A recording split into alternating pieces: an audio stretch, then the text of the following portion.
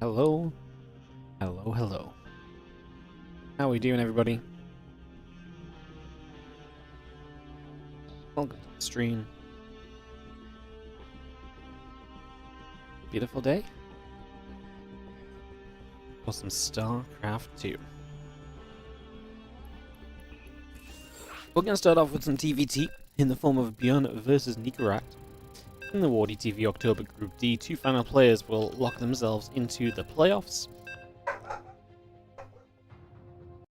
Alright, Ellie, chill out. Two final players will lock themselves into the playoffs, and then we will draw the playoff bracket and see what we're going to be playing with on Friday, on Halloween, as we wrap up our October event.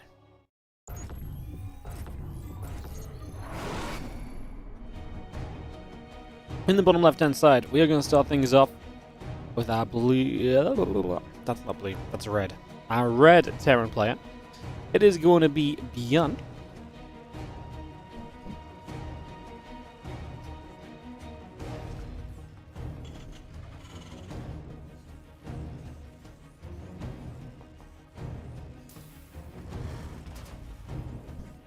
Taking on the blue Terran.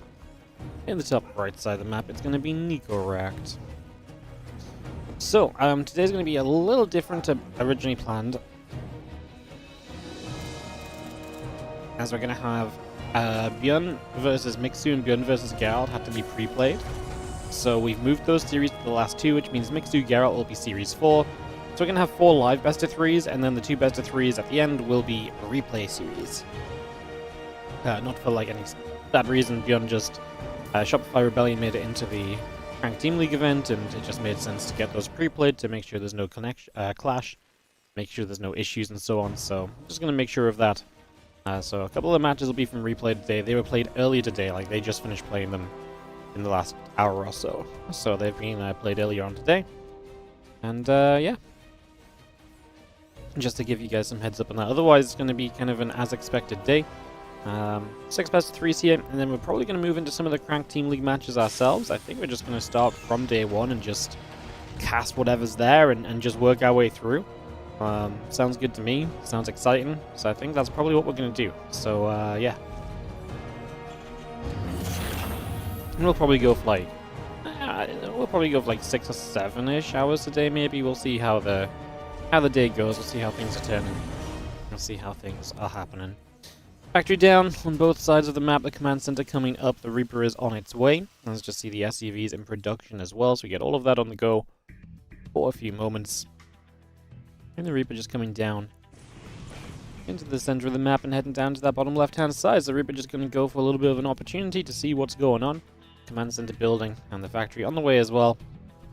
As that Reaper going to be hopping toward the main base in the next few moments and starting to deal some damage as we go after an SCV to begin with, but... the Reaper comes in defensively from Bjorn, and so Nikoract will not find much love there, and will find himself having to turn around, back it up, more than anything else right now.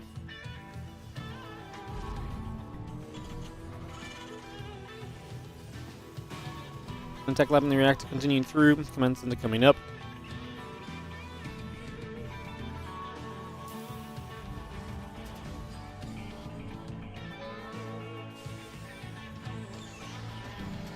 There's a couple of Reapers going to get in, and I mean, they can't really do much.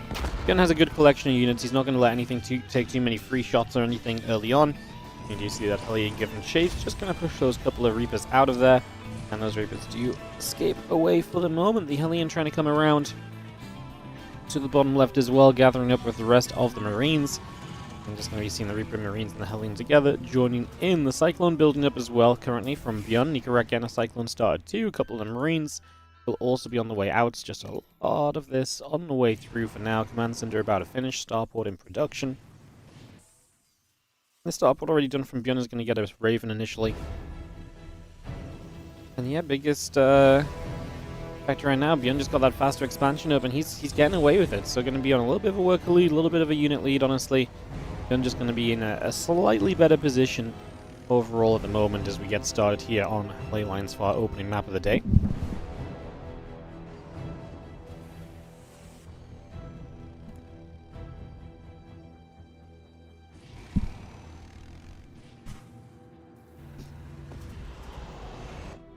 Interference Matrix coming in on both sides. So both sides are going to obviously get the Matrix available for the Ravens, which just makes a lot of sense. We know just how good that ability can be. We've all seen the Ravens in DVT. We know how big of a deal it is. Hopefully that one doesn't need too much explaining. As the couple of Reapers and the Cyclones come through. We're going to get some lock-ons here, and we'll go for that Cyclone. Looking to try and get a grab. We will go for the trade-out. I mean, that's going to be a Cyclone down for Reaper and a Hellion so far. That Cyclone just lives. And so Nikoract does not really succeed on the front, and already Bjorn going to begin to put himself into a nice, solid position here early on. So he's going to start getting into a really nice place. The Raven will come across, going to drop down the auto turret in at the main mineral line. And we'll just start to nip through a couple of these SCVs to get some damage done. Raven will stick around nearby. No Viking on the way or anything from Nikoract, so no easy way to really clean that up or anything just yet. So that's going to be where things settle down for now. 5 minutes on ley lines, but obviously a lot to be done here still. A long way to go overall. Couple Marines going to get underneath and trying to get some damage on the Raven, but then they end up fighting the auto turret, which is going to expire anyway. It kills 2 Marines.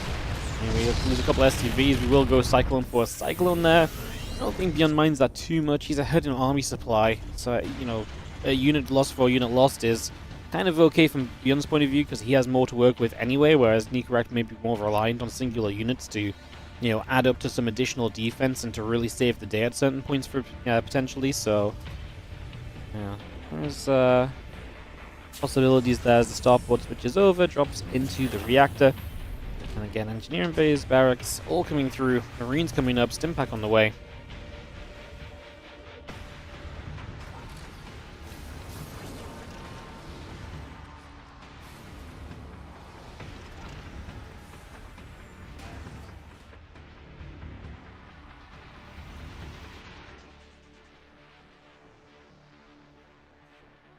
Cyclone just gathering together there. We'll see the Ravens making their way down that bottom side, heading in toward that main base very shortly. The Marine stepping over, the 1-1 upgrades and the Stimpack continuing through. Those Ravens just going to fly straight in, ready to drop some auto turrets in. It's going to be seeing the auto turrets going straight down. Marine's going to begin to take some damage. Ravens just back away. I mean, kind of fine to use some of your Raven energy, but you get too much meaningful done, right? We are equal on workers, all said and done, though.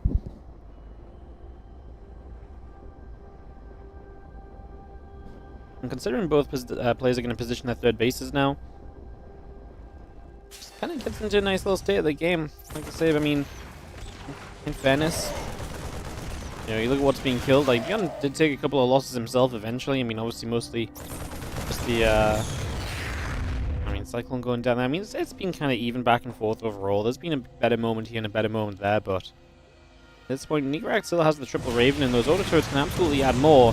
The biggest issue right now is that the more damage those Ravens take is a good try from Nikoract. He tried to target fire the Raven, and he was one shot away from getting it. If he did it a moment sooner, the other auto turret would have hit and probably killed.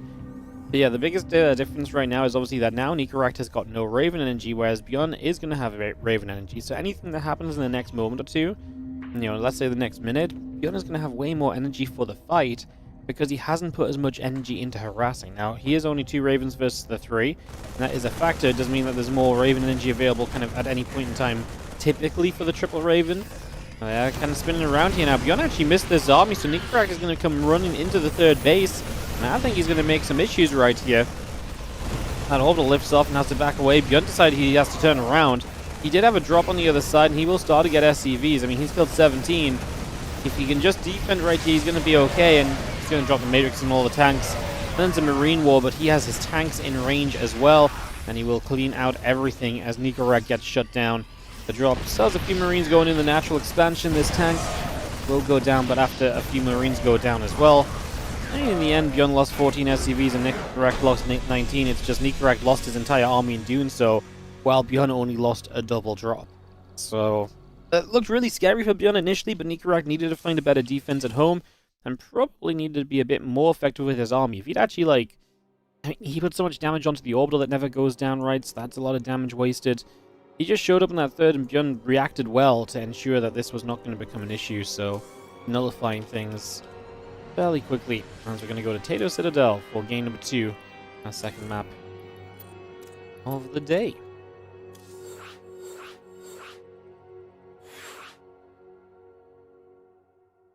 And 6 best of 3s in this WardiTV October group.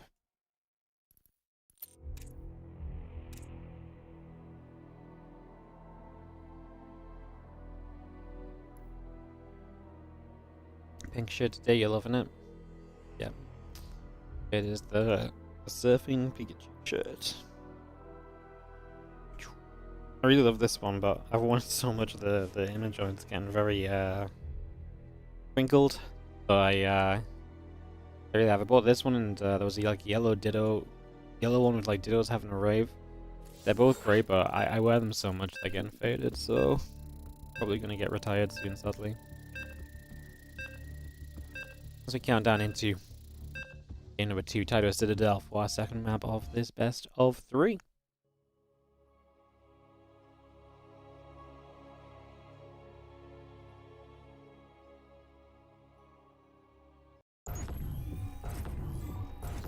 We are going to have ourselves in the top left corner of the map, the blue Terran player. This is going to be Bjorn. And he is obviously up 1 game in this series as he takes on the red Terran in the bottom right-hand corner. We have ourselves Nikoract.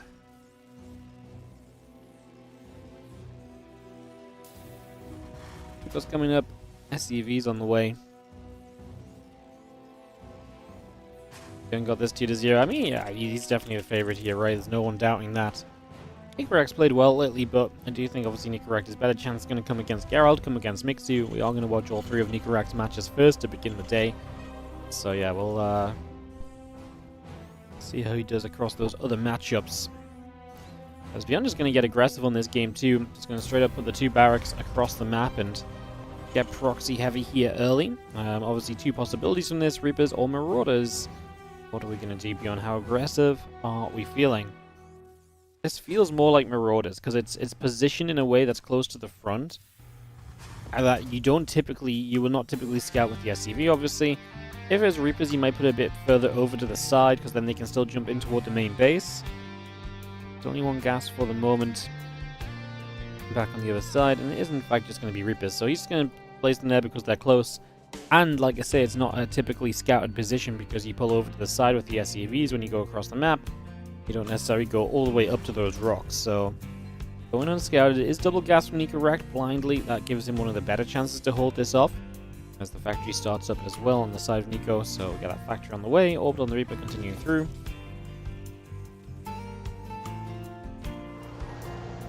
Assuming now we've seen what's up as well, so Nikoract will be able to play a bit defensively. It's funny because usually when you go double gas, you don't SCV scout. That's kind of like a super safe play. With the reason being is that with double gas, you can kind of defend most of these builds anyway, and you usually just scout for the proxy with the Reaper initially, just exactly like that. But without the knowledge that it is there, because obviously you don't SCV scout, and just keeping the SCV scout at home gives you a little bit more money because you have an extra SCV mining the whole time. So there is a little bit of a difference there, a little bit of an impact to maybe think on a little bit, nothing overly major. As we see the couple Reapers just going to go pinging through, and back and forth continues. So far it's been pretty decent, honestly, from Nikoract, I would say. A couple SCVs going down. He's going to be penned in his main base a little, but overall fine. Reaper's not dying. We've got another Reaper popping. Hellion on the way. He's very safe, and I don't imagine Bjorn is going to do anything in the next in the short term. Long term, these Reapers could stay alive and just find a moment later in the game where you try to move out as Nikoract, and then boom, in go the Reapers, they dive in and they get a few SCVs. But like I say, short term, you should be pretty safe, and there shouldn't really be any way for those Reapers to do much more damage to you here. At this point, this is considered defended.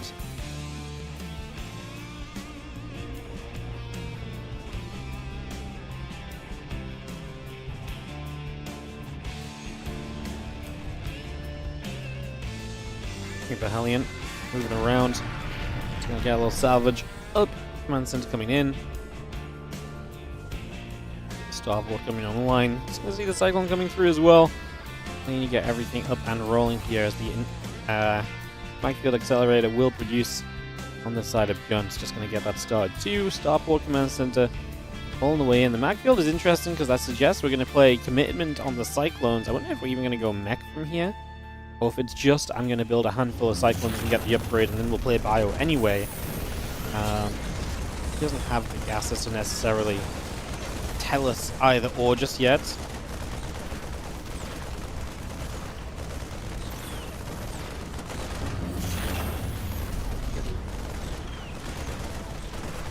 Second was locking on the Marines.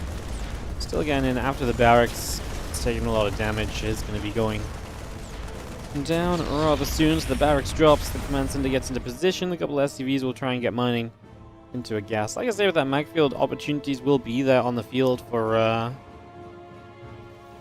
Beyond with those Cyclones. It'll be interesting to see what sort of trades you can find.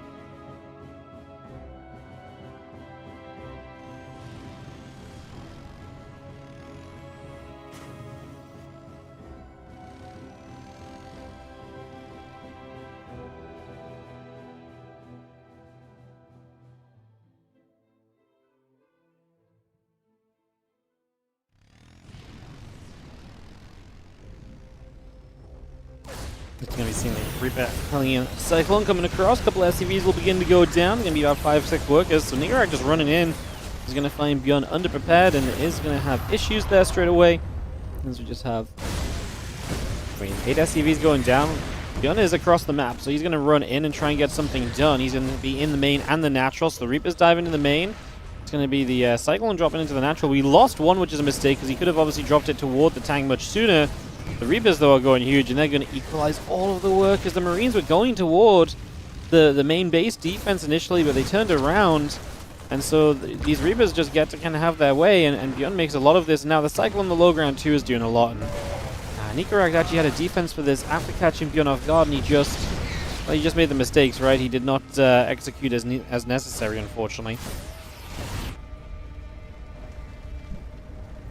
And that's going to leave Gun in a good position from what felt like a very doomed starting point, because like I say, again, just did not know where Nikoract's army was. Nikoract runs in, and like, again, Nikoract had what he needed to defend back at home. Beyond even made the mistake of dropping the Cyclones near siege tank range, and one of the Cyclones got blown up by the tank super quickly, so that was not exactly ideal either.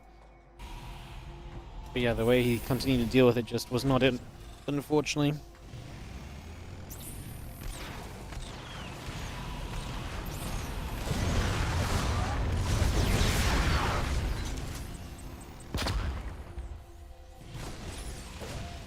Hellion gonna get there, take out the Reaper. Cyclone stepping through. And you have our Stimpack is going to be finishing up in just a few moments as well. So get that Stimpack completed. Cyclones are going to trade.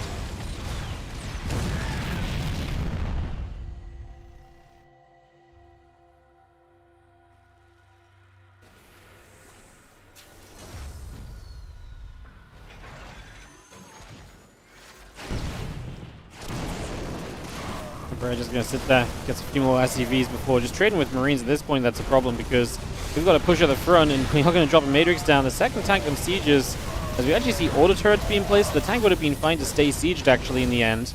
As we get unsieged, as we get Matrix here, it's not going to matter. The Marines get there too soon, but the second tank on the low ground is going to do work.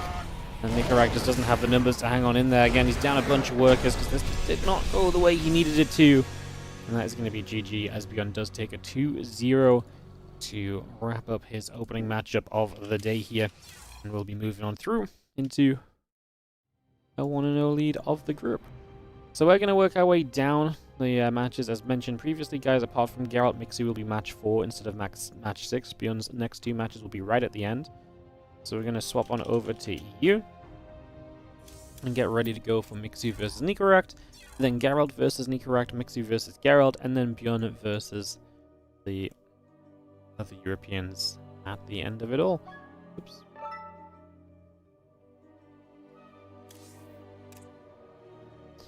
Misclicking parties. Typical. Let me poke. Here's Mixu first, right? Let me poke Mixu, then we'll get ready to go.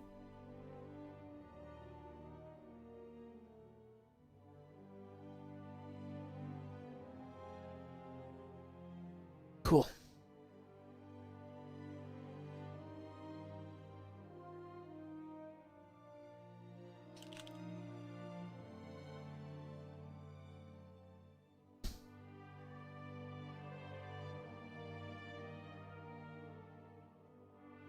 Alright, just waiting for Mixu, guys. Get ready to roll.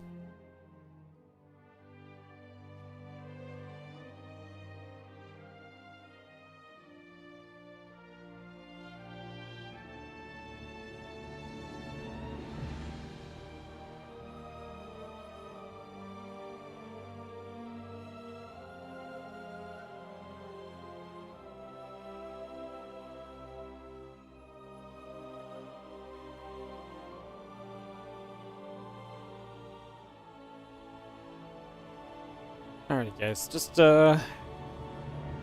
waiting for Mixu to hop on, and we'll get ready to resume.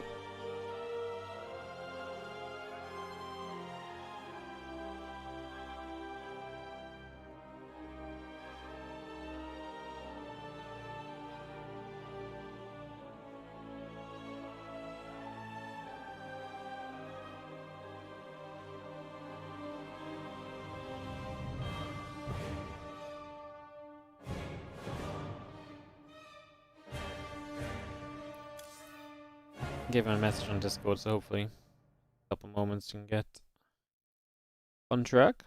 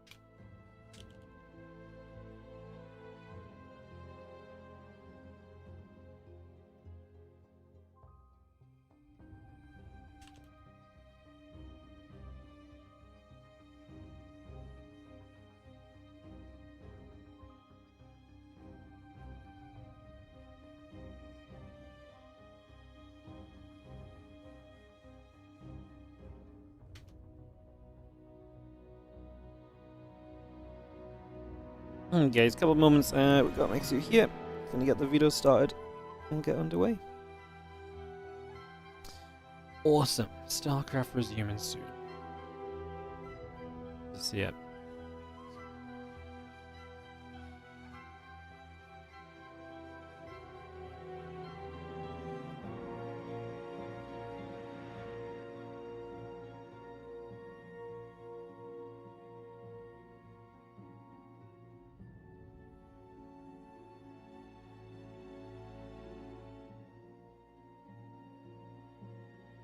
As video's coming down, so getting started, and like I said, should just be a couple moments and we can get this going. How's everyone feeling today? How's everyone doing? Thanks for joining us.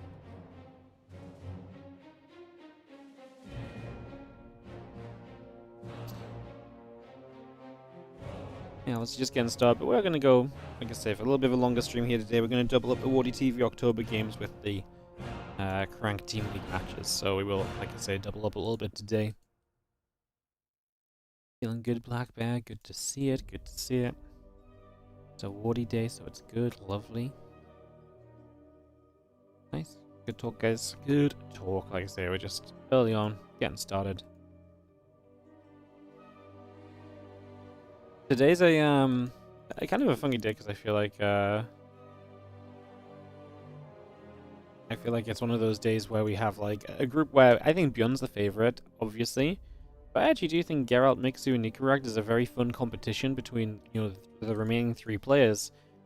That probably does have you know, basically that it really does have like an impact, and really, like, yeah, maybe Geralt's the favorite to take second place, but I would say that second place is really a bit more up for grabs than you might expect, you know? So I think that's pretty exciting too. Fun times.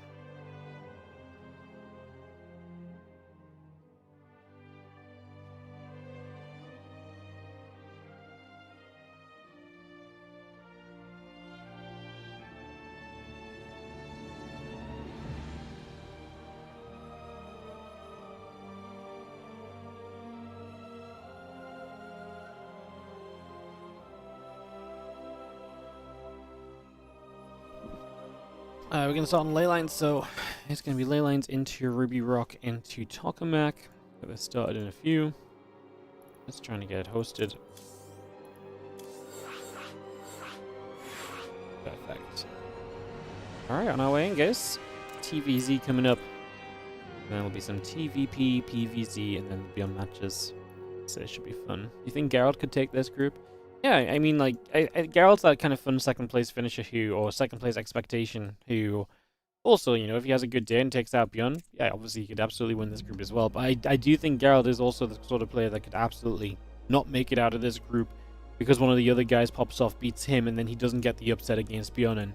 Because that's all it's going to take, right? Like, Mixu or Nikoract, if either beat Geralt, that could be enough for Geralt to not advance, even, you know, unless then Geralt gets the upset against Bjorn, which I think still is an upset, especially in this meta. It's definitely, you know, equalized the balance a whole bunch, so there's definitely some things to think on there as Gogo and GLHF gets called. Yeah, hosting to ley lines. Hey, BMOF, per 17 BMOF, mate. BMOF's gonna beat me next week. Like, I have buys, and he's got his entire team back, and I'm just, like, there's just no way.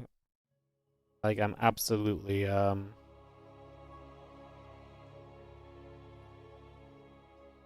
yeah, I'm absolutely due to be honest. This team's really good. I know, like, the fact he's 1-7 is ridiculous. He's actually been genuinely very unlucky, so I'm fully expecting to get absolutely walloped next week. And then I'm gonna be like 4-5 and like have to clutch out basically. I'm not in a good place at all. I lost my other league last night because I needed 8 points from Vodka and kicked 4 extra points. Like, no, can't you just kick 1 field goal? At least make it close. I had a great week in my other league as well. I literally lost on the back of I guess there's a few things, but it was just very close, very sad. Puts me in a very bad position in both leagues. How many make playoffs? 6? I'm pretty sure it's still 6, right? Let me check. Yeah, it's 6. So, 6, and then, you know, there's like 2 divisions. Each division, basically the first place of each division is guaranteed to make it, and they get a bye. And then the other 4 are all just based on record, so, yeah. Right now, I don't make right now I wouldn't make playoffs, which is kind of what. Honestly, like, our league's insane. Like, everyone apart from 2 teams are 4-4, like, or better. Like, this is actually really insane. So, there's gonna be some good records that just don't make it this year, which is rough. What's up, Tobacco? Thank you for the 20-month resub on the Prime. Then Dave, yeah. I mean, could Beomov make it if Beomov won out from here? I think it's too late for him. Being 1-7's, like, I think he's not mathematically eliminated, but he'd have to win everything, and then he'd be 7-7. I just don't know if that's good enough with everyone else being so close together. So, yeah, it's interesting. Yeah, I'm in a crappy spot. It's gonna, like, cause I think I'm gonna lose this week, so I'm gonna be 4-5. Yeah, it's gonna be tough. Gonna be tough. Anyways, StarCraft 2 in. Got us a couple queens, got a few zerglings coming about. Let's just have ourselves command center factory marine, all on the way through for a few moments.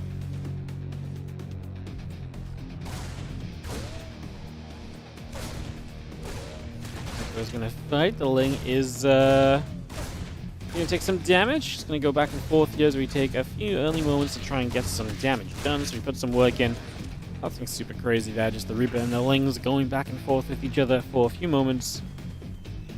And the factory comes up, the reactor builds, and a couple of command centers continue to produce as well. So we get all of that up. Triple CC going to be the build for Nikoract, no surprises there. Nice big eco for the Terran. Going to force the drone to be an extractor for a moment, which is just nice, just to slow things down a little teeny bit further. Drops. Ooh, very aggressive, the Reaper there, stepping forward. Just still get some good damage done. Let's just see the Reaper going to go back in, get after a couple more of the Lings. That Ling speed finishing up. The extra drone's on the way over right now.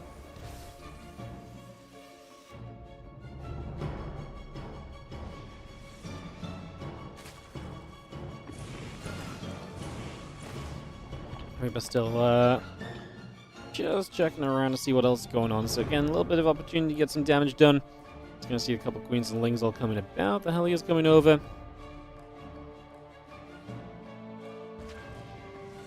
Reaper trying to poke at the front. The queen going to be right there to push it back the other way.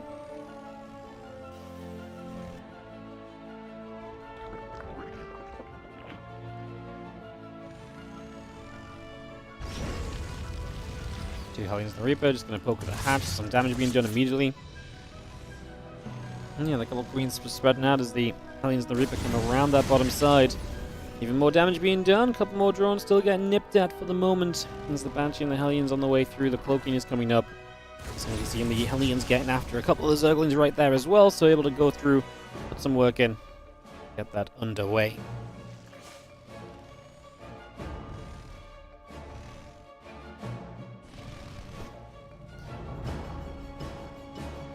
Banshee and Cloak both building.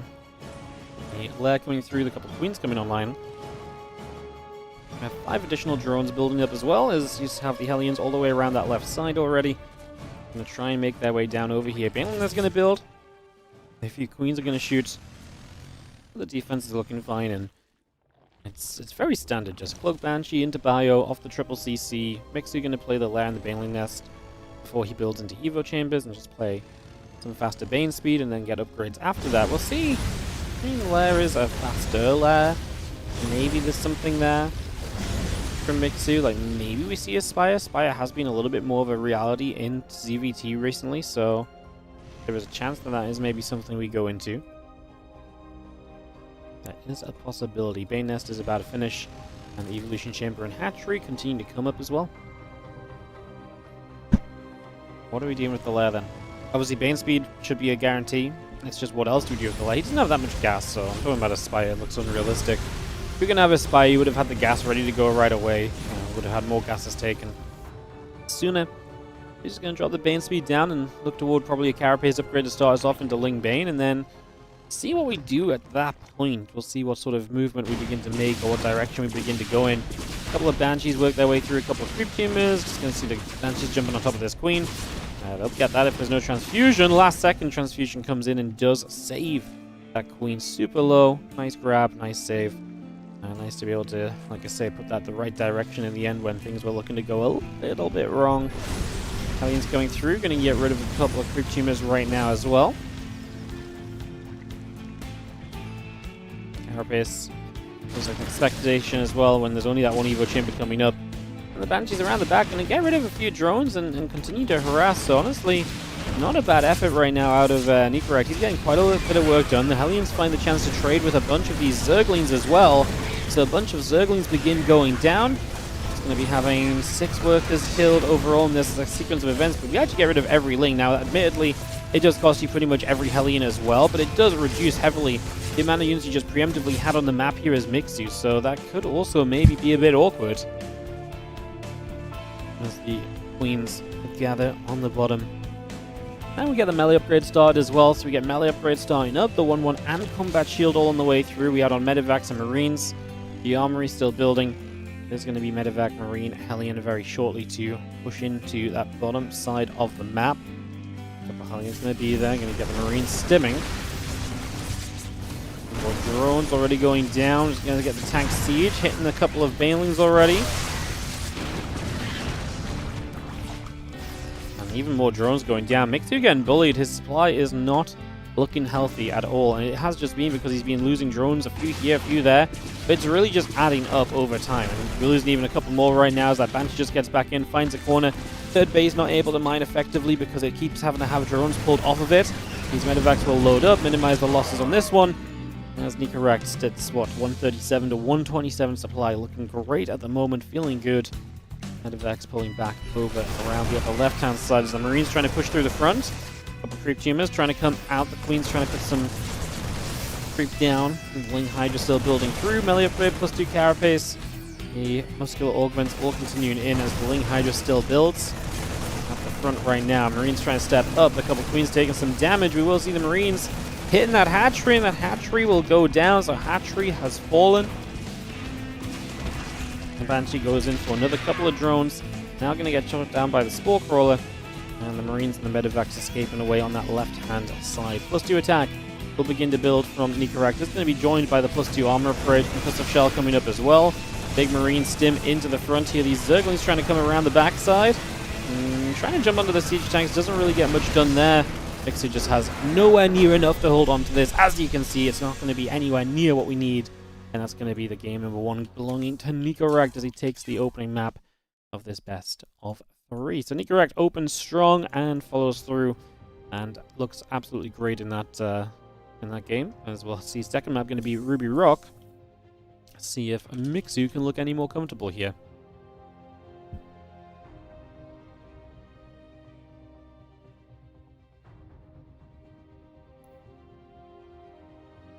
Did I used to play StarCraft 1? No. No, literally my first RTS game really that I played properly was StarCraft. Yeah. I never played StarCraft 1. I only played a little bit of Warcraft 3, and it wasn't even proper Warcraft 3. It was like the first Dota mod or something. Like, my friend trying to get me to play it. I just didn't understand it, so I didn't play it. Yeah. I was never into the RTSs early in life. Players are ready. Let's dive into game number 2. Hey, Waddy, when are you dropping the next replay pack? Probably not for like another couple of weeks at least, because we just had a big replay pack go out, and we've only really done the October event since then, I want to say. So probably in a couple of weeks. What's up, Bower Hunter? Thank you so much for the 11-month resub on the Prime. Appreciate you. Thank you for priming us up. Thank you, thank you, thank you. Thank you for supporting. How am I? I'm good. How are you guys doing? Hope you're all feeling good. I know who else is feeling good. It is definitely in the top left-hand side, the blue Terran player, Nikoract. He looked great in that first game, and a win here put him in a comfortable position with Geralt left to play in the group. A clean 2-0 here would help a lot, just to help move things along in the right direction. So we'll see what he gets. It is obviously Nikoract in the upper left.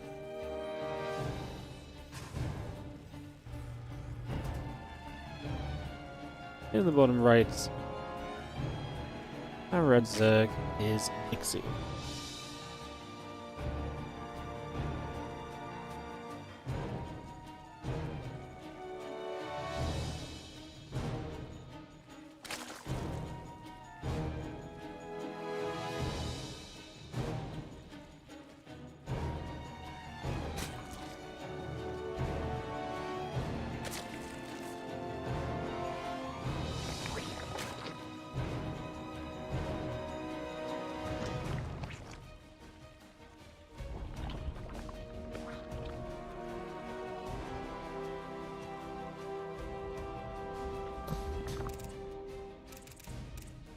Alrighty, Mixu to the upper left-hand side as we get ready to roll. Match casting pool coming up, drone on the way, get the Reaper in the orbital coming by. Take a few moments.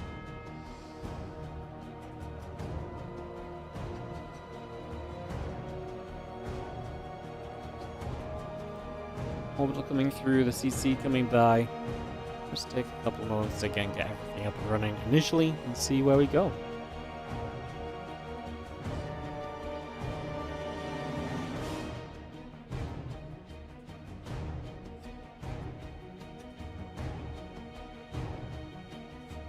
Your school had an elective class called RTS, and you learned how to play Warcraft 3 for a couple of weeks and started having free-for-alls?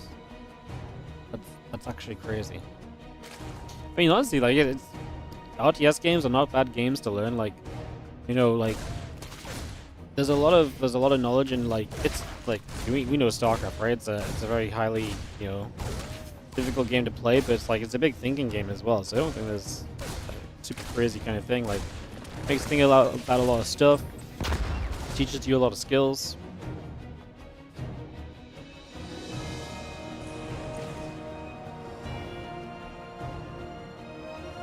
I mean, if you sell it in the right way, you say the right things, you steer away from the fact that you're playing video games. You're just like, yeah, we're gonna entertain. You know, we're gonna invest out some time into learning how to, you know, do this multitasking economy manager or something. I don't know.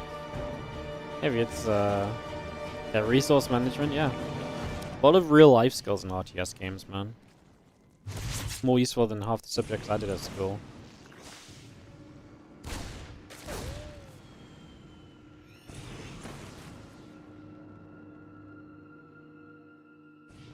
Looks to be coming up. Queen and the few drones still on the way over. Just going to see the Reaper turning around. A couple queens getting across as the Reaper takes some damage.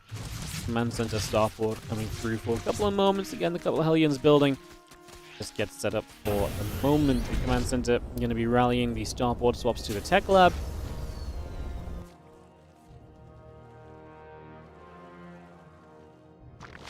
And the drone's going to move out over to that right-hand side. You know, mention like the Warcraft 3 class, let's say, or the RTS class. It reminds me a little bit of when Kesper first picked up StarCraft 2. And I don't have a lot of in-depth detail on this or anything, but I do remember seeing some things like, you know, all the Kesper pros who were like obviously Brood War players were basically taking like StarCraft 2 classes. So they basically had like seminars, and there was like some pictures from these seminars where they sat there learning about SC2, and it's like, this is a Marine. It does damage. Like, I don't know what was actually taught, but I imagine it's like, you know, that rough baseline of like, hey, we're going to give you all of this information straight up so that then you can go and, you know, start figuring shit out straight away, you know? That was a very exciting time. I remember when people, when some of the Kesper pros started to play on ladder, and obviously the game was ripe with barcodes back then, but, I remember when someone was like, hey, I think this is Flash, and it was a game from a barcode, and it was someone they couldn't match the hotkey profile to anybody that was a known player.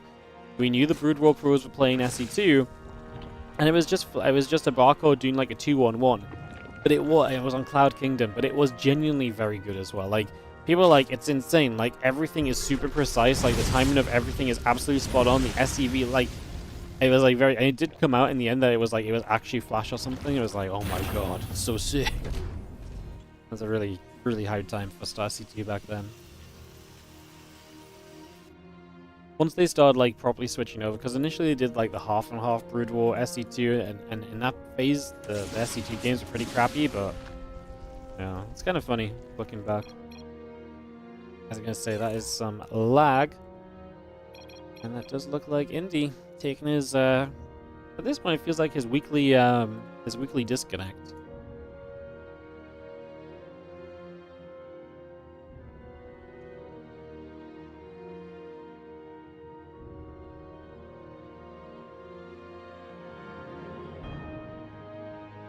Alright, so we give Indy a couple moments and we'll get back on track. RTS also teaches you anger management, or just, you know, enhances your feeling of anger that you never knew you had before.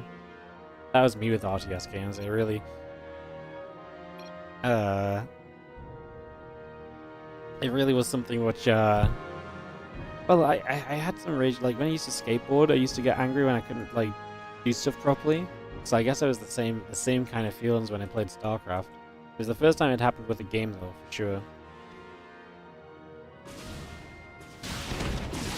Banshee's going to get themselves to the Queen here for a couple of moments, so getting rid of the Queen and looking to try and continue around. The Banshees were great last game, and they are looking to try and get similar amounts of work done right now as the Banshees just about escape through the bottom side, may take a turn onto a couple of drones perhaps, and get something more done, so they continue to aim for some work right now. So again, looking to get a little bit of work done here. A couple of those drones still going down, taking some damage. So some shots coming through for the moment. There's 9 workers killed because Hellions on the third base as well. It's going to go up to 10, and once again, Mixu is taking early damage to the early units. That is not good. That's the sort of thing that's going to put him into trouble.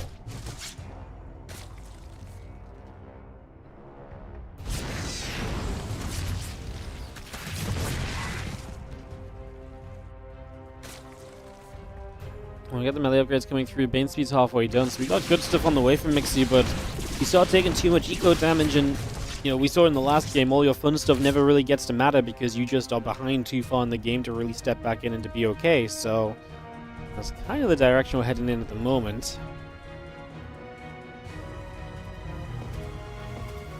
Medevacs take a boost down the right. I mean, this is already looking scary. Like 50 army supply to the 30. Significantly more available right now for Nikoract than there is for Mixu. As we stim in, Nikoract gonna get rid of a couple creep tumors, gonna start jumping onto the Spore Crawler. Gonna see the Hatchery and the Queens will take some damage as well. I'm just gonna be seeing the Hatch continue to take a few more shots. The Ling's gonna run around, just gonna try and grab those Marines also. Queens, Lings all joining up. The medevacs do get pushed away as the Zerglings do go, and they do kill the siege tanks, so going to be able to nab that as the rest of the Lings come through. Melee upgrade still building. Reinforcements from Nikoract already looking scary. Mixu needs to hang on in there. His next couple of minutes are going to be tough, and if he gets through the next couple of minutes, he might be at that point back in the game, but it's going to be difficult at the end of the day. He does grab a siege tank at least to remove some of the staying potential of the army on the right side that is reinforcing, and his troop spread is good enough to help him kind of, get ahead of some of these units and just be in front of his bases at the very least as well, so that's another benefit.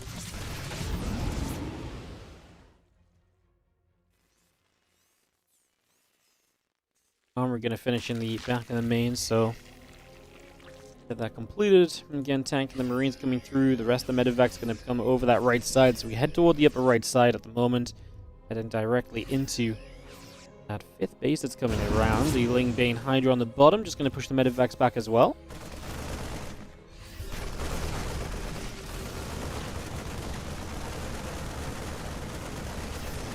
Hit the hatchery. Baneling's going to show up. It's going to get rid of a couple of those. It's going to be easy pickings now. A couple of the Hydras taking damage as well. That Hatch going to continue to take shots. So we're going to lose the 5th base. Not sure if Mixu cares that much about that in the grand scheme of things. The fact his supply is still somewhat reasonable is probably the most important thing for him right now. The fact that this game is very much so still going and being kept alive for the moment is a pretty big factor, I would say. So keeping us rolling in that regard is the 2G upgrades, the burrow all coming over. Going to drop a refinery down. Rest of the Ling Bane coming through as well. Still got the barrow, still got the melee upgrades coming online for the moment as well.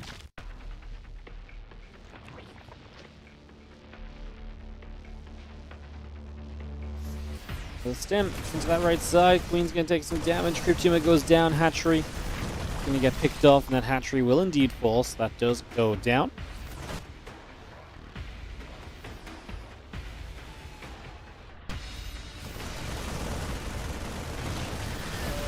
The Bane's trying to get forward. The tanks do siege, and the hatchery will cancel up. So the hatchery gets cancelled. The Marines coming over. A few more Marines in the upper right side gathering together as the Lings come across. A couple of Banelings going to get picked away at, as we just have the 2-2 and the burrow continue to come around. Again, more Ling Bane Hydra coming up. The hatchery coming over. Hatch does have to be transfused right there. Bring it back up to good HP.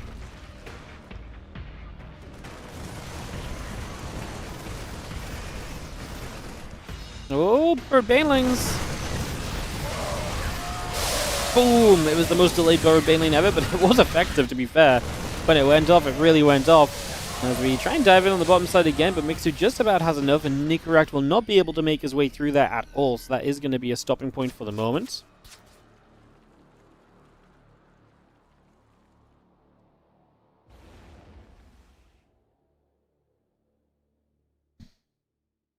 Medevac's back around the left side. The Hive coming online, so Mixu trying to get to that next phase attack, which would be incredible if he can get up there. Again, he had a rough start of this game, but he's really kept Nikoract back throughout the more aggressive points of this now, and giving him giving himself a chance to, like I say, just play the game. That's why I said at one point, lose that 5th base top right, it's whatever.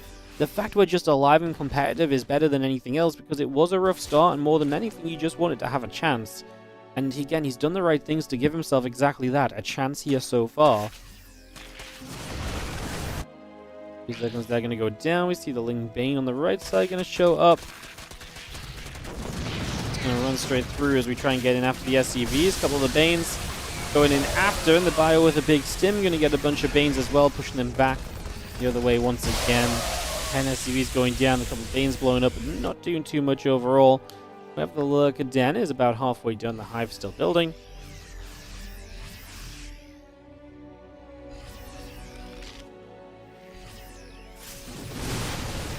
Bio stepping through here, and a couple of Queens are immediately going to be taking some damage and going down. Now the Baneling's trying to connect onto the Bio army. The Ling's going to get a wraparound too. Nikoract just going to have to lift and get out of there. Doesn't lose anything at the tail end at least, so that was scary. You're lifting up into medevacs when there's a lot of Queens and Hydras around, so got to be a bit careful.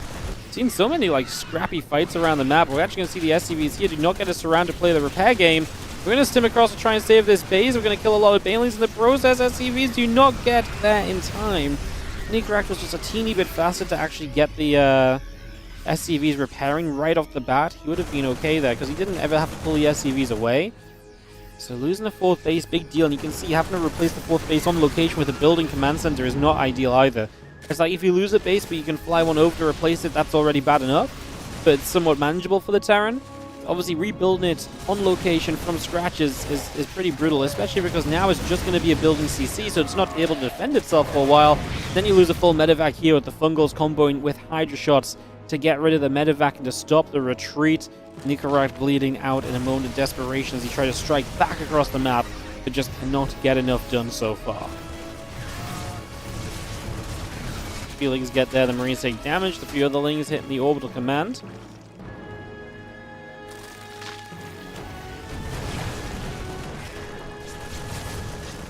Marines going to continue to go after the Queens. Maybe able to get one, looking for another.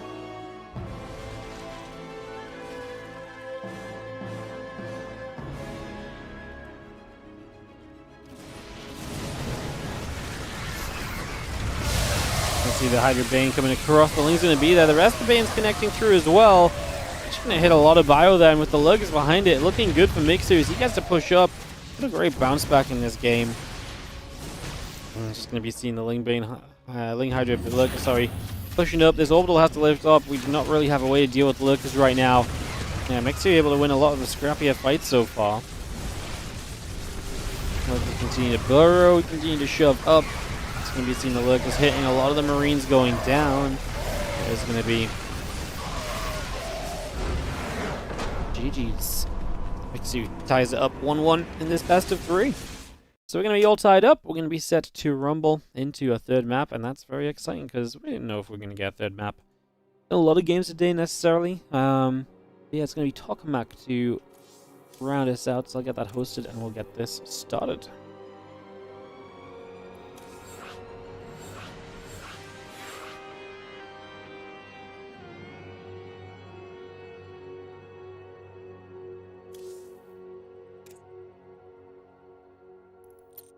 Indy's back.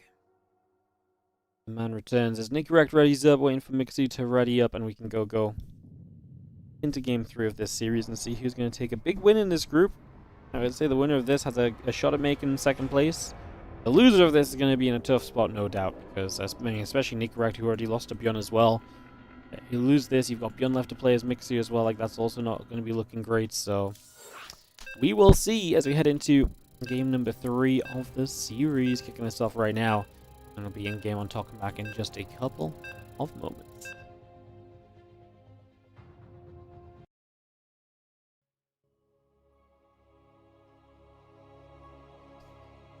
We're going to be starting in this 1-1 tied up series with the Blue Zerg player in the top right corner of the map, able to defend despite, again, a rough start, losing workers, able to make it a bit scrappy, able to win the fights across the map, and able to turn the game around. It was Mixu tie us up after that previous game, like I say, started so poorly for him.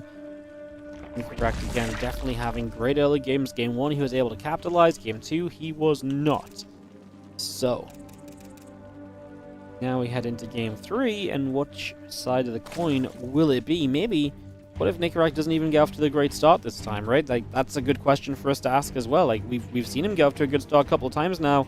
What if this time around it doesn't quite happen so much?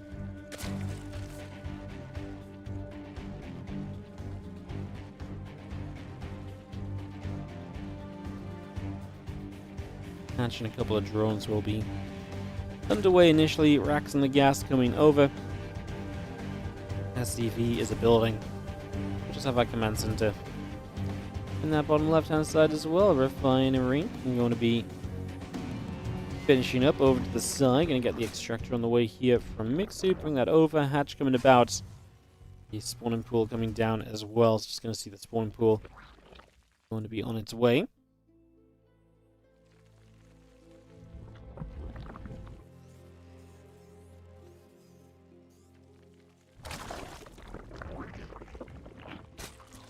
Drones just gonna nibble into the extractor there, so jumping in, get some gases going.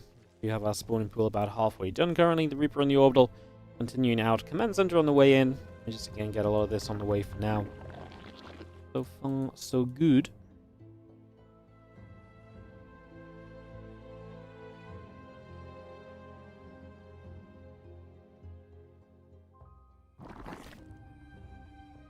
When the pool finishes up, the couple of queens will be on the way over. A couple of zerglings in production as well. Our command center is still about halfway done here currently.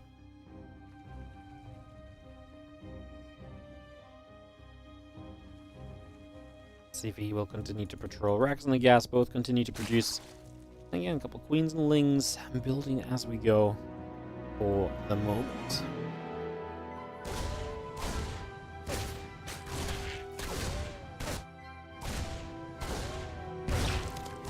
Lings trying to hit the Reaper. Again, Reaper trying to hit the Lings. Go back and forth for a few moments. That little grenade gonna bop the drone into the sky. Actually gonna get the grab on that drone in the end as well.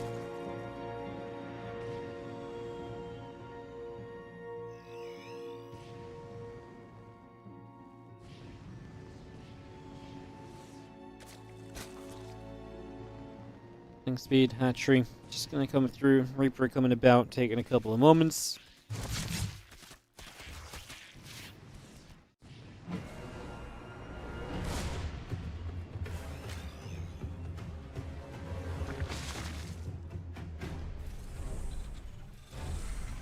I got the link speed coming, and like I say, the early game establishing for a couple of moments.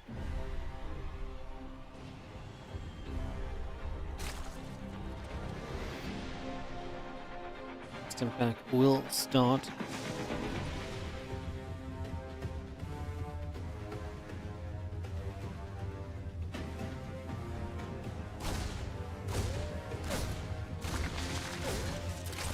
The grenade goes down. It's going to be seeing the Reaper stealing some shots, gets a kill. Obviously, this is a bit of a different vibe with that faster stim, the 2-1-1 setup, just giving us that kind of go-ahead from Nikoract to be a bit more aggressive early and maybe to. Obviously stepping away from the Hellion Banshee, which has been great at dealing damage, maybe into something else that can kind of keep Mixu kind of guessing what's going on, keep him kind of off guard, and maybe just another way for him to deal damage. And if he deals damage with this, a much more comfortable follow-up as well, that could really just keep the momentum up.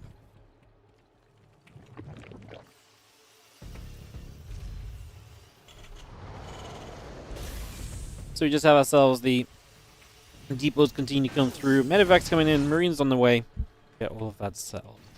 Is the CranK Team League after this match? No, so we're not allowed to cast the CranK Team League live because it's on a certain streaming website that we are not allowed to. So unless we stream on there, which I'm not going to do, we're not allowed to cast it live. So we are getting sent the replays. What we haven't done yet is we haven't even done day 1 though. So today's day 3 of the CranK Team League. So we're going to start off with day 1. So when the October group finishes, this is our second best of 3 of 6. After those 6 best of 3s, we'll go into day 1 of the CranK Team League games and start to work our way through that.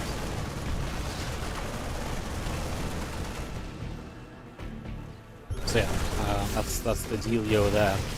As these Marines show up, and say Mixu's not ready is an understatement, because not only does he not have the Lings, he doesn't even have the Queens collected together.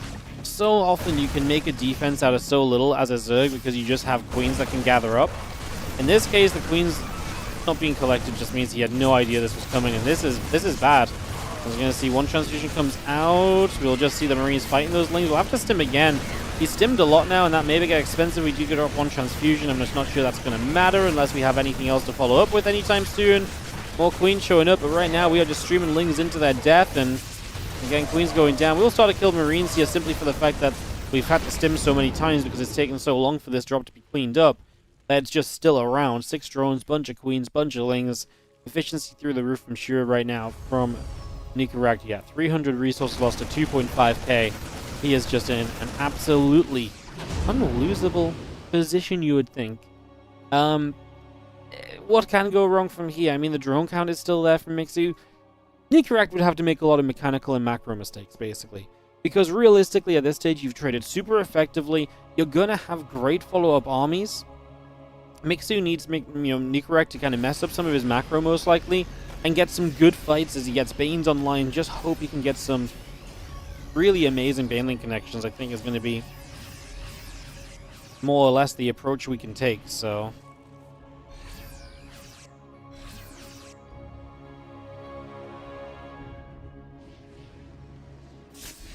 Two Marines going to stem ahead. Siege Tank going to be there.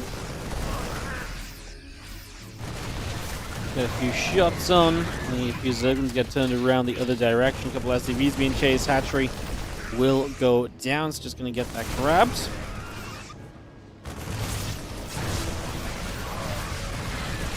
Keep on fighting. Getting the Queens coming through as well. Just going to come straight over. That's going to be too much, like I say. Too much damage taken off the T11. Good switch up into a solid follow-up. Nicely done.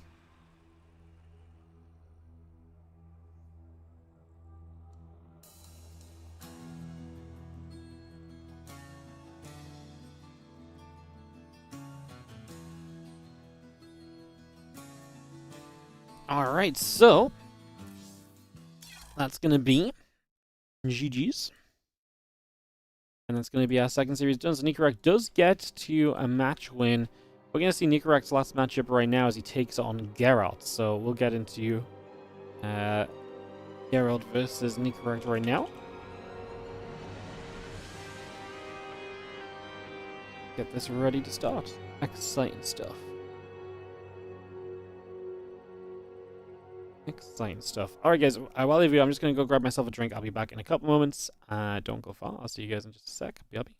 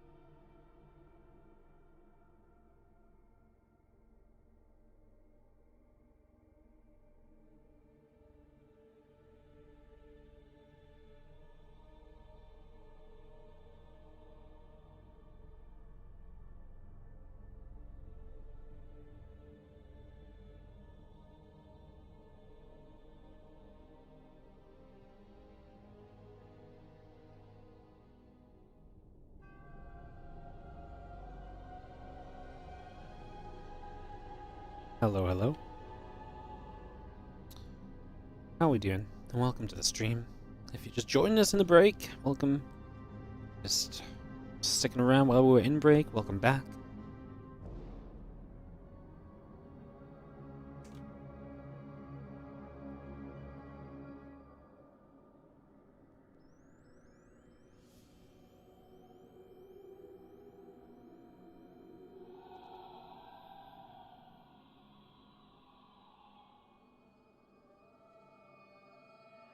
Alright,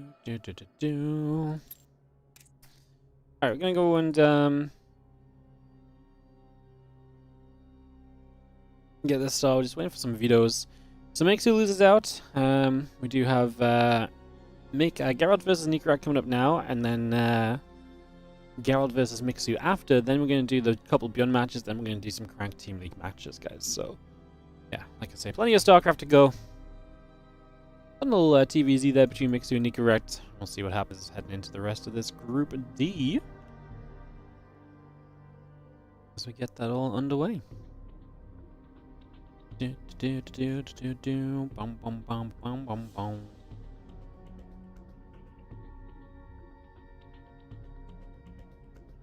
Bum, bum, bum.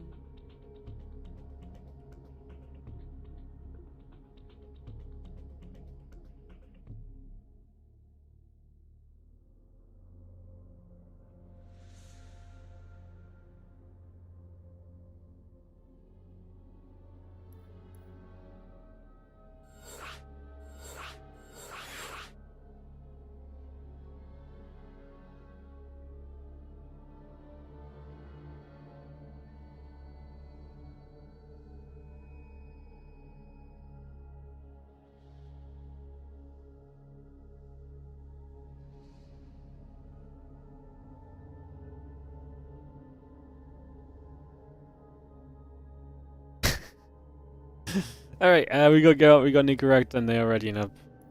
I'm even with Harstem, I'm just sending them some messages.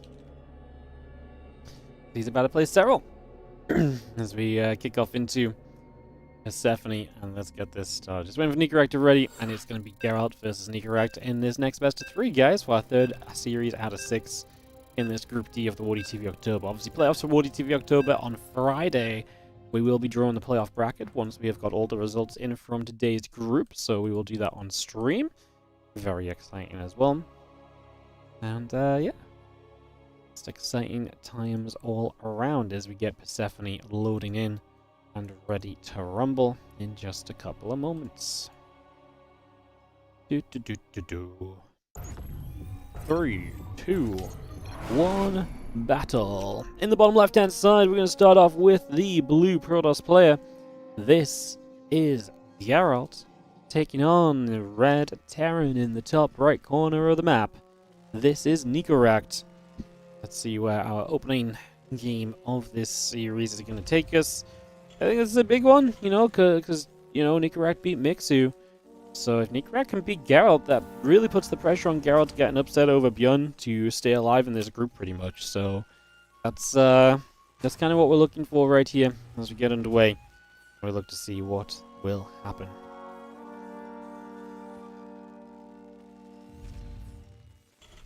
Very exciting. Very, very exciting.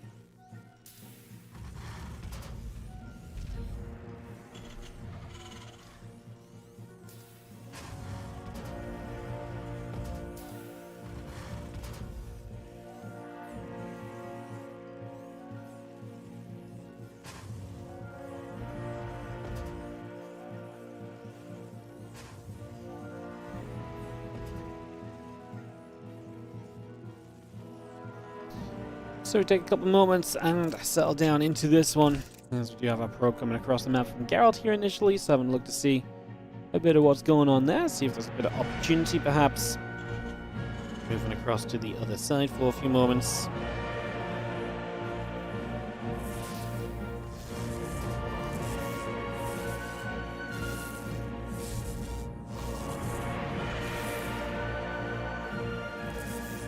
Seeing the probe nibbling up at the SCV, so able to get some nibbles out. The factory on the way, the Reaper on the way, Cybercore Nexus coming through, adding on an assimilator and a pylon. A good little bit of everything on the way initially as we take a few moments here on Persephone to settle down and see where we're going to get to and what we're going to get up to in the next few moments.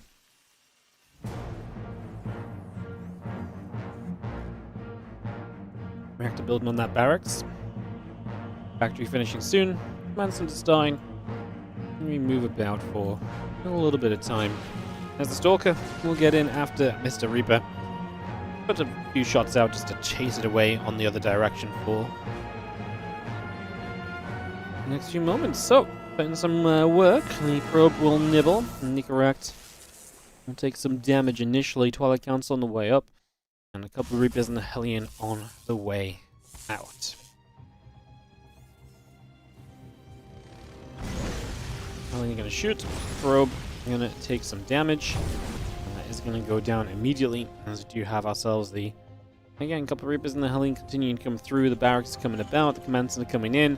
A couple of batteries will be building with the probes. And that blink is producing also. So we're just trying to bring that straight up into action right here as the Reaper... Once that probe, can't get it before the battery's done, and that is going to be a save.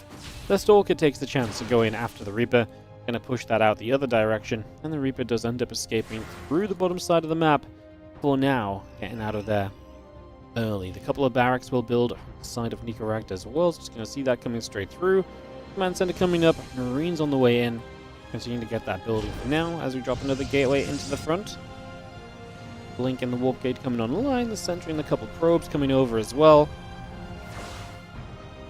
The Reapers and the Hellions going to get by into the natural here and start going after some workers. Now going to turn their attention onto a sentry. Sentry goes down quickly. The probe also falls. A grenade going down, hitting the adept, and that adept gets bounced. The hallucination up into the main base, trying to see what else is going on. As again, a couple of gateways coming through. The blink on the way out. Stalker and the Adept combining to take the Reaper and deal some damage and to push that out the other way. Alright, Marine Marauder tank coming through. Still got the Stimpack building. The Reapers will go back down to the bottom side as well. We do have our Blink continue to build through for the moment as our Nexus builds. A couple probes on the way out. Just having ourselves the Reapers into that third base, trying to see a bit of what's going on. A couple of Stalkers will warp in from Geralt as that blink continues through.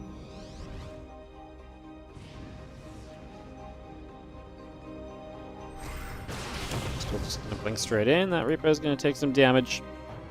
Is going to go down quickly. We see Stimpack and Combat Shield building up. Again, Marine Marauder on the way through. Stalker's blinking again, getting after the Reaper. A little bit more damage being dealt. The extra gateways coming through. The Nexus and the charge coming up. The Stalkers want to get to the front. The tanks are going to be there to turn the Stalkers around. See you later for the moment.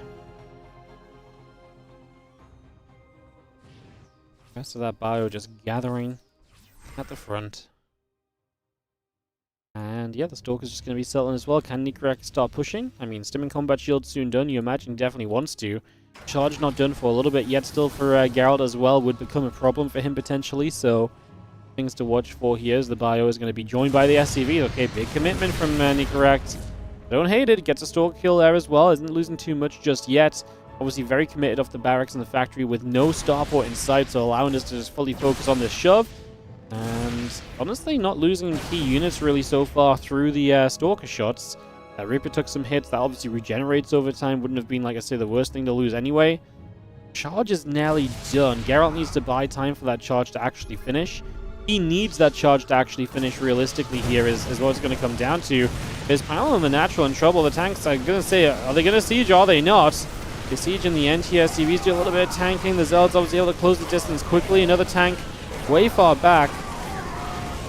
It's just a numbers game so far, and it seems as though Geralt is doing very well. He's able to just get so many Zealots warped in. He has so many gates available. He's on 7 gateways.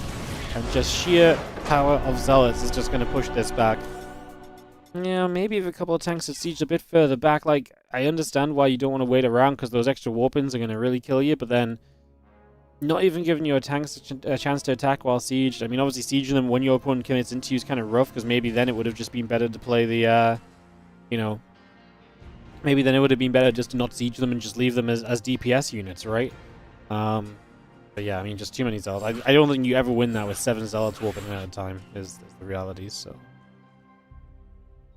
My stream's one of the only one that almost never lags for you. It's very strange. I don't know why that would be the case. Lower bitrate than other streams you watch. I mean, Twitch caps at a very low bitrate anyway, compared to what you people stream in, so... Like, I stream to Twitch at like 20k bitrate or something, but like Twitch caps at like... I think Twitch used to cap at 6k, now it's a little bit higher, but either way, like, I stream well beyond what Twitch's bitrate cap is, because I stream to YouTube as well with the same settings, so... Like, there will be a lot of streamers who use the exact same bitrate as me because it's basically just the capped bitrate on Twitch. So, like I say, very, very strange that my stream doesn't lag. That's wild. Huh? Maybe Twitch is telling you something. You're in the right place.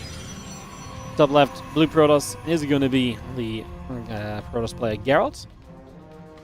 Taking on the red Terran in the bottom right side is Nikoract.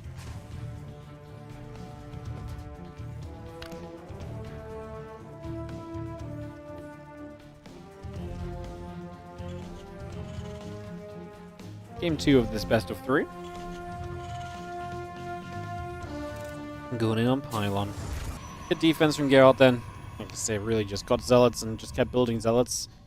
In that regard, it kind of felt fairly simple, really, but you can only do what you gotta do, you know? Like in this case, he just needed Zealots, and he was set up to build a lot of them, so nicely set up, put himself in a good place, and was able to go from there.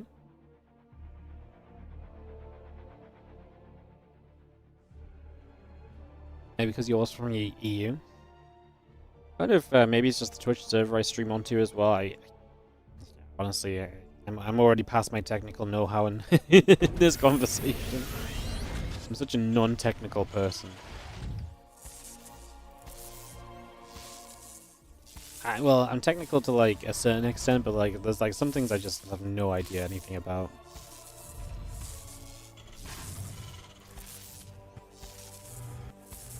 Probe nibbling the SCV, the factory coming up, the Reaper on the way, and the Nexus and the Cybercore building also as we take a few moments still. YouTube just needs better emotes. The baseline YouTube, are they like just baseline YouTube emotes? That's hilarious. I don't even use the emotes, so there we go. Oh yeah, the YouTube emotes, yeah, you're not wrong. See, I just spam my own YouTube emotes if I ever use them. I don't think I've ever used emotes on YouTube actually, but that's funny how bad the baseline ones are. Like they're just so goofy for no reason, you know. Like like one's angry, one's sad, one's waving, I think, but like they're just weird. There's emotes. There are emotes. You actually get Wardy emotes, yeah. If you click on the smiley face, if you're a YouTube member, you can use the Wardy emotes. I actually think I'll have to double check if we unlocked any more Wardy emote spaces on YouTube. 1, 2, 3, 4, 5, 6, 7. I feel like because we've got a few more YouTube members now, we might actually have a few more spaces to add, like another emote or two. I'm not 100% sure though, so I'll have to check on that. But yeah, I added some of the popular ones from Twitch over on YouTube a while back.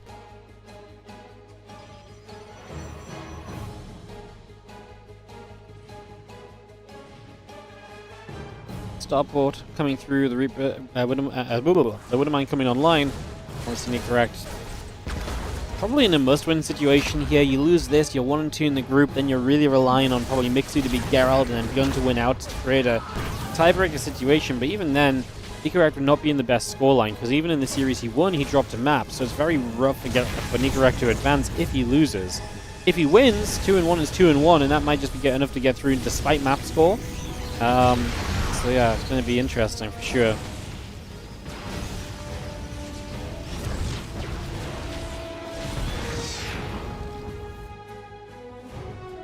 Free work is going down. Do you see the couple of Widowmines popping out of that factory? We are beginning to build the tech lab up. There's a bunker on the way in. A couple of SCVs and Marines producing 2, an extra barracks on the way over.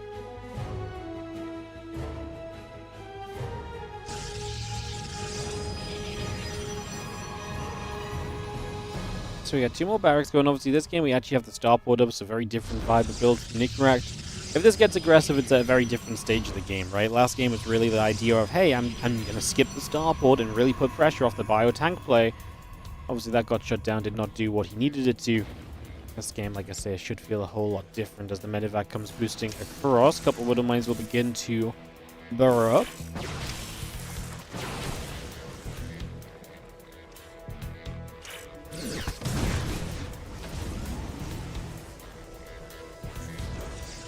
Think will complete. Raven on the way over.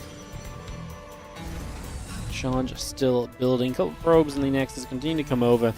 And get again a few more SCVs and the siege tank building up as well. Extra marines also. Wardy's primarily on Twitch. Am I really primarily on Twitch? I do everything I do on Twitch I do on YouTube. Apart from obviously sometimes sponsored content.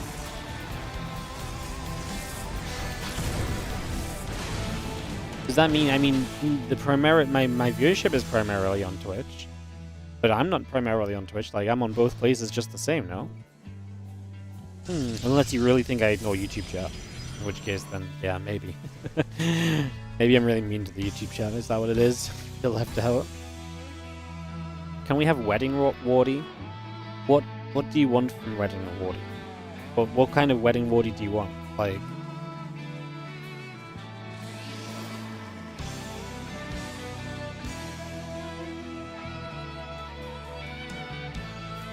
Wardy wedding TLMC 21? What? What even is a wedding Wardy? I don't want to like go put my wedding suit on. Like, you get married on stream just a second time just for the content. Yeah. Tanks got some good shots off here initially. The Zealot count not as high this time, and these tanks are not dying. No target fire at all from Geralt. He is dying big time over here. As Nikoract showing up on his third base, and Geralt is in trouble, man. I mean, these couple of Stalkers going to show up. There's a couple of Zealots ain't going to do it either. The tank should just try and get rid of the Stalker. At the same time, we've got the Widow Mine drop threatening. Game gets called, and Nikoract just powers his way through. GG's, we get tied 1-1.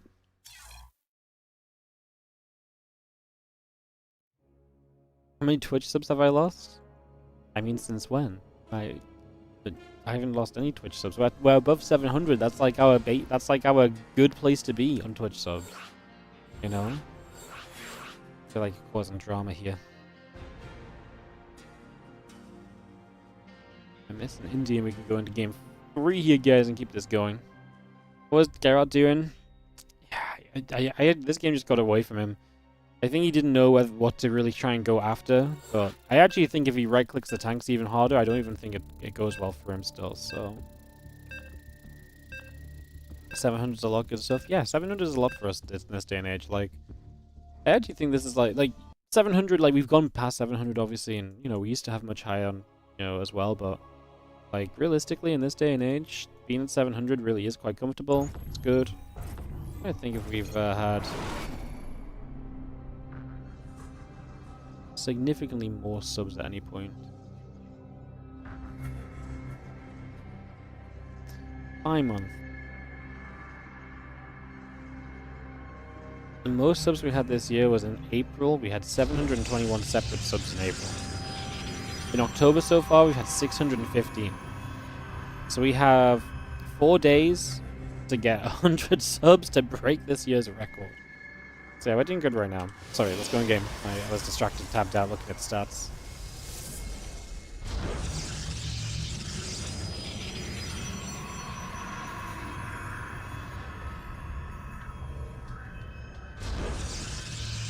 Geralt bottom left, Nikoract upper right as we get underway and ready to start off. See what happens. 700 subs is great, but think if I had 40 million. Look, if we had 40 million subs, do you know how good the StarCraft 2 circuit would be? We would be the StarCraft 2 circuit. Like, we would have weekly $1,000+ cups. We'd have monthly kind of 10K events. We'd have tens of thousands of dollars of end-of-year championship. We would do so much. If only we had that kind of money to give away, but we don't. So let's just be realistic. Ay. If only.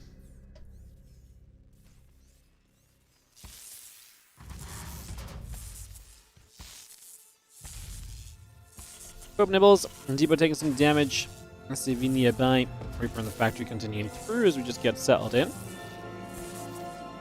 Love the streams. Thank you, no worries. Thanks for watching. Yeah, we on a good streak lately. Been enjoying streaming the last month or so. It's been fun getting back on track and being like full grind set mode.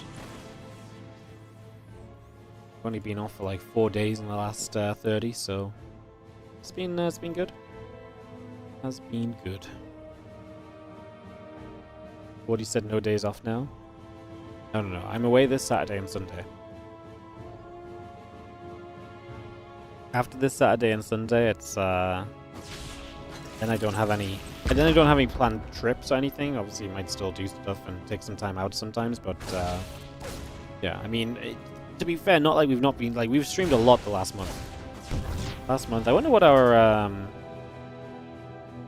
yeah, I wonder what our time streamed is this month. I'm gonna have a look.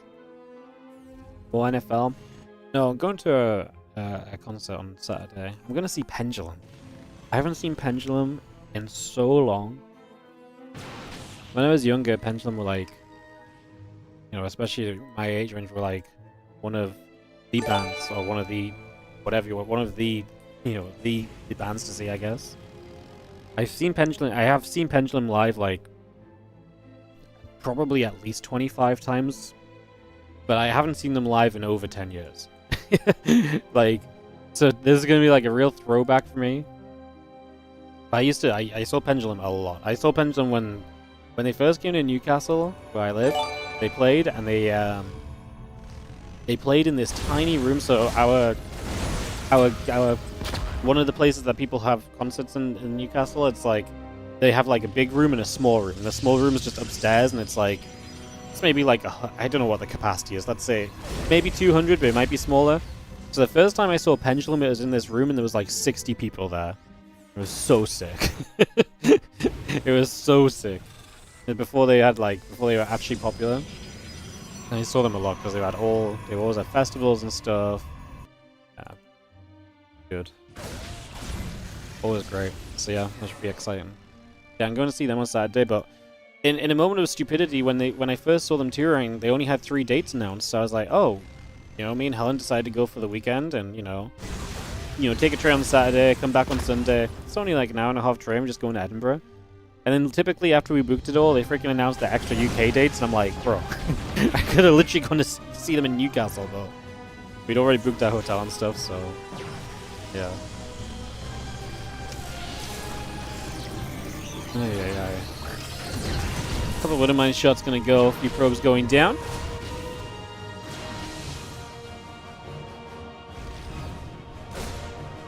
Let's see, our Nexus building through, so a few probes going down. Big game this one. Like I said, I really feel like this is a big dictating game for this group. If you win this as Nikoract, you're in a great spot. Geralt has work to do afterwards if you win this as Nikoract. But win this now as Geralt, and your day becomes a lot simpler, most likely. Brutal mosh pit. You know, I went to see Pendulum in like somewhere a little bit further away from me one time, and it was like just before my exams. And when I came home, I was really sick. And my mom was so upset at me, and she's like, "I told you shouldn't have gone away. Now you're sick for your exams and stuff." I was like, "No, Mom, I'm like really sick. I'm not just like I've been out late sick. I'm like I'm really sick." And she's like, "Don't." I like collapsed on the bathroom floor. I had appendicitis, my appendix burst, and I was like, this was literally like the 2 days after. So I came back from Pendulum one day, the next I already felt a bit sick. That night maybe. The next day I felt really sick, and I had my appendix burst, and I missed all of my exams at school for the year, which was like my AS levels. So like your second last year of school, I missed all of my exams because I was in hospital for 2 weeks. Yeah, so. Another fun Pendulum story. I don't think a Pendulum actually burst my appendix, but, you know, I don't think that's how it works, but it's a, good story still. How long was I in hospital? Like 2 weeks. It was brutal. Appendicitis is one of those things where, like, you know, if you get appendicitis, it's like keyhole surgery, right? Like, they make this, like, little, like, 2 centimeter cut, they take it out, it's good. But when it bursts, it's brutal. Like my appendicitis scar is 7-8 inches long, like across the bottom right of my stomach. Yeah, it's probably like say 6 to 8 inches, and it's like like compared to what you usually see, it's brutal. And like like when it bursts and it gets infected in there, like you can die. Like they told my parents I was kind of lucky because like I was super sick. But they said I was kind of lucky that I fought it off well, because like other people could have been even more critical than I was. can die from that. Yeah, exactly. You know, yeah, it's serious. So yeah, I was in there for 2 weeks. I couldn't eat anything for 2 weeks. The antibiotics I was on made me sick the entire time. So I was literally just in hospital being sick for like 2 weeks straight. Like the final couple of days, they took me off the antibiotics, and as soon as I came off the antibiotics or whatever it was I was getting in the IVs, oh, I felt so much better. I was super weak and stuff, but like, yeah, it's crazy because like I was just being sick. And my mom was like, "Why is he not getting better?" And they're like, "It's the things that are making him better that are making him sick." I was like, ugh. Dang. So yeah, it's nasty. It was erupted. You're in hospital for like a week or something. Yeah. It's crazy because I was in pain. I got the surgery, and like the first day after, I felt okay, but like obviously they had to put me on the stuff, and like I say, the stuff just made me sick because there was just so much drugs through my system. Yeah, that was when I was like, I think I was 15. Well, because I was a year ahead of school. It was my second last year of school. I finished school when I was 17, so I must have, yeah, I was 16. So I was 16. It was rough, man. Funnily enough, literally as I came out of hospital, that's when Pendulum released their album with Witchcraft on it. What's it called? The Immersion. That's literally when they released Immersion. So I listened to that for like, you know, 3 weeks because I couldn't go upstairs to bed. So, well, I could go upstairs to bed, but I basically couldn't move around the house. So we turned our like front room into my little like get better place. So I sat on the couch. I had a little tab table to play WoW on my laptop, and I had the TV. I was just in there playing WoW, listening to the new Pendulum album. Basically couldn't move, but like just about just about got better. Anyway, this was a real we really went off topic on this one, guys. I'm not even watching the game, not gonna lie. I'm reading chat. Jeez, I've got no idea what's going on. Most people don't realize infection is pretty much the biggest risk from having surgery. Yeah, I think because when your appendix bursts as well, though, because it literally bursts, so like it erupts, and so it literally just goes all over your stomach. So you have all this bad shit from inside the appendix just all over the inside of your stomach, and so like they gotta try and get that all out, and then like, yeah, it like just, well, it's just brutal. Like, yeah, crazy. Yeah, that was a fun story, isn't it? I don't think I've ever told that story on stream, actually. As Geralt decides that it's time to end this game. He heard story time is over, and so he tries to fight, but it kind of holds on the 3 bases. He's going to see Nikoract probably going to have to lift up and get away there, which medevac goes down. A medevac that's full actually just didn't move for some reason, just stuck around. Nikoract going to hurt on supply. We'll see if he can recover. He can maybe get rid of this prism quickly, would be nice. Yeah, he's going to get rid of that, but Geralt is still supply heavy right now, so...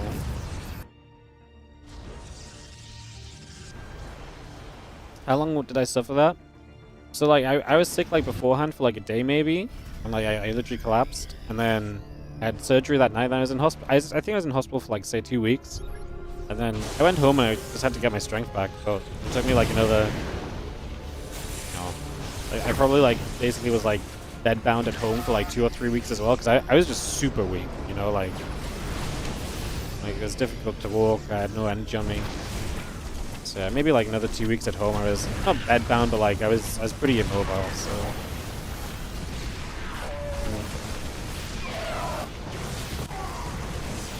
You know, what's really funny is, after that, I think is when I really realized that I really like food.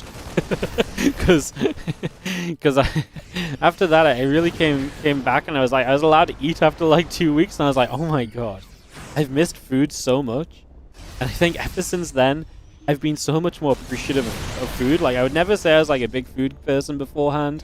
I was quite a picky eater and stuff, but man, after that I was like I was just like, man, eating's great. What a great thing that you're allowed to do in this world. I used to be way skinnier before the appendicitis. Like, way skinnier. I used to be the skinny kid, and then I think it actually changed my metabolism, because I actually think it I was like very naturally skinny, but after the whole appendicitis thing, I think my metabolism took a hit or something, because because obviously I was still young, so it wasn't like I was like, you know, choosing what to eat myself. I was still eating what my parents fed me and stuff, right? So that didn't really change. I just I think my metabolism just changed, and I was never super skinny again. It's rough. Storm's going down. Fire going to step up. Another storm coming down on the side. Planetary Fortress going to try and hold out the SCVs. Cannot save the Planetary Fortress. Nikoract's done a good job supply-wise. He's actually 108 to 68 army supply, but losing the 4th probably knocks him out of this game in the long term. But maybe he has some short-term attacking he can do. Like, if he can walk across the map right now and take a fight, maybe there's some hope for him still. There's only 3 High Temple on the map, a couple of Immortals, a few Archons. It's very Zealot heavy, and this Bio army is very beaten up as well. As we have the Vikings overhead, a couple of High Templar trying to step through, EMPing toward those High Templar. I mean, no storms available just yet. Good start of this fight. Good EMP still. One storm comes down. It's going to hurt. It gets a lot of these units low as Nikoract basically is in a must-win situation here. There's one storm left, and he puts it behind where that army would kite to. GG's. Geralt takes it 2-1. I'd say great game, but I actually don't really know. I actually didn't watch the game. I was literally reading chat for like 10 minutes at least.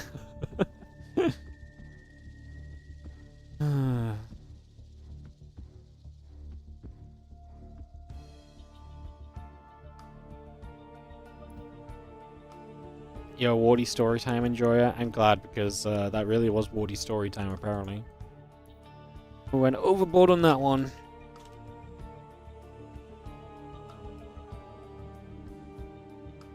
A little bit overboard.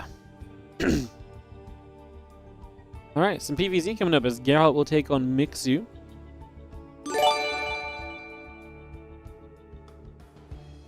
What's up, Fifaraji? Fifaraji? FIFA Rage? FIFA Rage? Oh, FIFA Rage.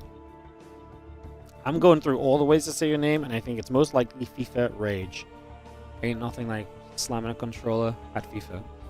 And if it's not that, then then yeah, I've just probably made you see your name in a whole new way as well now. Thank you for the Prime sub, appreciate it. It is? Nailed it. We got there. Just had to read through it a couple times.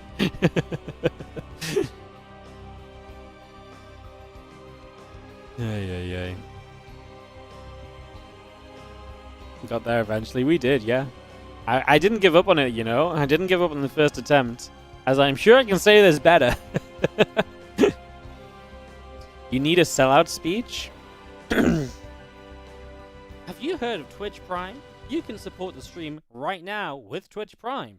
Don't forget to also follow the stream, subscribe to me on YouTube, give me money on Patreon, donate directly, and cheer in the chat. And don't forget to gift all those subs so we can hit that level 5 hype train. Was that so good you want to hear it again? Have you heard of Twitch Prime? You can support the stream right now with Twitch Prime. Don't forget to also follow the stream, subscribe to me on YouTube, give me money on Patreon, donate directly, and cheer in the chat. And don't forget to gift all those subs so we can hit that level 5 hype train. It's the greatest thing I ever did for when my voice doesn't feel like talking between games, but someone wants us to sell. Well, not that I ever thought people would ask me to sell out, but I guess same thing, right? Same business. Yo, I missed a couple of subs a bit back as well. Thank you, Ian M7, gifted subs to the start of that game to Nostra Beefs and also to Think Exist. I appreciate it as always, dude. Thank you so much for subscribing. Sorry, for gifting out some subs. Thank you for the generosity. I appreciate you. As always. Did I know Oliveira's making a comeback? Oh ho ho. Really? I didn't read this yet. I did not see it. Maybe I did see this and I just didn't read it.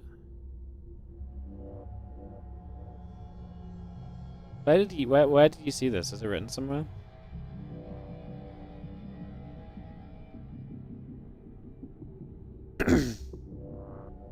Yeah, I didn't see this. It needs more volume. I can't change the volume of my sample things though. They're just at like a set volume.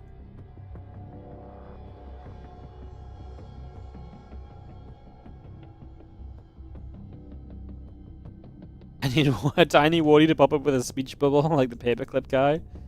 We need this Wardy here, this little wardy here, just to have a little speech bubble. Maybe we should just have that anyway, a little speech bubble being like, don't forget to sub.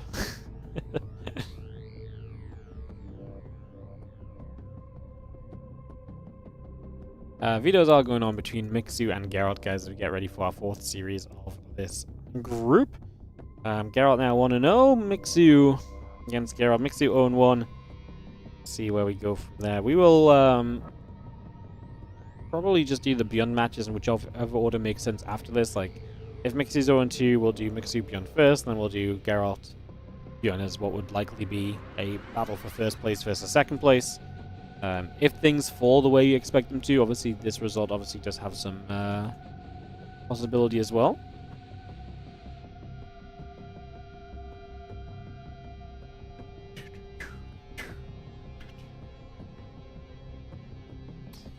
Hell yeah.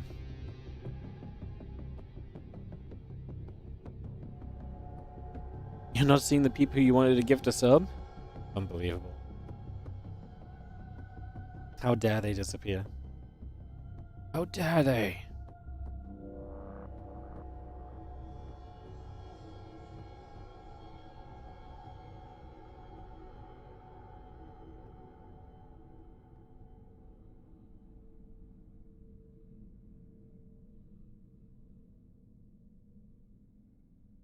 First map going to be 10,000 feet.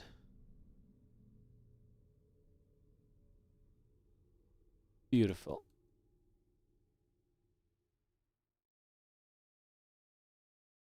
Second map, Persephone. Third map, Tidal Citadel. Geralt hosted all the maps in the last series, so I'm just going to let him do it because he'll just do it faster.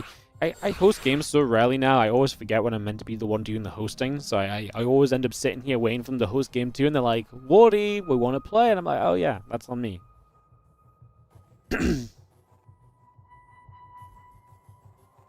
Do you need to do the basic Kipstia trivia to gift a sub? Guys, if you've not taken part in the Kipstia trivia before, today is your chance. A gifted sub on the line if he does it. The amount of times I've seen him try and give away a sub and no one answers his question, it's unacceptable. So fingers at the ready in case. We're going into 10,000 feet though. So Mixu versus Geralt. I mean, Mixu wins this. I mean, so what can happen from here? If Mixu beats Geralt, there is a route for Mixu to get through 1 and 1, and then obviously beat Beyond would be great, but obviously maybe that's unlikely. But there is a world where Mixu beats Geralt, and then they both lose to Beyond, and then possibly there's a 3-way tie. And then it maybe comes down to map score. Mixu taking a map off Nikoract would have been nice in the process of beating him. If he 2-0'd Geralt, that would actually be way more doable as well. So, you'll see.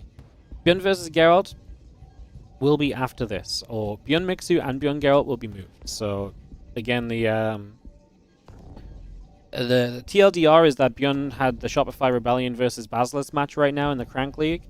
So to make sure that we don't have any issues, we don't have any problems or any clashes or anything, we are just going to go and we left Beyond pre-play versus Beyond and versus Mixu and versus Geralt. So Beyond versus Mixu and Beyond versus Geralt was played a couple of hours ago. So we got the replays. We'll be doing those last, which means that we do Mixu Geralt now live, because otherwise these guys are going to be sitting around while we cast replays for just no reason at all. So.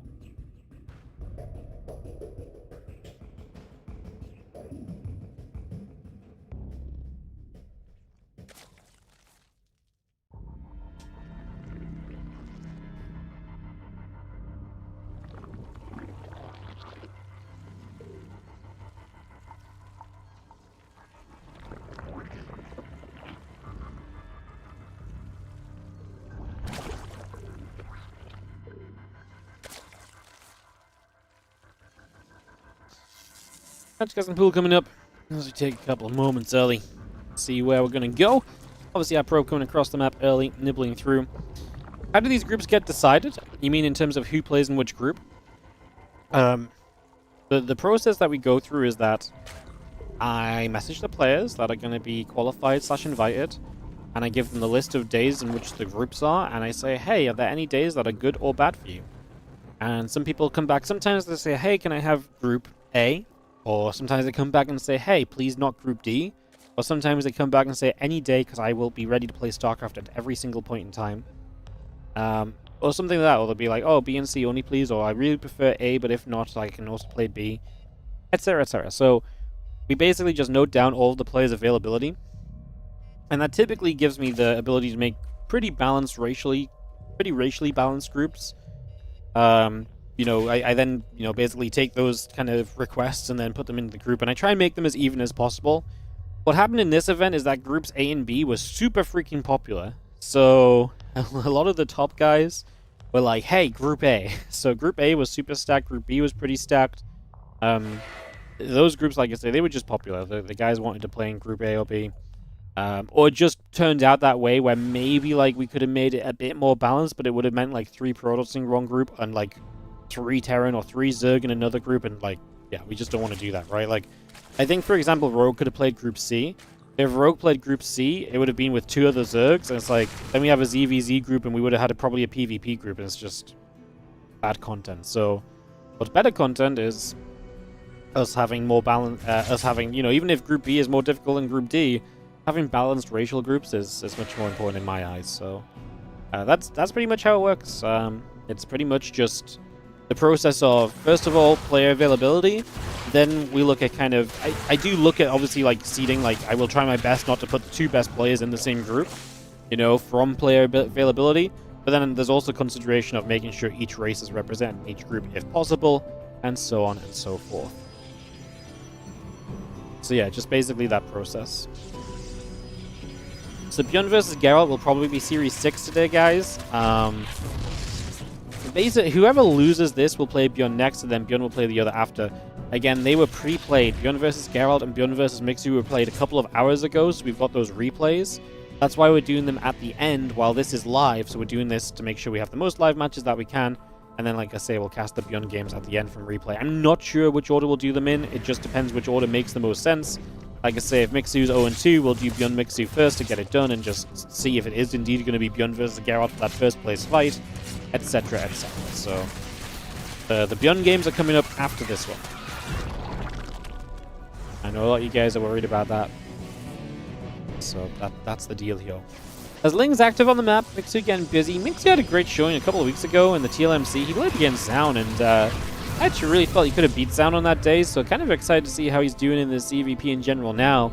Back then I invited him as well, because a couple of people messaged me and they're like, hey, if you're looking for a Zerg, you should definitely think of asking Mixu. He's really good at the moment. I was like, really? That's so interesting. So, obviously we invited him, and he obviously wanted to play, why the hell not? And hence, here he is. is the TLDR. Oh, well, that was actually back for the TLMC. But he played really well in that tournament as well. And while he didn't advance, I actually think he was like a couple of moves away from beating Zaun, and that would have gotten him out of the group. So, yeah, kind of excited to see him play some ZVP here today against Geralt. I actually think a lot of people would obviously note this as kind of a Geralt favor matchup. And I would have done too, but with some recent hype around Mixu, maybe it's a little bit closer.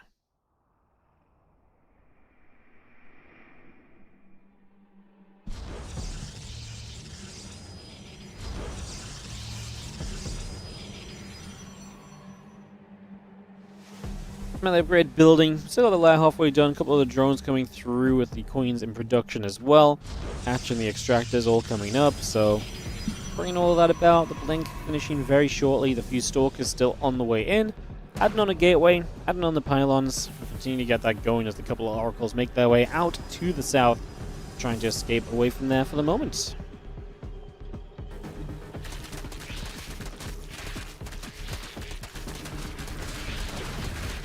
I think it's just gonna take a couple of shots at the rocks, so a bit of damage being done.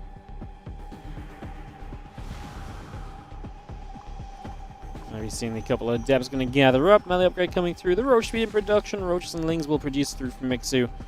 I mean, he's got himself a decent position here. Getting that melee upgrade online, bringing that Roach speed up as well. Putting himself in a good place. Worth mentioning that obviously even if you end up in a position where you can't advance from this group for whatever reason, there is a difference between 3rd and 4th place as well. So that's kind of a big deal too. There is prize money for 3rd place while there's not for 4th. So even if you feel like, you know, things are not going well for you in the group, there's always that reason to fight for any extra series, because that could mean the difference of you getting some money on the day or not in the end, so...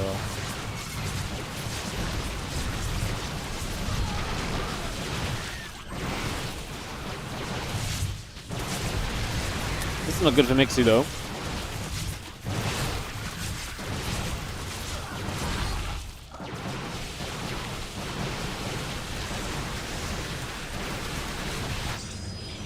Melee, roach speed, all coming up, the extra lings on the way, adding those queens on, but we're just not really ready to defend this, and these stalkers are doing too much. Units kind of dying as they spawn. Losing the 4th hatch is going to put you in a lot of trouble, unless you can start getting a lot of damage done right now. A few roaches stepping up, a couple stalks going down. He needed some really good trades at the end here, but it's not going to happen, and Geralt just steamrolls in this game 1. Just like that. Look at Smokey coming in with the 10 stream streak. I really want to know what the streak numbers are like. Like after 10, what's the next one? Like 15, 20? Is it just 30? Like I don't know. Does Mixu just overdrone? Yeah, the stalker attacks are so funky because it's such a fragile thing for a Zerg where like it looks as though Mixu really messed up here, right? But I think just a little bit of overdrone and a little bit of not being collected in the right place. And the stalkers hit a bit harder than you expected, maybe. Just a combination of a few little things, and bam, it just feels like the game is unreachable. And it's just because once those stalkers start doing well, their momentum really kind of rolls on forward, you know? So...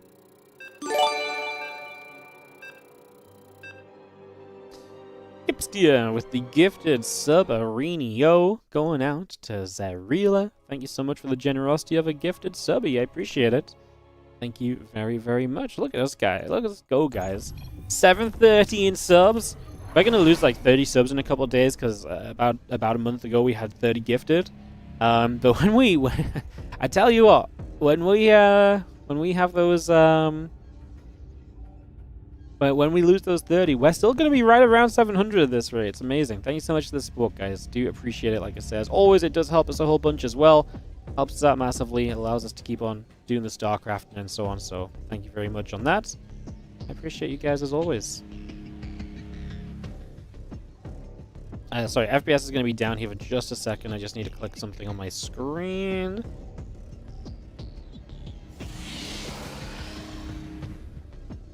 Cool. FPS is back to normal. There we go. Held up a game against Mixu. Heading into game 2 right now as we get this one started. We got this one rolling.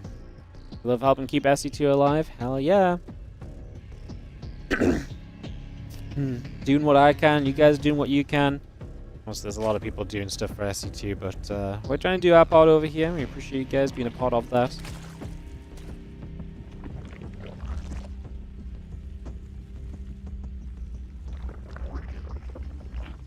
Hell yeah. It's gonna be, like I say, fun next couple of months, by the way, guys. In case you didn't see, a couple of WardiTV events. We actually announced some stuff in advance to make sure players can see the dates and stuff. Because we have the WardiTV Korean Royale, which is going to be in Season 4. It's a little bit of a reduced prize pool. We're matching it to what the European League was this year. That's reduced from the previous Korean Royales because we have not crowdfunded specifically for the Korean Royale this year. So it's going to be a $3,500 prize pool, but that's basically an event that's just hosted on the Korean server. So it's one of the rare things we do that's semi-regional. Like anyone can partake, but you've got to play on the Korean server, same as the European League early this year. Anyone can play, but it's on EU server. So yeah, anyone can play, but Korean server. That's going to be Korean Royale Season 4. That's going to be taking place throughout November. And then, come December, it's going to be time for the WardiTV 2025 Championship, where our events throughout the year are going to seed certain players deep into the bracket, and other players can qualify in. It's going to be a whole ton of fun. It's looking great. We came up with a fun format for it as well. So that's going to take place throughout December. And that'll be the WardiTV 2025 Championship. And we're going to do something that we don't often do on the stream, but basically, once the group stages start for the WardiTV 2025 Championship, maybe actually, I think probably during the qualifiers as well, we are going to be doing a crowdfunding, not necessarily campaign, but we're going to take any donation on stream, and it's going to go directly into the prize pool. Because I would love to try and get the prize pool for the 2025 Championship doubled. That's a super lofty goal. $5,000 to $10,000, but basically kind of doing the same as what Pig does for his Pigsty Festival, right? Where basically you guys can directly contribute to the prize pool by donating to the stream. So we're going to be doing that for our 2025 Championship. you know, usually we say, you know, if you ever do want something to... if you ever do want anything to, you know, contribute to prize pools, just leave it in the message and stuff. But we'll be taking any donation on stream to, we'll be taking any donation in stream and prioritizing getting the prize pool raised for that end of year championship.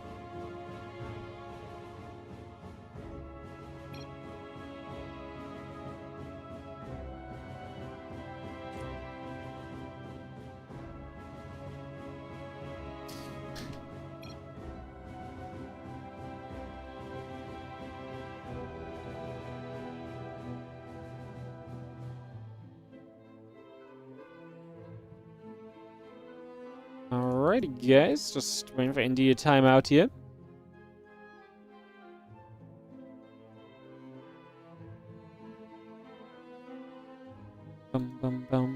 Game paused.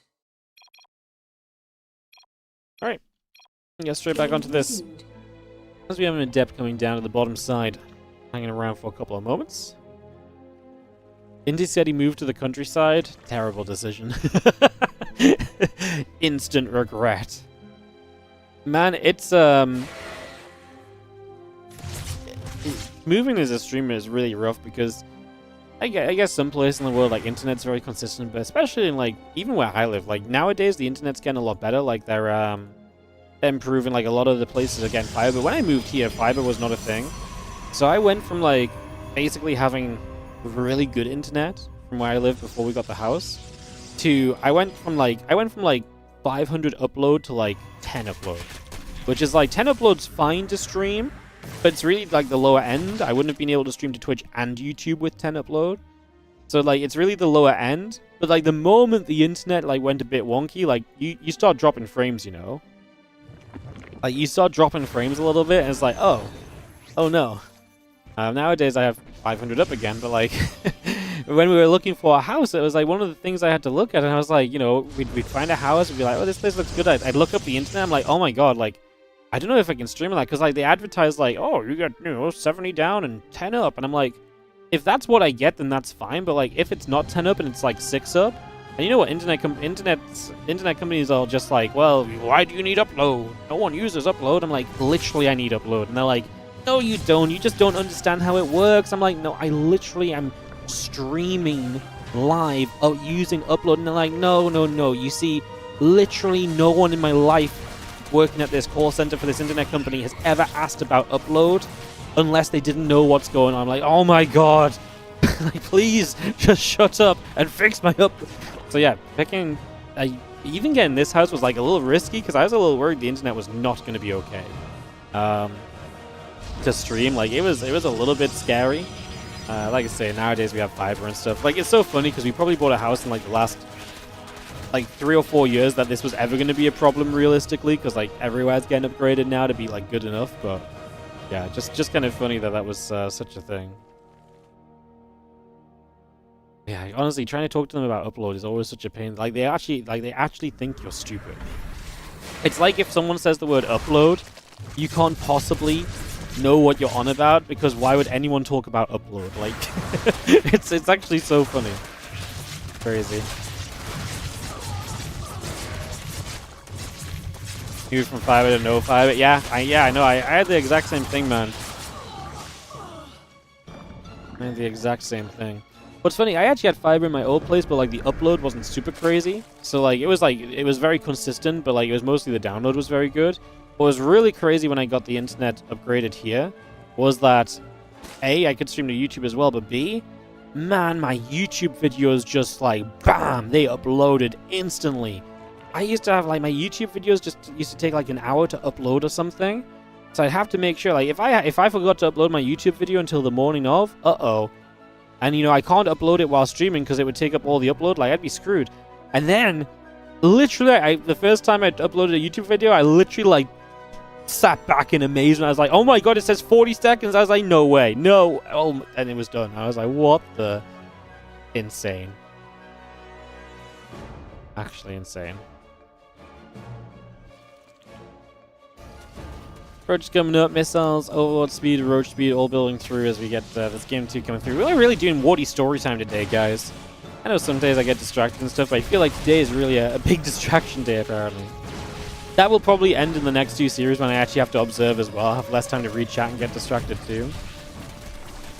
Yeah. Few Stalkers, a couple Oracles still gathering up. Just gonna see the Lings putting some damage in there. The Stalkers take a few more shots. Just gonna see those Stalkers still nibbling up at the Zerglings. And yeah, Charge, Storm, all coming through. The couple of Oracles are gonna pop around. Stasis is gonna catch a few Lings and Roaches. Lets the Stalkers sit in there and get a rebuild on that hatchery.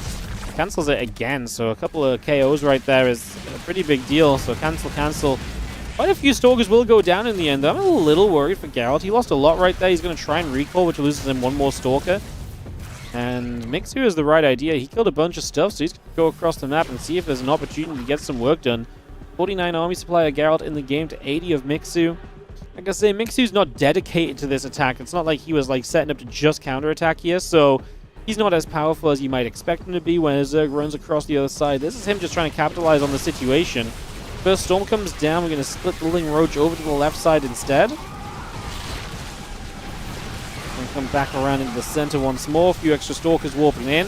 The Void Ray and Charge still building on the side of Geralt. So again, the Void Ray just in case, I think, just because he's aware he maybe lost a little bit too much there as well, but I actually think he's going to be fine. I think he's looking pretty comfortable. Let's see a few Stalkers trying to fight. A couple of Roaches going to get picked. The Thanes going to go down as well. So 5 probes getting picked away. I'm just going to be seeing the rest of the probes coming over. Ling Hydra still building as we just have the assimilators coming down.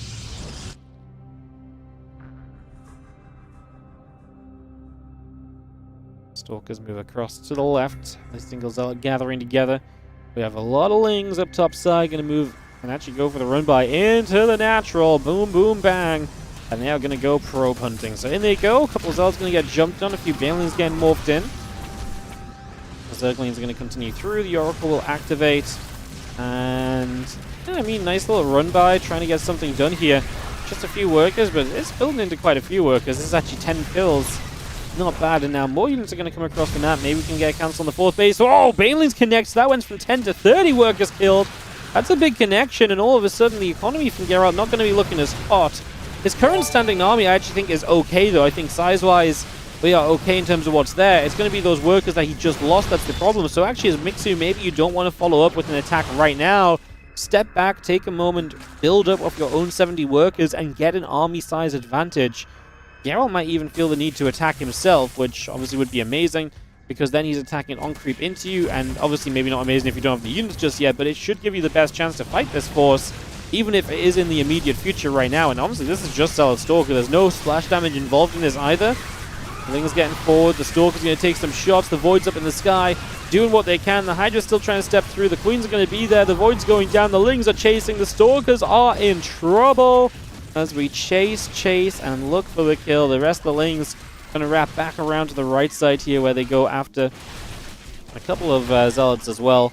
And we just have the Ling Hydra chasing through. So Geralt felt the need to attack. Cannot disagree with the concept of attacking there, right? Like, he just lost 30 plus workers, like absolutely troubling. And now he's going to lose this 4th base, and I think it's fair to say that this game is absolutely gone the wrong direction. See a few Hydras jumping through, a couple Stalkers taking hits. Stalker's still being chased down. There's a bit of Roach Hydra taking damage as well. Just going to see the High Templar shows up, and the Storm comes in. The Hydras take some shots. We're going to go back along to the left-hand side. And yeah, these Hydras are going to continue to trade against the Stalkers for a couple more moments. Just do see 24 Lings, a couple of Hydras, the +2 melee, the Spine Crawler on the way. Just going to see a little bit of Ling Hydra coming through as well, and just clearing up in the middle. 120 supply here from Geralt, from Mixu, and feeling good as Geralt's down to 60 in comparison.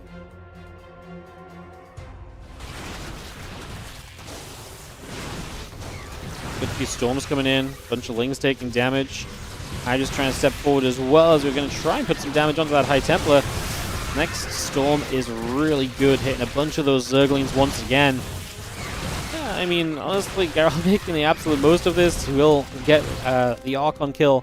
Mixu in the end. He was obviously hunting for it, really wanted it. GG. And that is going to be Mixu taking game number 2. And we're going to be tied up in a big game in this group stage. Mixu beating Geralt could open this group back up for sure, so interesting times. I mean, honestly, if Mixu beats Geralt, there is absolutely ground for a 3-way tie, to be honest, so exciting stuff. Alright, we're going to jump into game 3 in a couple of moments, guys. I do have to run the ads, though, so apologies if you see them. Just know that you're supporting StarCraft.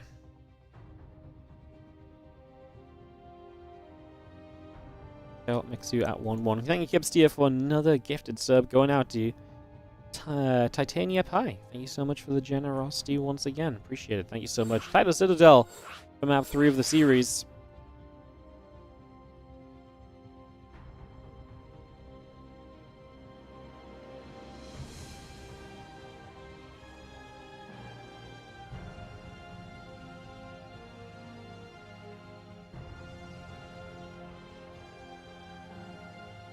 Just waiting for everyone to join us here and get a rolling.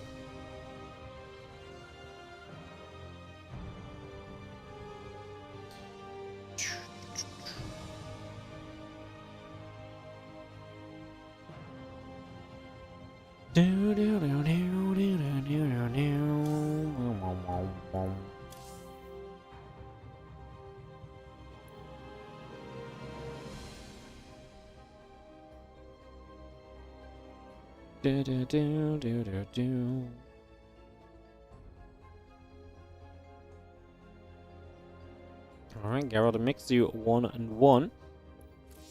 No Indy coming back to us, so already in for this game 3 and kicking off into a deciding map in our 4th series of the day. Like I say, big one.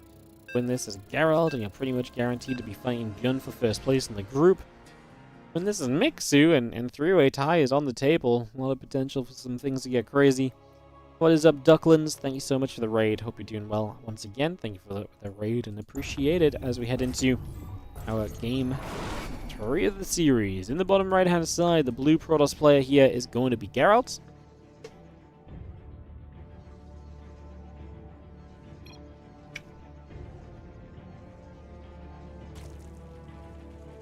And in the top left, our red Zerg is Mixu.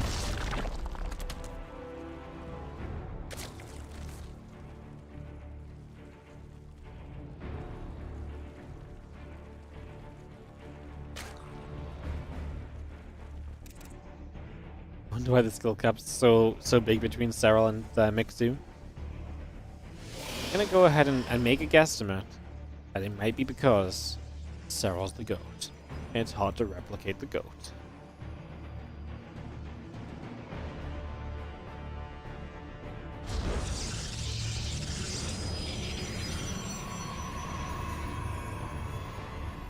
Finland's not really a scene that ever had. I mean, I don't know a lot about the Finnish scene. I think it did used to have, some support, but when I think about scenes that have had like really good support over the years that have helped to foster like multiple great players, I think of France with their gaming, all the tournaments they used to run. I think of Germany with all the ESL stuff that used to be German only and so on. Like, I don't know if like Finland's had this community. The Finnish SCT community definitely there. They've actually ran some Finnish events in the last couple of years I remember seeing, but I don't know if it was ever kind of fostering the same level of competition that obviously like the Polish scene as well, like Polish, French, German scenes, like these scenes that have had a lot of great players. Scenes usually thrive when there's a lot to do in those scenes. Obviously all the competition kind of goes up against each other and stuff, so yeah. Maybe something, it might not be that in this case, but and again, you've got someone who's rose to the very, very top of the top, and then someone else who's been very good but has never really had the chance to really kind of truly go pro at it either, right? So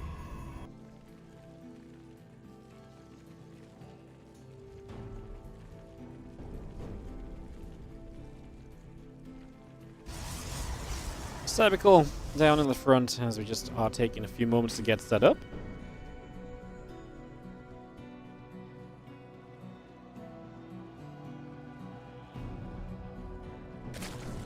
Rogue going to patrol, Stargate on the way through, the Nexus going to finish in a couple of moments, the Adept and the Probe still building. We're going to Chrono Boost once again here, and see where we take this for the next couple of moments.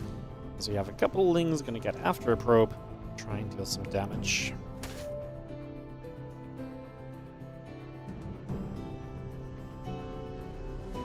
And the Stargate coming through. Just going to be seeing the couple of probies on the way, the Adept coming up. Get settled down as the drones, lings, ling speed, all continuing through for the moment.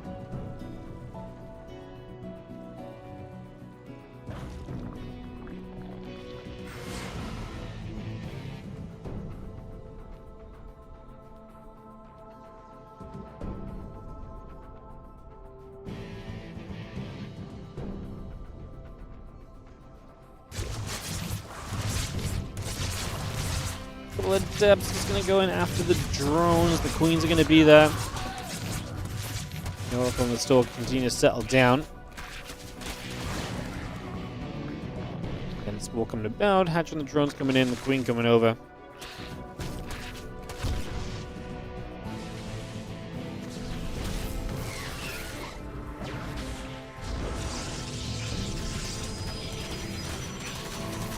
Will activate getting in after those Zerglings. Is going to see the drones, the queens, the drones, the lings, the evo continue to come about for the moment.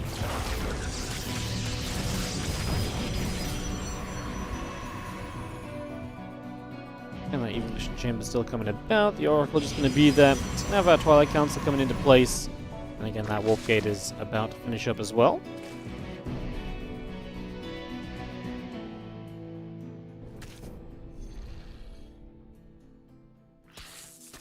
Ling's going to put some pressure onto that third base. Pylon in some trouble. Nexus continuing through. The Oracles overhead will set up and try and get a little bit of work done. I'll start chasing after a few of those Zerglings already.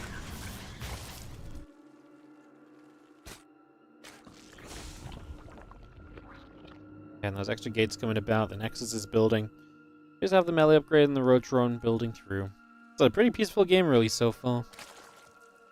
Nice, chill little time for us here in this game 3. Like I say, Tidal Citadel. Continuing about. Melee upgrade coming up. Those extra roaches going to be on the way soon. Mixu will have the Roach on. I mean, like I say, melee upgrade, but Roach backup, so can definitely sturdy his army with some Roach play here as well. Let's have that Blink coming along. Again, the extra gates in the Forge coming up as well. Just going to bring that all over as a couple of gateways will settle down.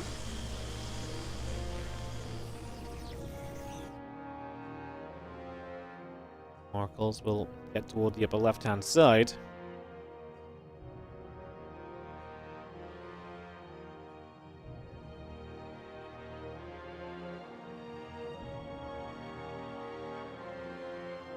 And melee upgrade, Roachling all building. A couple of Oracles will settle. I'm going to go along that left side here. A couple Queens. I want to try and get the Oracle going as well. Going to drop the Revelation on a couple of the tumors.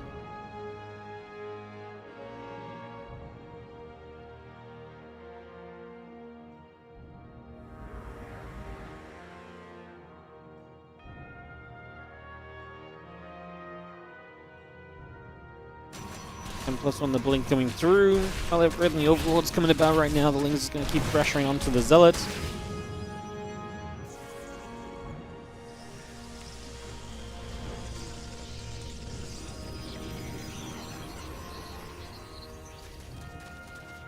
I see the Stork is going to be there. The few Lings get turned around.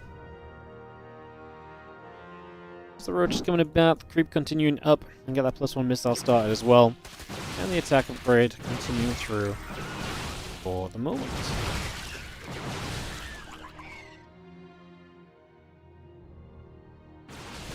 He's going to run down that left side. Obviously, big attack here from Mixu. Has just been building units for a while.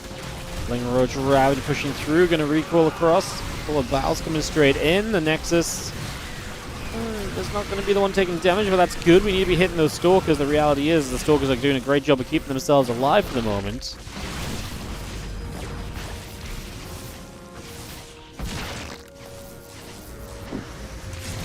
See the Oracle's flapping through once again, but doesn't want to go too far. The Queen's showing up as well.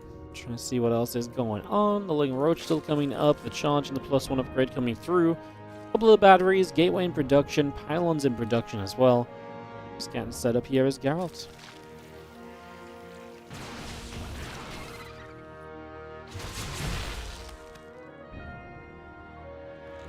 Okay, Mixu's pretty much committed to just going again, but Geralt's going to have more time to prep up. The extra batteries finishing, the +1 finishing will help as well.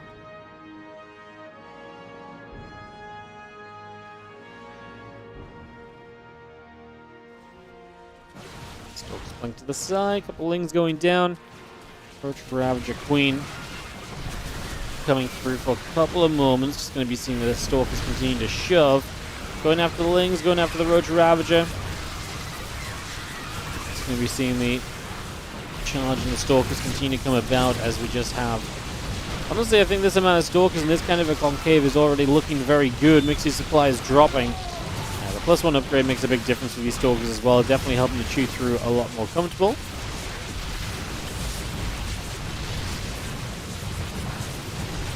Couple of Queens still dropping down. That is going to be GG. Geralt 2, Mixu 1. And with that, I think we eliminate any potential of a 3-way tie in this group now. Because Geralt will be 2-0, Mixu will be 0-2, Beyond 1-0. Let's see what happens with the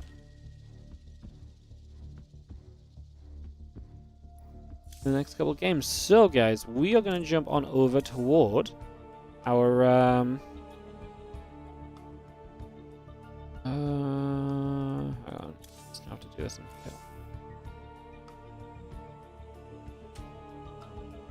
we're going to jump in towards our next couple of matches, which are featuring Beyond. So I think it makes sense to do Beyond Mixu first.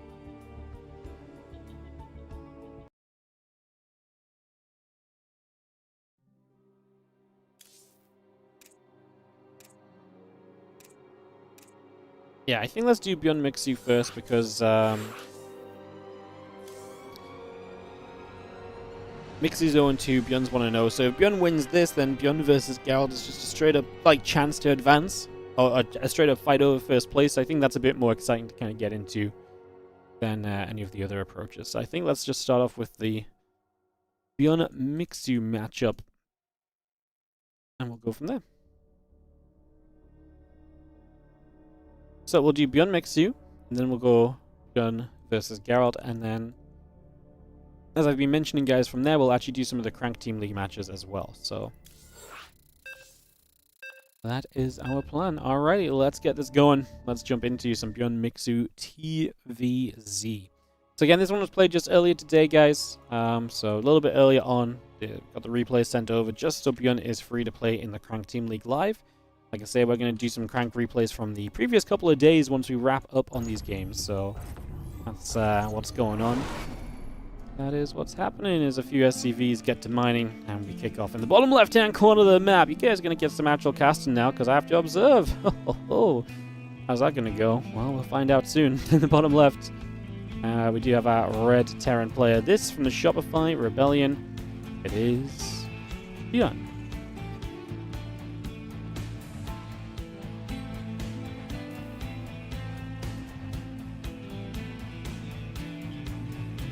On the top right side, our blue Zergy is going to be Mixu.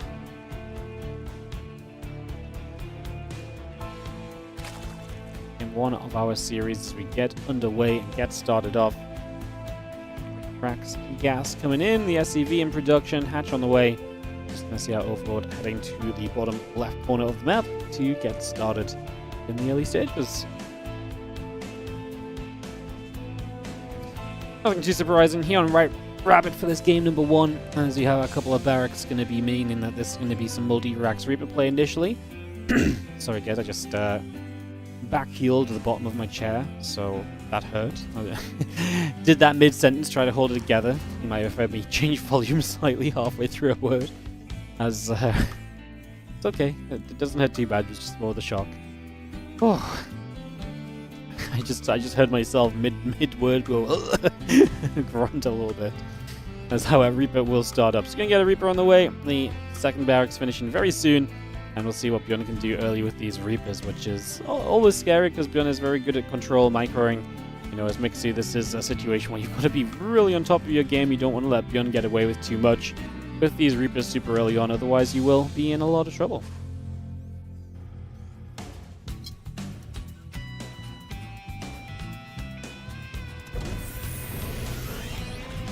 So that goes our Reaper.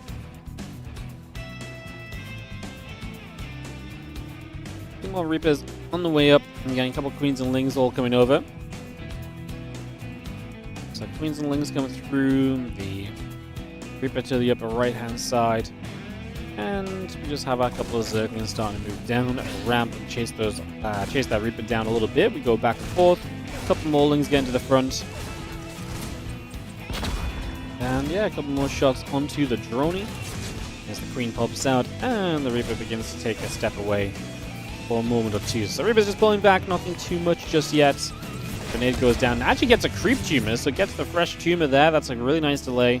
I mean, the new tumor comes down immediately, but it's 25 energy on that Queen that maybe wouldn't have come down as quickly. But now definitely has to be invested, because you kind of need that creep to make this decent. Gonna get to the high ground. It's only 3 Reapers from Bjorn, so it's not going to be overly aggressive. Still going to poke around with them. As we catch a few Lings just popping out of the hatch there. It's a very late Ling speed. And what's funny is that we actually have some slow Lings running across the map now, but the reality is they shouldn't do much. That's Tech Lab. Yeah, I mean, maybe you can nibble at the reactor. It might force the Reapers to turn around, to be fair, more than anything else. You can see right now what Bjorn wants to do is the Lings show up. They're going to go Tech Lab. They should hit the reactor. The reactor genuinely can't survive. Like, you can repair the Tech Lab, you can't repair the reactor, right?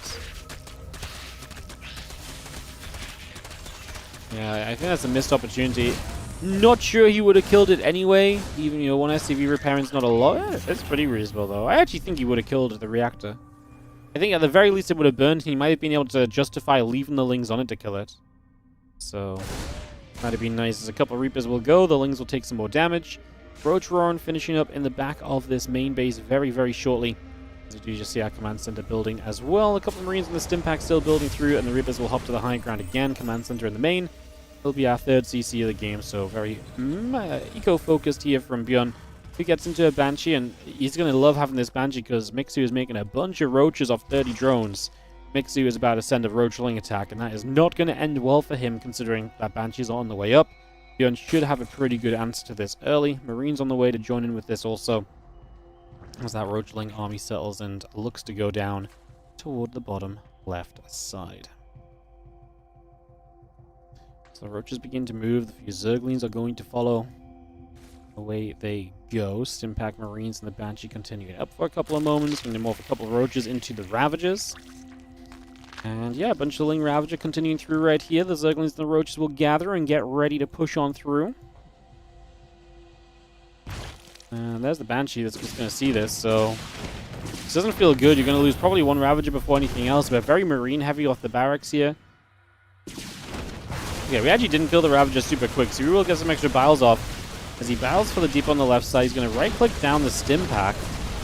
It will go down. The Lings are going to be given accents, but there's just not enough Lings initially. As, now we're down to just 1 Ravager as well. Bjorn pulls back. Good pull away. Use the SCVs to tank against the Lings. You just want to keep these Marines alive. Marine count is very important here. Re-walls with the new Tech Lab. So just going to say GG even. He's just not even going to try and do anything more. He's already lost a lot. Supply is not good for him. He identifies correctly that this has not worked, and that will be a GG scenario. So, okay, not quite what we wanted to see in Game 1, to be honest, but such is life. As we'll get ready for a Game 2 then in a couple of moments. Just got to invite everyone in, and we'll get this kicked off.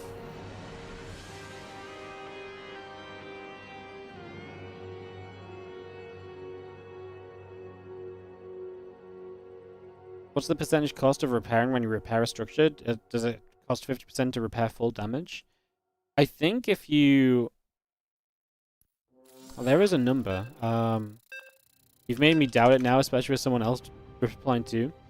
To repair a unit from 1 health to maximum health costs 25% of the total unit cost. Yep, that is not what I was going to say, so good job, Twitch chat. You did better than me. You did better than I did. Let's be going to talk Mac for game number 2 here. Let's get this one on the go. As we are going to have the Red Terran in the bottom left-hand side. Bjorn from the Shopify Rebellion taking a 1-0 lead in this series, and he's going to be through this group, and then it would be a battle against Geralt for a 1st versus 2nd place finish. Is pretty much where we're going right now. That's what we're kind of talking about.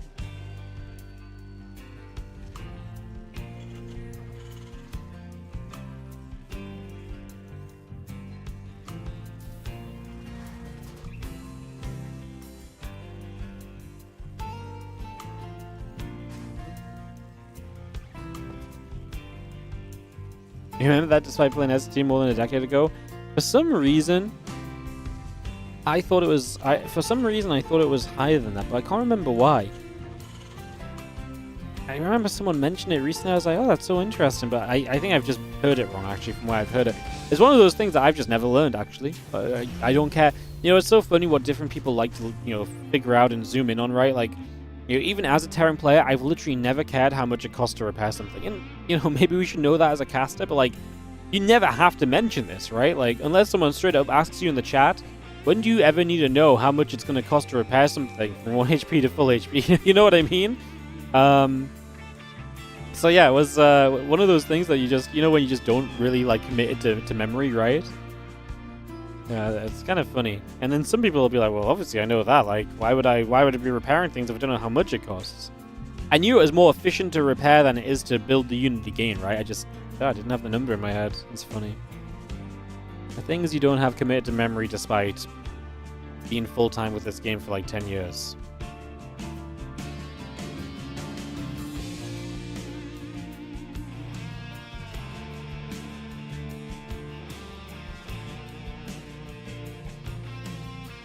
Pool about to be done, so we are going to get pool up after the hatchery just finished. Couple queens on the way, and this time it's just one barracks. And the single Reaper begins to move across the map to start us off.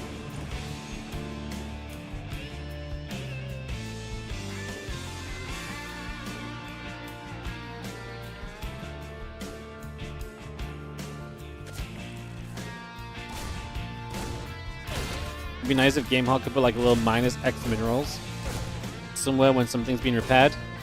That'd be cool. Just see how much money's being spent repairing. That's actually that would be a really cool start. Yeah. Or even like the amount of HP repaired, and if I actually knew my math, I could just tell you guys as well. Like, that'd be actually really cool. How much damage something's tanked. You don't know how much damage things do, but you know how many shots. Yeah. That's one of those things as well, right? Some people know that things do X amount of damage, and because of that, they know how many shots it takes. Some people just know how many shots it takes. And then here's me, I'm just like, still guessing.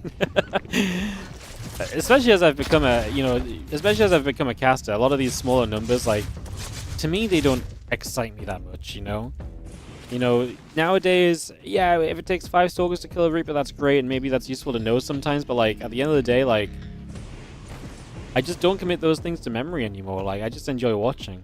I almost have a bit of excitement thinking, oh, is that Stalker shot going to do it? Because, like, I don't know if it's going to be 1 HP or not. I remember once, there was a Pro League cast. I want to say it was Valdez with probably Wolf. And he they made this call because there was a Reaper harassing. And Valdez made this call. He's like, oh, this Reaper's going to get away with 3 HP. And lo and behold, the Reaper escapes with 3 HP. And Twitch chat went wild. They were like, wow, this is so sick. Look how his knowledge is insane. Like, the prediction. I'm like, well, if you just, like, is that really, like, that crazy a prediction? If you know, like, the Reaper's not going to take a final hit and the Reaper usually ends up on 3 HP, like, that's just, like to me, is that game knowledge? Like, to me, I was like, I don't think that's game knowledge. Like, it is game knowledge, but it's not like useful game knowledge. Like, saying the Reaper's going to get away 1 hit from death is just the same as saying the Reaper's going to get away on 3 HP, right? You know, like, it provides the exact same info, just one showing off a little bit that you committed a useless number to your head. Twitch chat loved it, though. It's game knowledge that happens pretty often. Yeah, I think my point was mostly that it was, like, it being 3 HP versus being... Him saying it's going to get away on 3 HP instead of it getting away on 1 hit from life was going to be, like... Was kind of like a whatever. But obviously, sometimes the 3 HP does come into impact as well. It's more precise. It is more precise. I thought it was cool. I was like, oh, that's cool. But, like, some people lost their mind over this. They were like, this is it. He's the greatest analysis of StarCraft of all time. I thought that was going a bit far. Yeah. Like I say, like, Harstem loves the numbers as well. Harstem, like, if you listen to Harstem cast, he's always got the numbers and how much of this you need and how much of that. And I'm just like, yeah, cool. I'm a vibes caster, you know, nowadays. I just go off the vibes. I like the vibes a lot.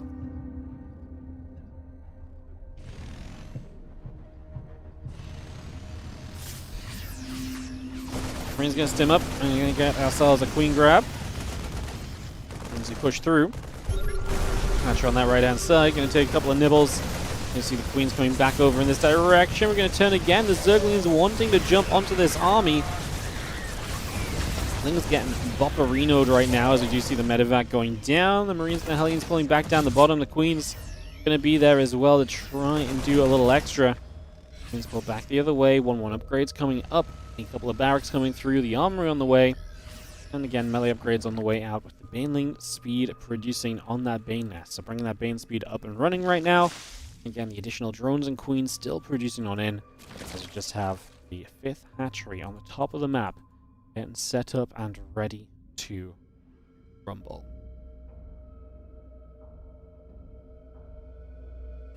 Well, the upgrades continue through, so the 1-1 on the way from Björn. Obviously, the 1-1 on the way from Mixu as well. Look, the upgrades looking pretty reasonable. I mean, Mixu on a nice 77 work account, going to get a few Banes in, ready to try and throw a run by at one of these mineral lines here. I think he's just going to have a little check to see what's up, bring a few units back, and maybe reset Björn's position with a few units.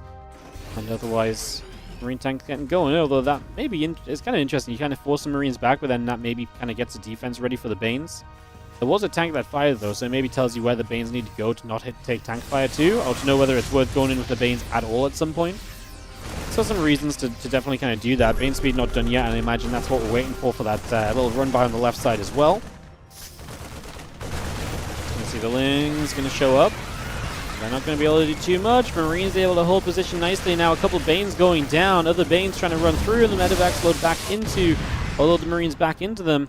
There's a couple of Banelings connect. SCVs do get popped, and those SCVs getting popped is a big deal. Medevacs going back the other way, turning around to the left. +2 armor on the way up. Combat shield in production. The medevac Marine force coming through. An additional factory coming online.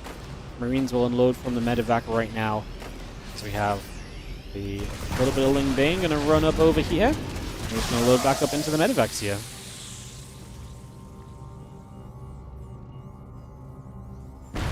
TLDR, the numbers are just a parlor trick? Yes, exactly. It's like trying to sound smart for the sake of sounding smart, you know? It makes you look smart, but the reality is, like, anyone could remember how much HP a Reaper has when it runs away from a Queen at 1 hit from death, you know? Clearly, I'm just salty that I didn't think of committing this information in memory first. I think that's what it is, guys. Actually, just a salty cast over here. Marines are pushing up. This is going to be seeing this hatchery going to be in some trouble. It's going to be seeing the top left base going down. The Ling's going down to the bottom. He's going to step across. A couple more Lings going about. The factory going to get left alone. And the middle line taking some damage, but not too much. Units lost in this game. 9 SCVs, only 2 drones. 9 SCVs isn't too bad considering Mixu has tried a few different rounds of attempts of aggression, so Björn holding on comfortably, and I do worry a little bit the deeper this goes that Björn's multitasking and ability to trade in these scenarios is going to start getting very, very beneficial to him and very tough for Mixu to kind of keep up against. Björn is going to start finding efficiency deeper in this game that's going to be, like I say, really tough to stay on top of. Tankville Siege, the Bane's going to come rolling forward.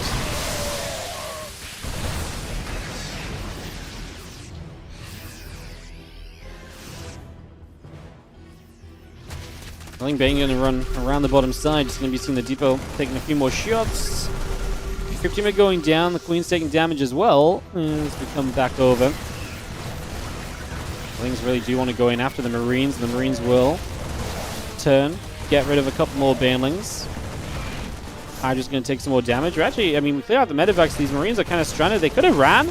They decided to chase the Hydras down. They got a couple. They're still here. They're going to get a Queen as well. They're going to run out of stim soon. If they stim again, they're going to be even lower HP. But right now, killing all the Banelings off these Marines.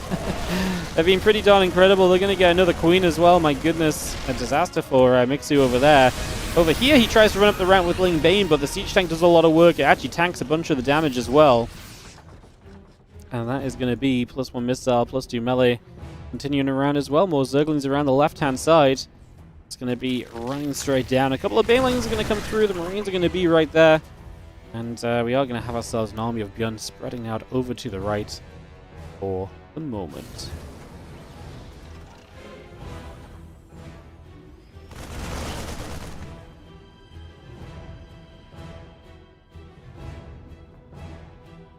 Lane Bane going to split. The Lane Bane Hydra on the right side, gathering up as well. So now you've seen the missile upgrade coming online as we get ready to run dead center here for the next couple of moments. So Rain, Widowmine, Medivac continue to gather about. The Lane Bane Hydra will come through. The Siege Tank is going to get taken out as well. So we're going to see some of those SCVs going to start being in trouble. Marines will continue to chase in. The Banelings going to get jumped on. The Lings will go down as well. I'm just going to be seeing those Lings getting picked away at. The Hydras on the bottom side going to jump on toward the Planetary Fortress here. And it's going to be a repair, so it's actually going to be good enough to keep that alive. As Mixu loses his base on the right side. Not enough space in the medevac, so these Marines just going to stim, and they kill a few Lings as they pop out. But now those Marines still safe, as the drop into the main base may be an issue for Mixu to deal with as well. Not sure if he's going to really be well set enough to deal with this as the Marines come running forward. You can see more drones going down, and this is becoming a bigger problem as we speak. Bio pushing up through the center once again, heading to the upper left-hand side. A couple of Zerglings taking damage. The Queen's coming over. Little Mines will burrow up, and a couple of Creep Tumors continue to take some damage.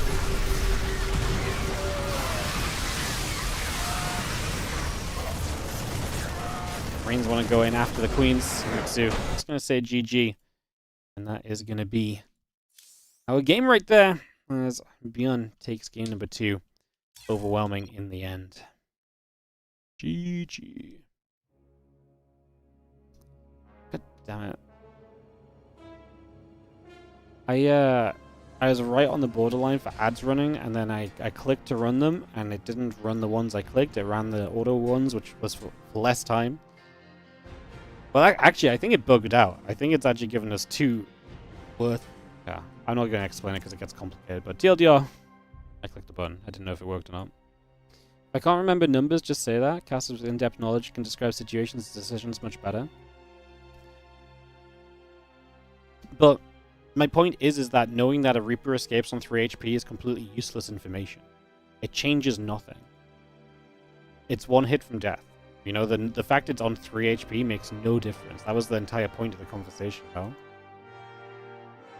Well, that was the point I was making, at least. I think in certain scenarios, numbers do matter a lot in StarCraft 2. But I don't think it makes any difference to me. Like, from my perspective as a viewer, if you tell me the Reaper's going to get away with 3 HP instead of just saying it gets away with 1 hit from, it gets away 1 hit from death, it changes nothing to me as a viewer. And so from my point of view, when I cast, I've never bothered to look how much. I don't learn that, because to me that's useless information to learn. Just go and watch another replay. Like, let's learn some extra stuff. So yeah, I don't know, like, I think sometimes numbers are good, but like, to me this was just such a pointless number. But then some people were amazed by it, which is fair enough. But like, I think the thing is, to me, it does nothing as a viewer, which is why then I don't apply that sort of stuff in my casting. So matters for the Reaper. Last time in hospital, yeah. It would have mattered, say for example, like, okay, here's maybe how it matters, right? Say for example, the Reaper survives at 6 HP. That's actually very interesting, because at 6 HP it would then survive a Zergling connection, right?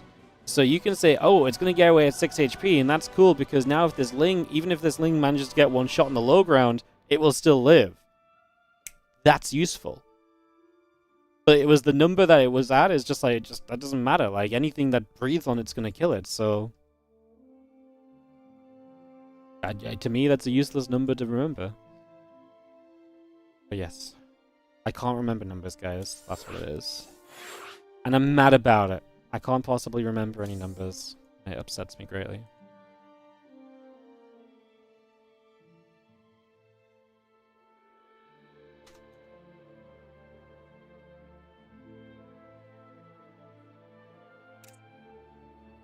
What's up, TKL? Thank you for the raid. How you doing?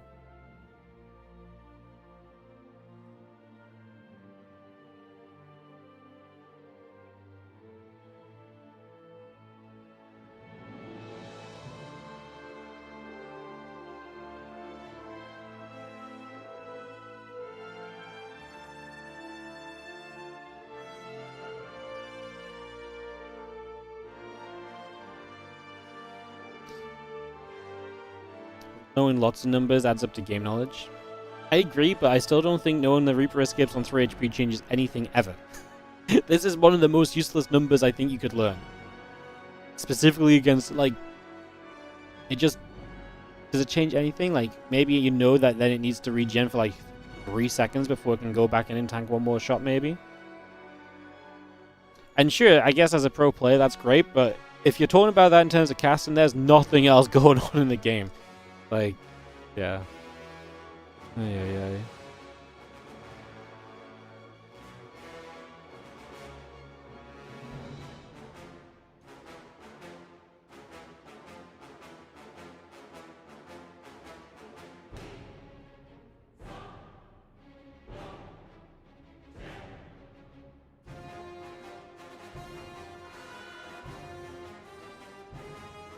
Alright, let's jump into our next game in a couple moments.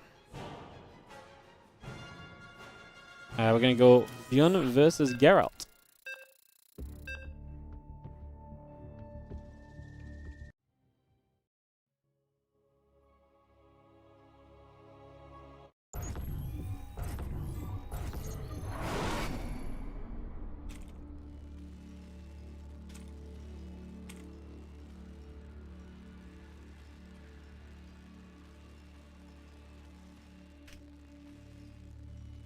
In the upper left-hand side, our red Terran player is going to be Bjorn.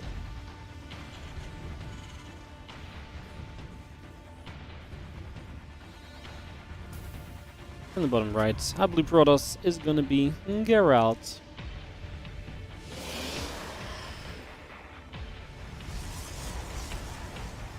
Game 1 of this B03.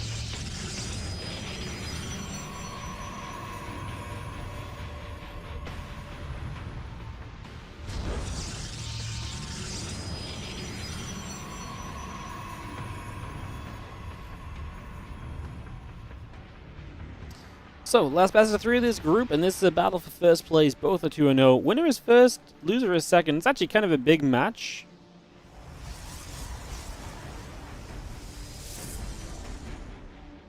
Because, put it this way. Finishing first place, your possible opponents are Gumiho, Spirit, or Solar. Finishing second, it's Rogue, Hero, or Mana.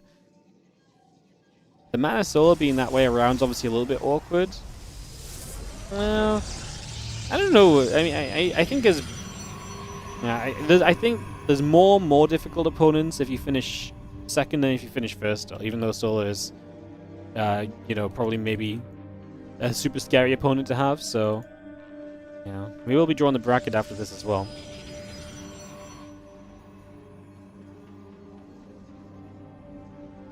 It's important to know how much repair costs in order to assess. Let's say losing 5 lings worth causing 40% damage to CC.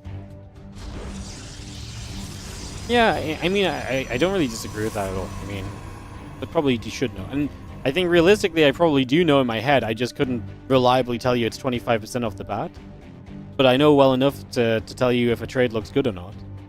That said, 90% of the time, how often does it come up that you debate whether a force in a repair was worthwhile? Usually, it's almost never worth talking about, because what usually happens is either you give up a lot to be able to make a repair happen for that long, or you did a lot that maybe shouldn't have happened, and yeah, the Terran has to repair it, but it was better than losing the unit, right? Like, in the grand scheme of things, like, in a very specific example, yes, but I don't know if there's a single time in, like, many years of casting StarCraft 2 where I ever felt I needed to analyze how much the repair cost versus how much the units that we used were lost, right? If I could do that, yeah, great, but, like, has it ever been a necessary thing? I don't think it's ever been something which I've missed out. Otherwise, I would have probably gone and figured that out, you know? As they probe, I'm going to check up and see what's going on. And it's very, very fun. What does the bubble from the mothership do? You mean the time warp? Time warp slows units inside, and it also, it slows them by movement and attack. So their attacks get slowed, and movement gets slowed. Hey, you know, we're talking about casters not knowing stuff.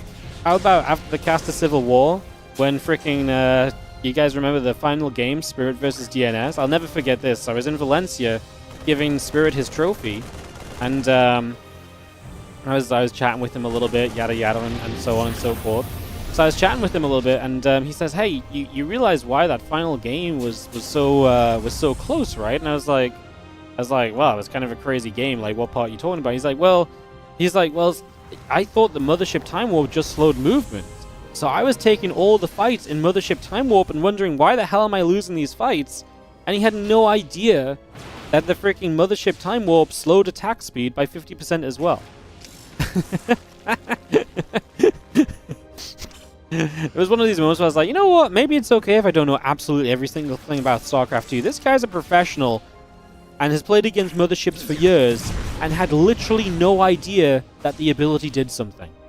And yeah, okay, we don't play against Time Warp every day, but it's not like it's an unheard of unit or ability, right? Like, yeah, that was funny.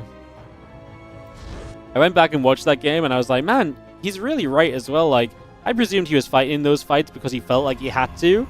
But like, I was like, you know, it actually makes sense that he could probably just step away from the Time Warp and then maybe fight, and it would have probably been like way better. Because I went back and watched it afterwards as well, so... Has it always slowed attack speed? No, it got changed in like a patch or something, I think, right? So, yeah, it's one of those things that got changed and some people just never paid any attention to. Yeah, it's funny. Ability cooldowns not affected by Time Warp? I don't think so, no. It's literally just movement and attack speed. Yeah, the ability cooldowns aren't affected by Time Warp. The only thing that I think stops or affects ability cooldowns is Stasis Ward, because Stasis Ward freezes cooldowns while units are in the stasis as well. So yeah, I think that's an extra factor too. So again, like, that's the only time that abilities necessarily get affected by anything, pretty much. Or ability cooldowns, I should say. Caster Team League was so fun. I know, it was great. Wouldn't mind rebuilding. Auto turret on the high ground's a cute little position. Gonna get a few more probes here. It's been a good opening from Beyond. Getting some damage done. Medivac out alive. A lot of probes pulled off mineral lines. Been a pretty successful first few minutes. Yeah, Caster Team League was great. If I ever had, like... If anyone ever came to me and was like, hey, Wardy, I have $20,000 and I would really love you to have it and to run a StarCraft 2 event, Caster Team League, Caster Civil War is instantly what I would do again. Like without, like, it was a pain in the ass to run. It was it was a big ass effort. It was super stressful. But it was so worth it, because it's one of those tournaments that people still talk about years later. Like, people talk about it years later. It's a tournament people genuinely remember what happened in years later.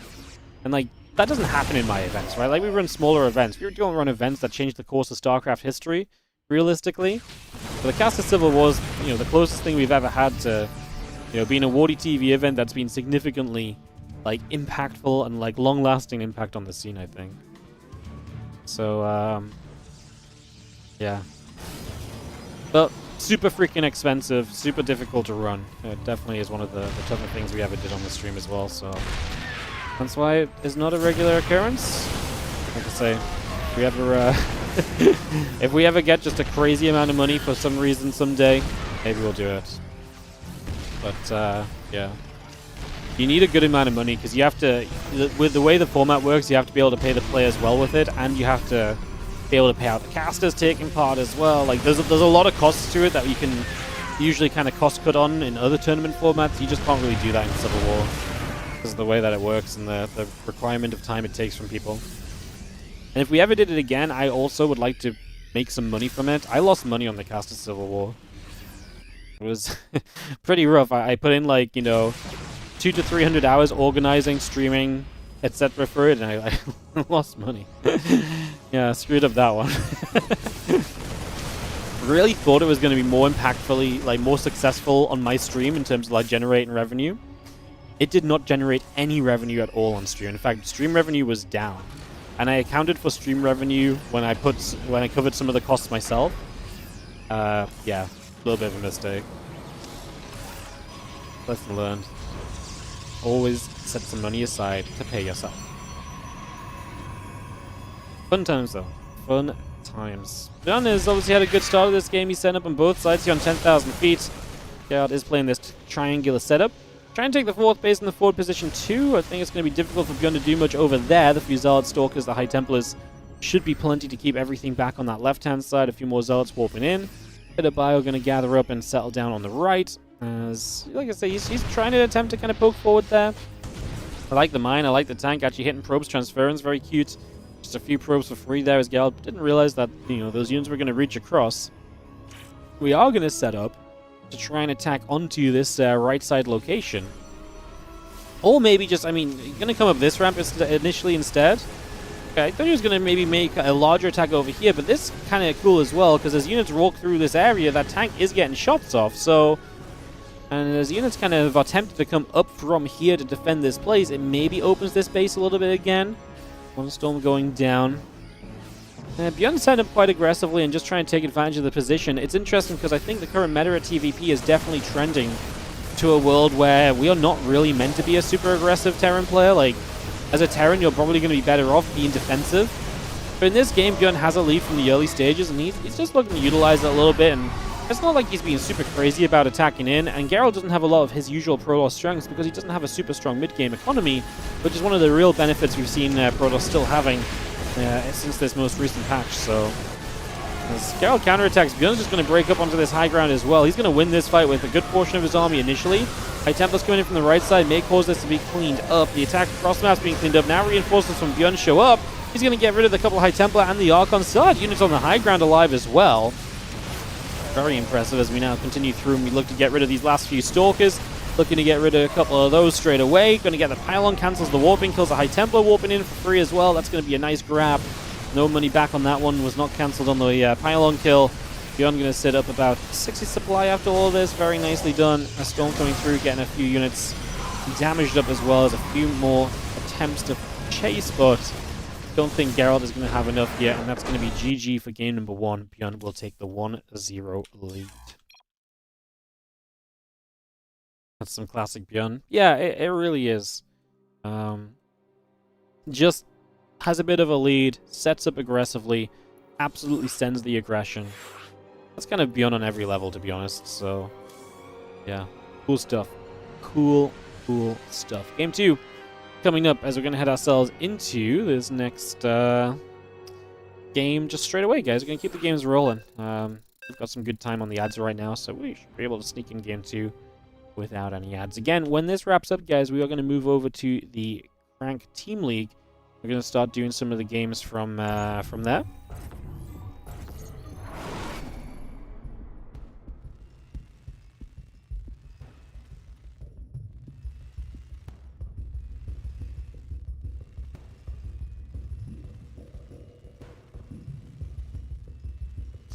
Like I said, we'll go back to day 1. I want to cover everything in the CranK Team League, I think. So I think we're just going to go to day 1 and start there, and then we'll probably do the day 1 games today.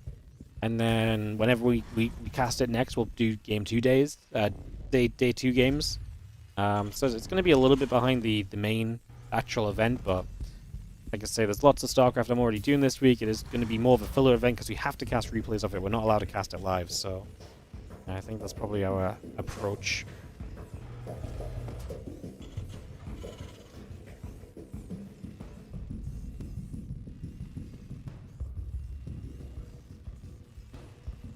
Getting the assembler coming on into play as we settle down. There is going to be a little SCV trying to go a long way around on the map, looking for the engineering bay block early. SCV settles, just going to be seeing the engineering bay dropping straight into place. A couple of the probes coming through, and we just have the probes going to get nibbling on the engineering bay right off the bat. Nibble, nibble, nibble. Nibble, nibble. And a cancel 2. Alright, so cancel engineering bay nice and quickly. Just going to be the 5 probes total there. Leaves one on the low ground to expand with. And Geralt will get that ready to roll out. See, that's a number that's good to know, right? How many probes do you pull against an engineering bay? Because actually the other day, someone asked this, and I was like, well, actually, this is an interesting time to ask, because that's only 4. Which is probably just because he saw it early enough and stopped the HP going up, so 4 was fine. When Yeah. And yeah, usually it's 5. Boom. A number that was an important response. Bang. And just like that, I was like a real caster, knowing stuff. What's up, Roddy? Thank you for the raid. How's everyone doing from the Roddy stream? Good to see you back. Hope you had a fun time in Vegas.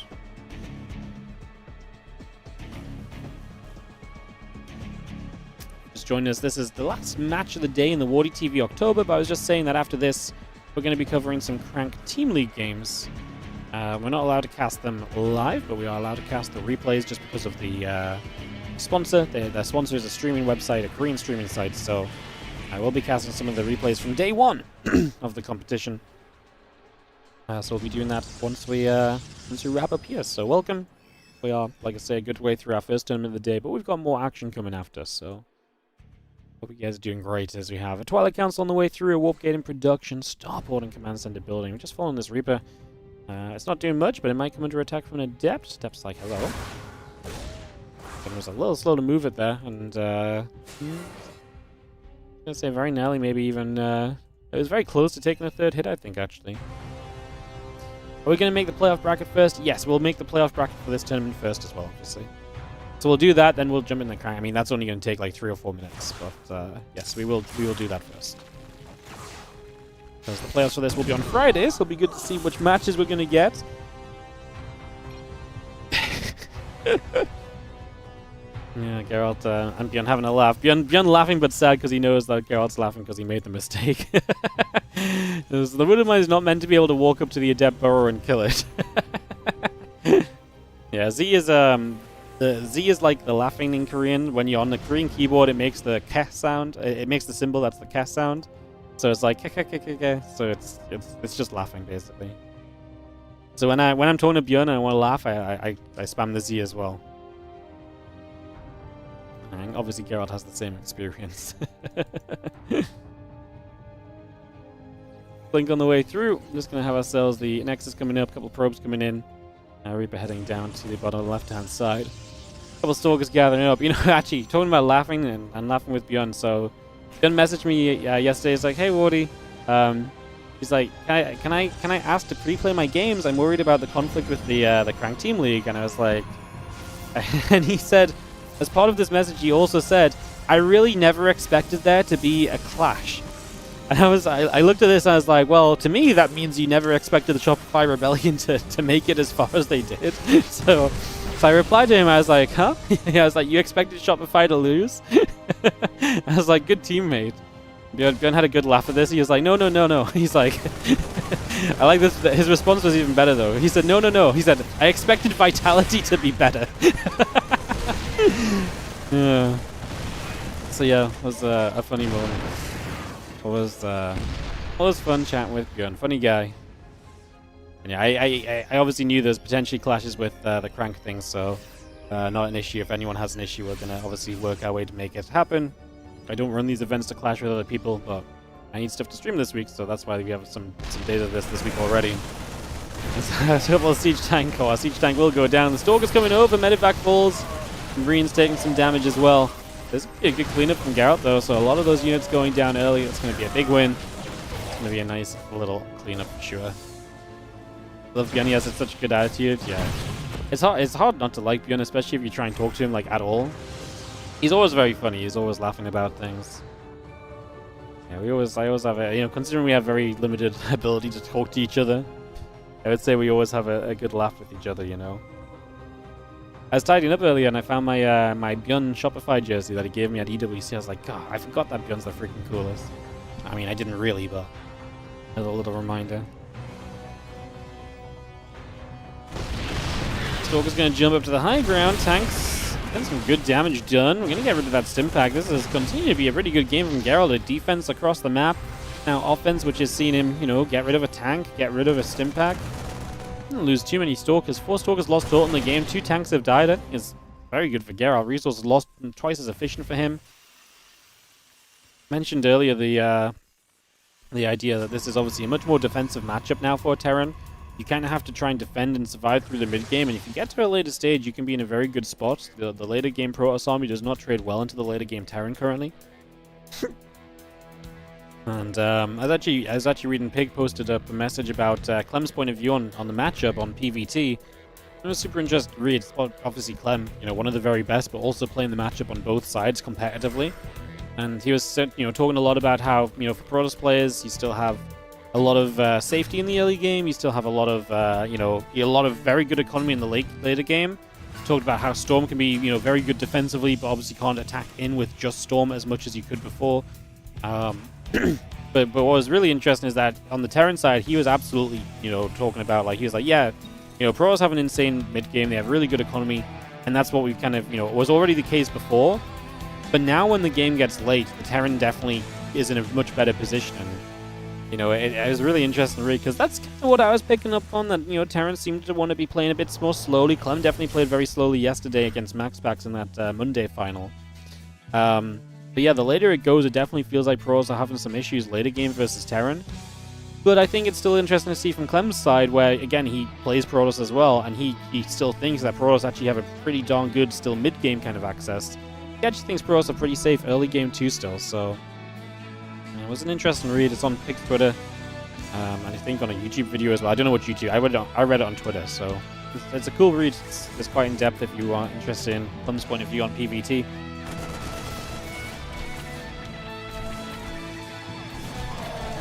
We just have closeouts going through, Marines going down. We have ourselves the Bio Gathering Stim about to finish.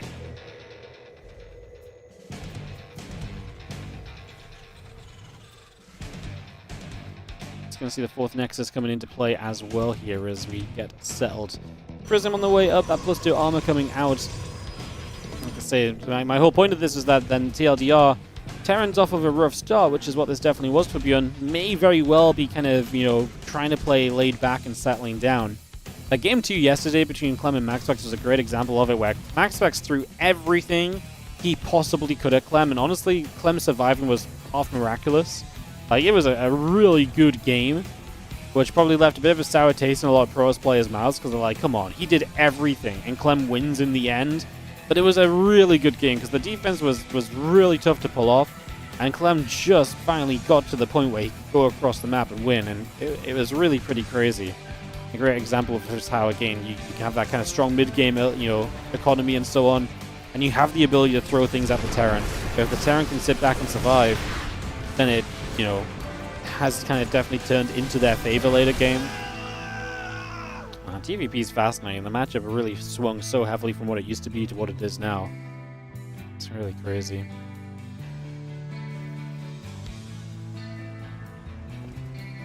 Patrick's chilling. The Prism pulling back over.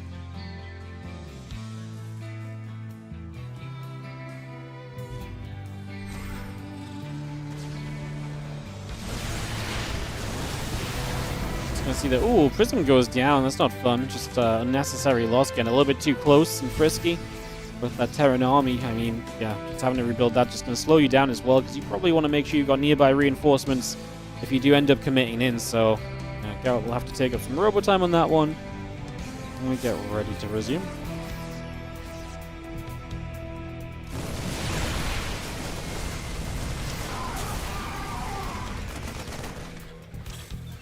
A bit more damage coming through. A couple of Zealots taking shots. Units are going to come through the center. Solid Stalker Archon coming about. The Widowmine going to come over.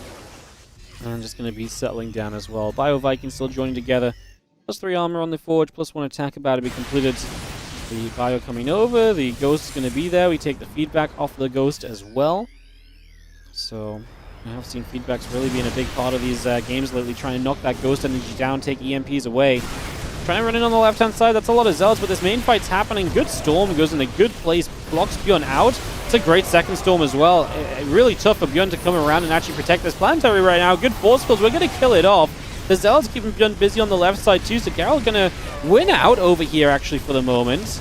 As with the landed Vikings, Bjorn is going to win out on this right side army. He has to pull away before he kills everything. I mean, the Zealots have done a lot. 26 dead SCVs. Geralt threw a lot of army into this, but I think he had a lot of value found. Gonna kill 32 SCVs in the end. I was waiting for the Storm to finish up. He does lose the High Templar though, which is a shame. I don't think these Stalkers and the Archon should be running through too. Like, these units had a getaway. These units did not need to still be here. Bjorn left them to run. Losing the Archon there is just a little bit sad because it's a unit that absolutely could have stayed alive if he just ran in. I don't think he gains much by running back up the right. You've already done tons of damage here, Geralt. Preserve some units, put yourself in a better position, keep that army strong so you can put some pressure in as Bjorn tries to get back to 4 bases now. I think that would just be a little bit of a better approach as we do have Prism heading down toward the bottom. A couple of ghosts in the center, Bio and the Medivacs coming over also. A couple of snipes will go down, Zealots getting taken out. A few more Zealots getting warped in. Knock this pylon down as well. A few other Zealots coming through. The Bio's still chasing. And a couple of EMPs going straight down. Storms across the army initially. Then the Zealots run through the storms. Now the Stalkers and Colossus run through the storm. Yes, Geralt is eager to get on top of this, but I just don't think he should be. I think that should have been Storm, buy yourself time, pull back, get more warp-ins in off the back of that eco damage you've done. I think Geralt taking a couple too many frisky fights here. Like I said, just doesn't necessarily need to be as involved as he has been in some of these engagements. He definitely didn't need to chase forward this far here. He could have absolutely stood back a little further, so a couple of moments where he could have maybe changed up his direction as the Bio Ghost will regather and once more be looking for a push toward the upper right-hand side. Bio Ghost pushing through, going to see the cannon taking some damage. It's going to go down, battery down, cannon, pylon down.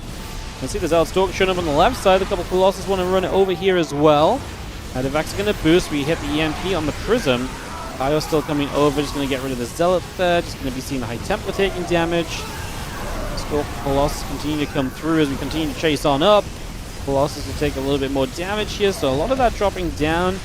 Colossus loads back into the Prism. Honestly, good fight for Bjorn. Gets a lot of value out of this.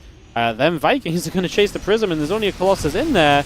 That should unload the Bio units. Looks as though we're going to leave the Prism alone for now as well.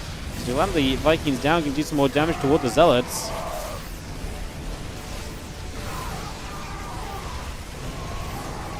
Still push through this. Nexus taking damage, and again, Disruptor Colossus continuing to come about here. Disruptor is an interesting choice. Kind of a panic moment, I think, from Geralt. Just is in this moment where he's like, no, I gotta build a Disruptor because I just need something ASAP. But those Disruptors, we've talked about a lot lately, they don't feel good in this matchup right now. I think everyone's kind of agreeing with that. The Disruptor could probably do with something to give it a little bit more oomph in TVP at the very least. And honestly, it doesn't get a lot of use in PvZ either, so maybe Disruptor is something that can be looked at next time around. But yeah, for the moment, a couple of Disruptor 2 really just feels like, oh crap, I need something ASAP. And here's me being like, oh, I think Bjorn might end up being pretty passive in this game, but actually just ends up attacking again, which is much more kind of along Bjorn's style of play. But he did a great job finding some great fights across the course of this, as we're going to see the pylon going down. Bio still pushing over to the left. The Vikings are going to shoot after the Colossus as well. Zealot Stalker stepping over.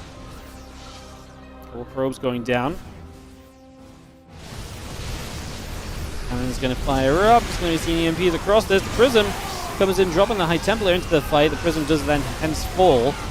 It's a lot of Bio, man. We are going to eat a Disruptor shot to some extent. The Bio army was not stimmed at the end, so it's slow movement, trying to retreat away. Couple more hits coming in. Just going to be seeing that army gathering up. A few more Vikings, Marauders, and the Ghost coming about as well. The armor upgrade still building through from Bjorn as he looks to get to 3-3 here against what is about to be the 3-3 Protoss army. That +3 attack is just now finishing. And Stalker blinks across, I think, trying to see what's going on, and he dies instantly. Well, guess what? Bjorn is still here. Information gathered. Vikings get after Colossus, and that first one goes down. Can we kill the second? The Stalkers honestly derping a bit against the Vikings. We do save the Colossus, but it's one hit from death, and a new Viking showing up might be all we need to finish that Colossus off. We do need to disrupt a shot onto a lot of the Ghosts, and the Archon right in there. I mean, the Ghost being low HP after that makes them easier targets. Geralt didn't exactly have a lot to come diving in with, but he tries to move through now. Going back the other way, and again, a little bit of back and forth across the board on this one. Disruptor and a couple Stalkers still building up. One more Storm just going to keep a lot of the Bio away for the moment. Nexus taking a few more shots. Stalkers stay on some more damage. The Vikings down. Still just trying to step our way through this at the moment as the Disruptor shot trying to land. It's a lot of Terran just getting cleaned up as it's low HP. The Medivacs will stay alive though, and that's big. Essentially keeping our tech units alive here and not having to replace those means we can focus on Viking production out the starports And this bio army is going to get healed up quickly because the medevacs are in good numbers. So there's a lot of them to heal. There's a lot of energy across them. And that's going to go a long way to helping out for sure. And +3 armor about to finish. 4 Vikings on the way. We actually lose some SCVs across this at some point. I'm not sure where that was, but some damage being done. Geralt stepping forward. He's got a sense tower he gets rid of right away there. So able to knock that down. Now the bio trying to stim from the other side. Disruptor going to do some initial bits of damage. Again, doesn't one-shot Marauders or Ghosts. And Geralt's not exactly in the position of sticking around to finish those units off on low HP. Colossus gets caught. The Stalkers get chased away. 13 SCVs dropping, so... Wait. Where are the SCVs down? Was it just in amongst that? Kind of crazy we lost 13 SCVs, to be honest, but...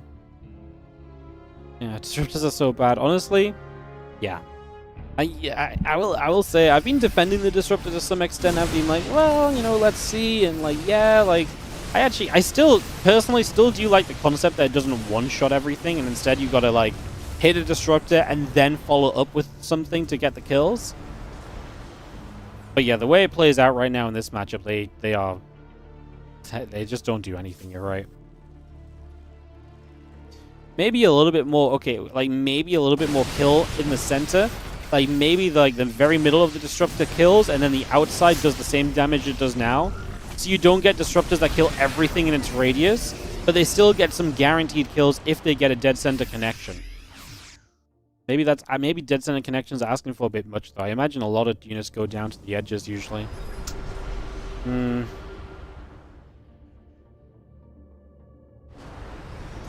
I'd say it's a tough one, to be honest. But I'm not in charge of balancing, so I don't have to make the change. But yeah, I kind of agree. Disruptors look sad every time we've seen them lately. I'm on the way to being on that side. Bio going to be around. Stalkers blink up, looking for the sense tower. When Stalker goes down, the tower goes down. But we already know for now, at least, where this main army is at, so that's not a major issue. Really, the start of the storm. We'll see Medevac's plenty of energy right now, so they can do some healing on that comfortably. EMP deals down, and the Storm gets tonight on that High Templar as well. Still pushing our way forward. The Colossus seeing the splash damage in this. The Zealots getting involved too, and getting a good surround with the Zealots. Maybe the best thing we've got going right now here is Geralt, as he continues to chase up. Those Marauders going to try and fight back. Zealots doing their thing. Bio on the right-hand side going to go through and trade with a lot of those units as well. On the left-hand side, bang, and the SCVs are gone. Going to be a bunch of SCVs down. That orbital command will fall as well. This Nexus still dropping dead. And gun is up 175 to 95 supply. 20 minutes here on Tokamak. I think we might have ourselves a Game 2 victory, and hence the first place in this group finish for Bjorn, who would, if he wins this, does it without dropping a map on the day. I mean, he was a big favorite in this group. We kind of knew that coming in, but it was not without its challenges to some extent. I mean, especially this Geralt game here. It's been a bit back and forth. Bjorn did have to bring himself back from a deficit in this game to be okay.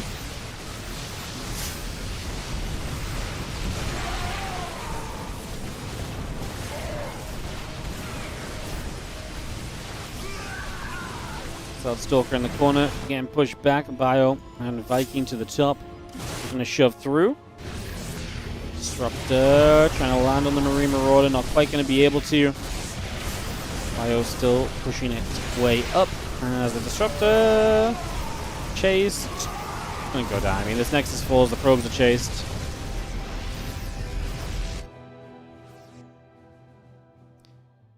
Marauders and the Ghost continue to go through. So let's Stalker back into the center, blinking around a little bit. A couple Marines will go down.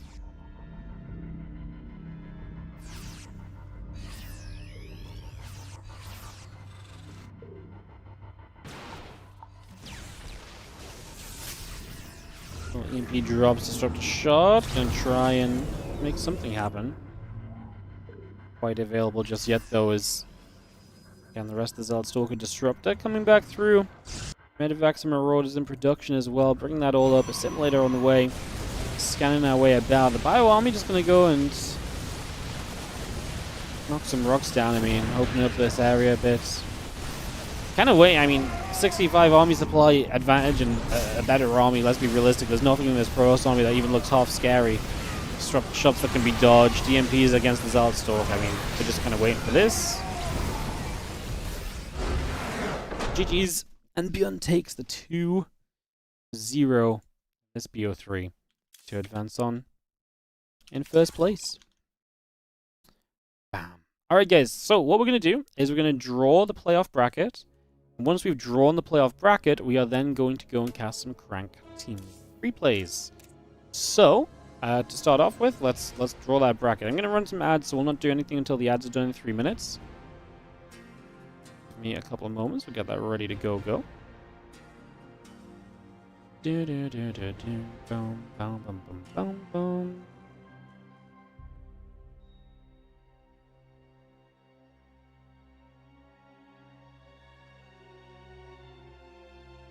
I'm just gonna nip BRB a couple moments, guys, and then we'll come back. And yeah, so we'll come back after the break screen, and we'll draw the bracket, and then we'll obviously talk about that for a couple of minutes, and then we'll move into our CranK team games.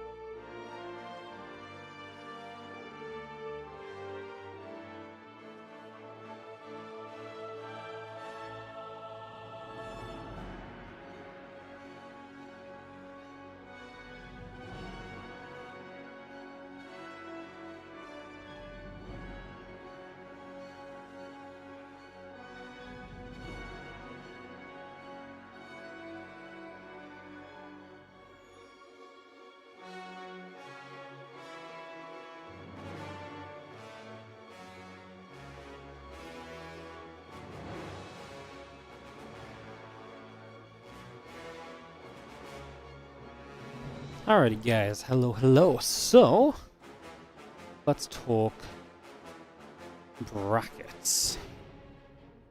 Oh, am I signed in? It's so annoying. I have to sign in with TL, but I'm signed into the wrong account on TL. So I don't think it has thing to do what I need to do. Anyways, we'll set this up. I think it should be fine still. So,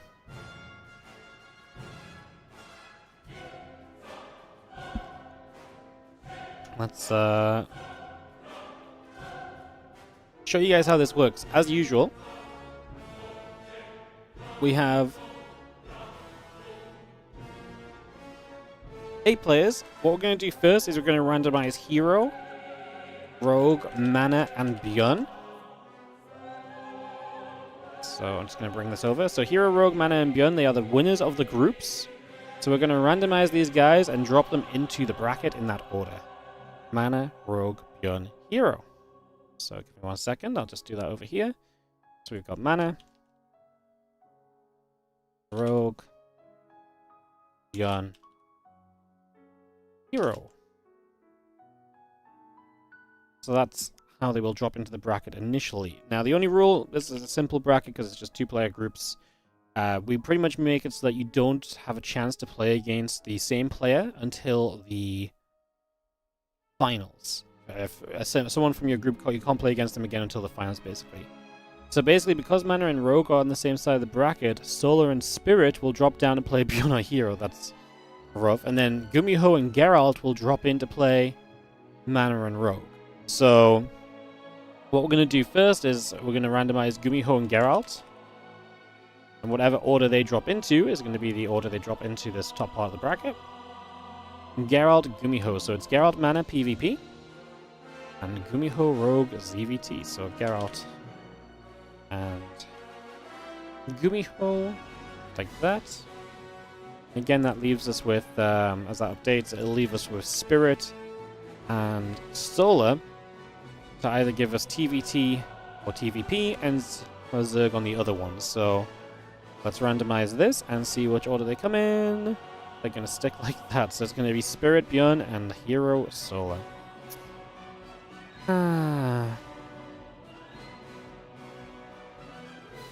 The mirror matchups came to haunt us. Unfortunate, but is the way it works, so we'll just drop that through.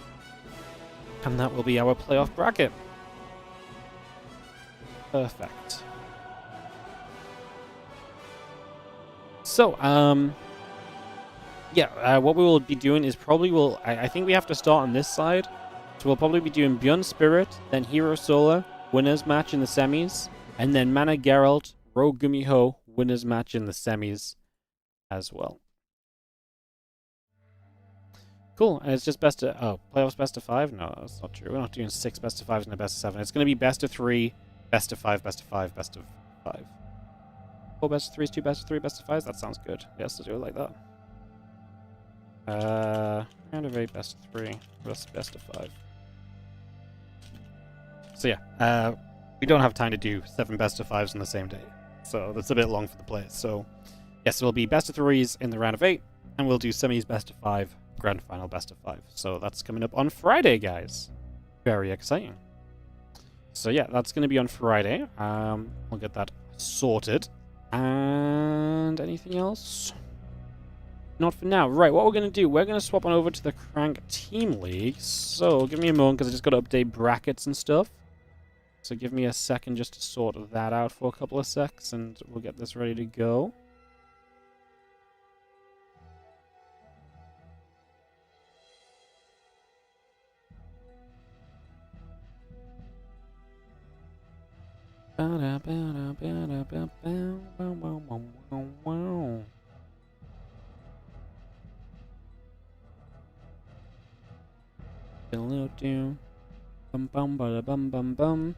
So we're going to do the CranK Team League.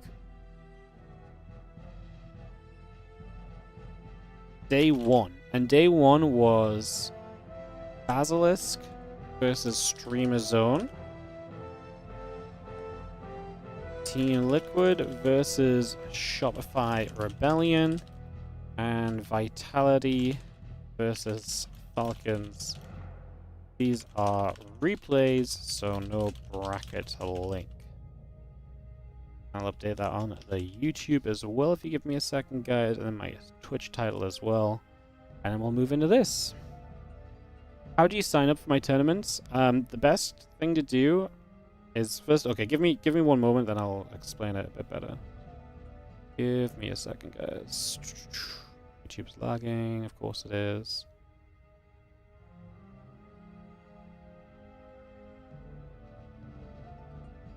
Place pinned message. Let me just edit the stream title on YouTube.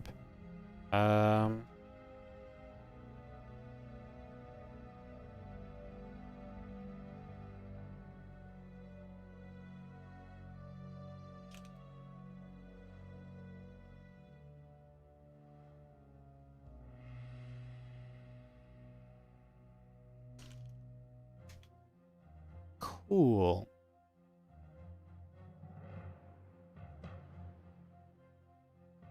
Save that. Actually, I can just copy paste that as well.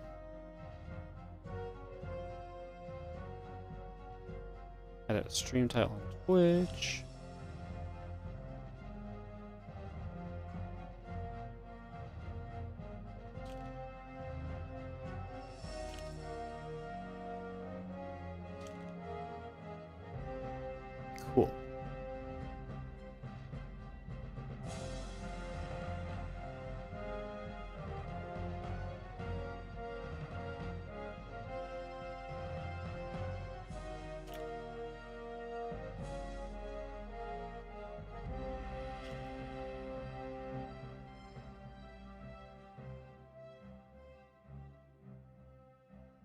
Cool. Cool. All right.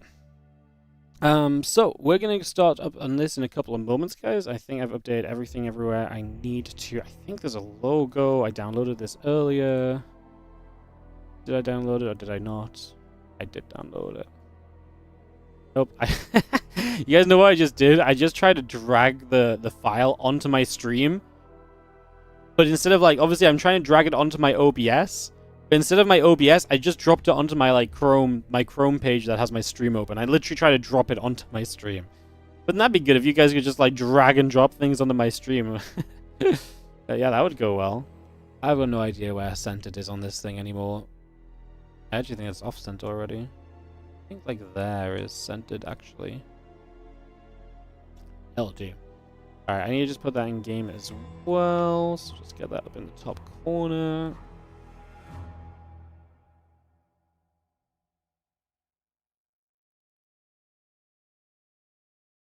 Perfect. Alright. And I think we are set to cast some games from this event, guys. So, like I say, there's no bracket link or anything because we're casting replays, so we don't want to give up any information or anything. So we're going to start off with Jumi versus Serral. So I believe the matches, I've got them written down here, so they're spoiler-free. So I've got Jumi versus Serral, Nightmare versus Trigger, then 2v2 Nightmare and SOS versus Serral and Trigger, and then Geralt versus Reynor is going to be the matches. Now, it's a best of 5. I believe even if it's 3-0, there will be a 4th map played. You play all maps during at least some stages of this competition. I think until it gets to the elimination stage, all maps are always played, basically. I'm pretty sure is the case. So I'm pretty sure we play all maps no matter what. So that's going to be our first set of matches. Perfect. What's up, Vixat11? Thank you so much for the Prime sub for the 8 months. Go. Thank you so much. I appreciate it. It's a best of 9. It's absolutely not a best of 9. It is a best of 5. I know because I'm literally looking at the bracket and it has set 5 labeled as the ace. So, looking at the replay folder, which is spoiler free, so it's going to have 5 listed anyway. But yeah, this is a best of 5. There is best of 9s later in the tournament, but we are doing day 1. So these are the games from the first day because we've not had a chance to cast any of this yet. So yeah, we're gonna dive in. Let's get to some StarCrafting, guys. So yeah, this is from day 1. Like I say, they're currently on day 3 of the competition, so like we are a couple days behind, but I've just not had a chance to catch up or anything yet, and I wanted to take some time and stuff. So yeah. Yeah, this is the earlier stages. So you're probably just confused with an earlier stage or so. Alright, so best of 5. Obviously, each individual player plays a best of 1, but it builds into the best of 5 in the overall competition, as it is going to be Jumi versus Serral. They're using some fun different maps on this one. Obviously, Mothership is one of the ones from the TLMC, so this map, 3-player map, I actually don't mind it. I'd say this is a map that can give us a longer game, but while Serral, I'm sure, is very happy to play longer games, I'm not sure if Jumi's going to play something that lets him get there. I'm not sure if Jumi can get to a longer game against Serral as well. I mean, this is obviously Serral, the GOAT, the world champion, against Jumi, who I think would, say himself that he's not quite the same level as Serral. There's no, there's nothing mean about that. There's nothing sad about that. It's just the reality. But we'll see what he can do. As you can see, Serral already is opening with no nonsense. He goes pool first. He says, 3-player map, I'm not messing around. Pulver is going to keep me very safe from any shenanigans. You know, if Serral's maybe not used to these maps. He doesn't play in the online cups as much, right? He's not played... I don't think he's played anything on the new maps yet, at least publicly. Obviously, maybe he's practiced them, but he doesn't know which maps are going to end up in the main tournament. So he might have played a little bit, but he might be one of the less familiar players with these maps compared to the other guys. So we'll see what happens here as we kick this off. Serral, obviously representing Basilisk, and obviously this is a team match. So Serral from Basilisk and Jumi from Streamer Zone in this game number 1. Like I say, opening on Mothership here and getting rolling. I don't know who's the observer for this, but there was one person in the game. So these are replays, obviously, but someone observed this at the time. For CranK, I don't know. I don't think it was CranK that observed, but someone observed this, which means that we're going to go on their camera and we're going to hope they're good obs. Otherwise, I'll do my best to switch it up. Couple gateways on the way through, by the way, so the Nexus is already building on the natural. It's a Nexus first, and then double gateway on the follow-up to get us walled off. So a little bit of greed here early from Jumi, trying to get away with a little bit of something here, basically, in those early stages. You see the hatch, the couple of drones, and the queen all coming up as well, as we get settled in right off the bat. Serral is playing. I mean, look, if Basilisk want to play something, they kind of need Serral to play, no, unless they're going to field Roddy as player 3.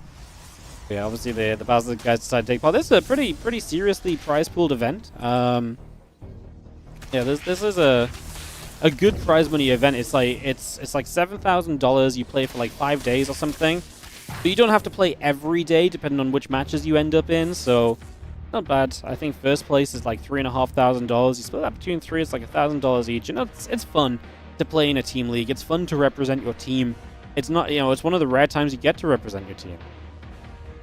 I don't know if you guys might have heard this. I talked about on stream a couple of times, but Crate Entertainment, the guys that make Grim Dawn, soon releasing Farthest Frontier into their 1.0. They've been sponsoring a couple things on the channel here and there over the last couple of years. They've sent us a lot of money overall, I'm not going to lie. They've been very generous.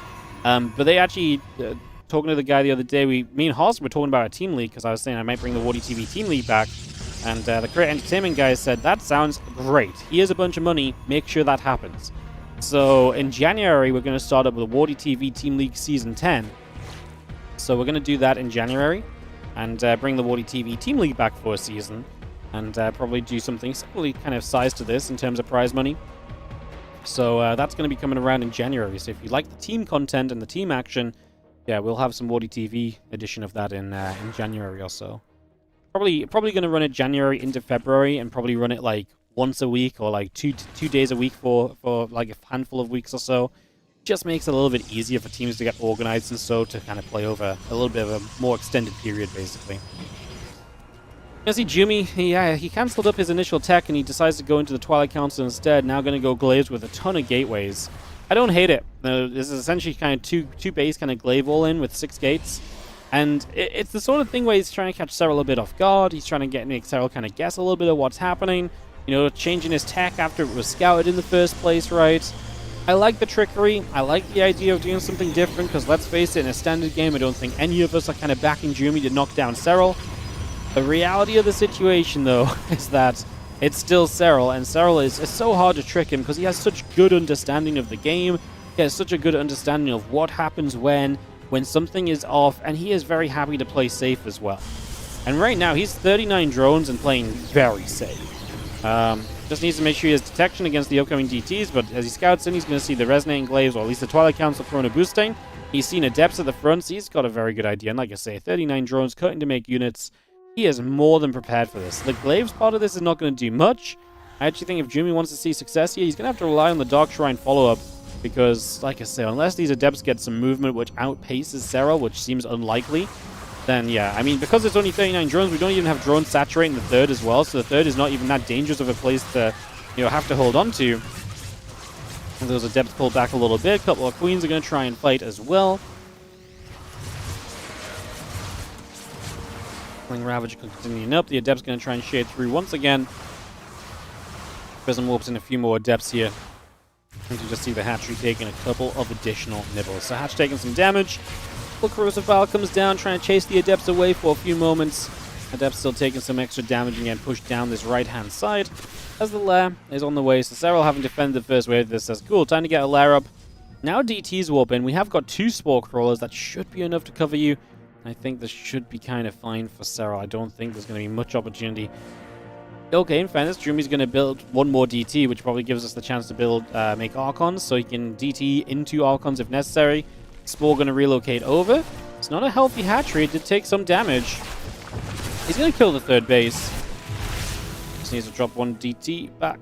The 4 HP. I think it was like a 3 HP hatchery, actually, because it already started regenerating. Oh my god. He lifted the DTs to try and save them from the bile. And he needed 1 more connection. Oh, that is, honestly, I was about to say, like, even with the hatchery dead, I think Serral's okay. He's not super reliant on a high drone count yet.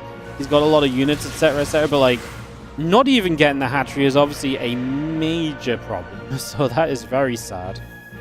And, yeah.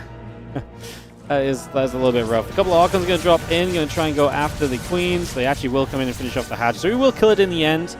Obviously a little bit later, so maybe not as impactful, but it's probably going to go down no matter what. Serral knew this as well. Like I say, losing the 3rd hatch, it's not great for Serral, but it was very committed from Jumi. And because it had to be very committed to get that kill, it makes it more okay than you'd expect it to be, pretty much.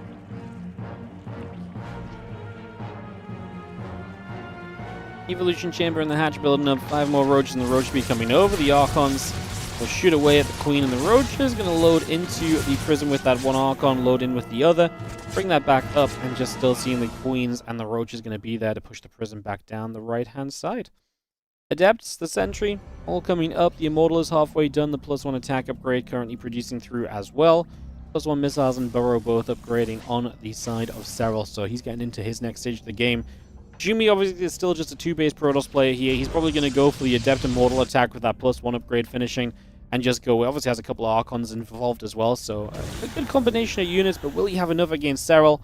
I mean, Serral has been on a lower drone count, which means he's had unit production, but it's also meant that he's not maybe had as much economy as you could typically go for, so there is a little bit of something to take note of in that regard.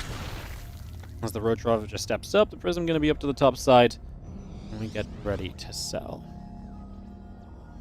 Was this live? No, yeah, this is from a couple days ago, actually. This one was played on Sunday.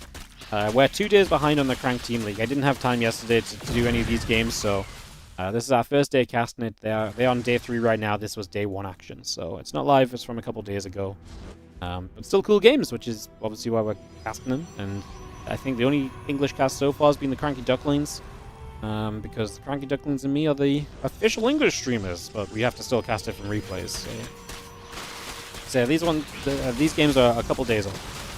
Pylon is going to get knocked down here, going to get a little cancel as we try and move up this ramp. Adept Immortal wanting to get involved. The Archon or 2 going to be there to get involved as well. Popping the Guardian Shield as we step straight up. Roach Ravager Queen getting involved, trying to fight, trying to deal some damage. Roach is going to take some shots, just going to be having the Roaches and the +1 missiles upgrade coming through. A couple more biles landing down onto the Immortals. Burrow coming along as well, adding on another DT.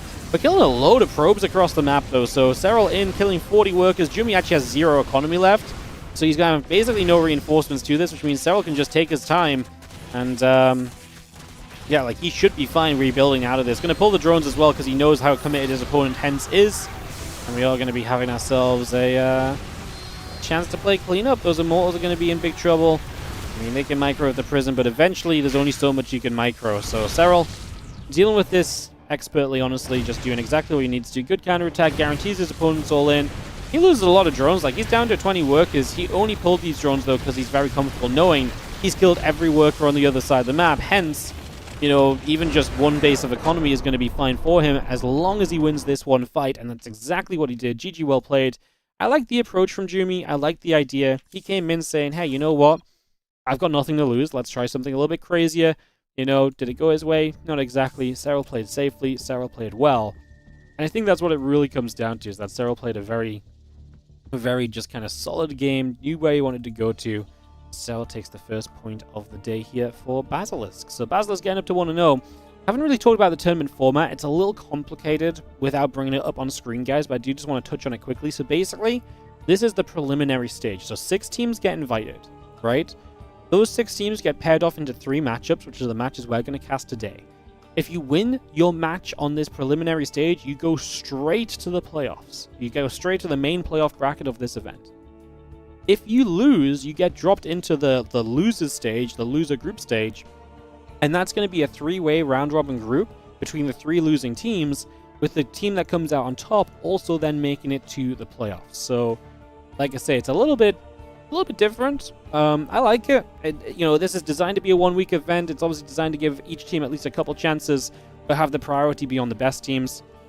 Yeah, I like it a lot. I think because if I was running something like this, if I had a week to run something like this, I'd go for something similar. It's a cool idea. A couple of different formats mixed in. There is some 2v2 in this as well, guys. 2v2 kicks off in map 3, I believe. So we'll be guaranteed to see that and have a chance to be absolutely meaningful in the bracket as we dive into game number 2. So this is actually a different map. This is Dreams and Scars. I'm not going to lie, I don't know much about this one, so I'm going to have a look around myself. In the bottom right side, our blue Protoss is going to be Nightmare. He's representing Streamer Zone. They're down a game in this series. Big game, because I imagine if you don't win here as Nightmare, like this is probably the most favored Streamer Zone are going to be in a best of 1 today. Maybe in 2v2. I mean, 2v2 is kind of up in the air. I don't even know if Nightmare's favored over Trigger from Basilisk in the top left, but I would say this is their better chance. What the hell is this map? So you've got an in-base expand. Oh my god, we've not seen a proper in-base expand like that for a long ass time. Ramp down here onto a low ground. You probably take a third up over here. Can you spawn over here as well? No, right? Surely not. Harstem was telling me about one of the maps in this tournament has like two places you can spawn. I don't think it can be. It's this one, right? Unless that was a main into this natural. It could be main into natural worker only access point. I actually think you can either spawn top left, bottom right, or top right, bottom left, and it plays differently in each scenario. I think this is the map that has double spawns actually. So, yeah, like I said, I don't really know much about this one. I've never seen it before, so it's new to me. Very pretty. Love the greenery. It's always it's always nice and bright and fresh when you've got like a green textured map. So very happy to see that as we settle down and get underway. For a couple of moments, Nexus coming through, Cybercore coming up. The assimilator continues to come into place. Let's just have ourselves the Nexus coming in on both sides, and we look to see what's going on.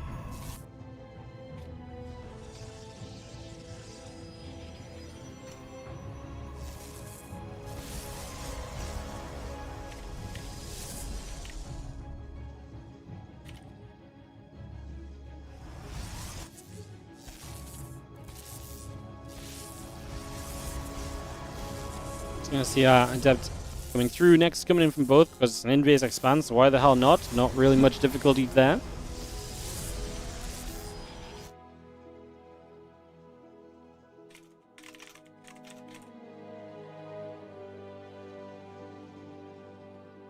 Stargate coming through, so we are going to get ourselves up and rolling there from Trigger. Get that on the way.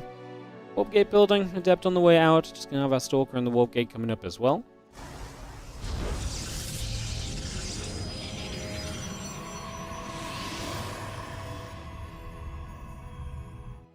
I was going to say our Twilight Council will build from the Nightmare, so a little bit of difference in the tech now here in this PvP, with Trigger going one way and Nightmare going the other. Adept trying to get up that ramp. Stalker's going to get a couple shots off. Adept will take a couple of hits already. Again, Warp Gate coming through. Twilight Council building from Nightmare, finishing very soon. Just going to have ourselves the Adept going to start shading out onto the map.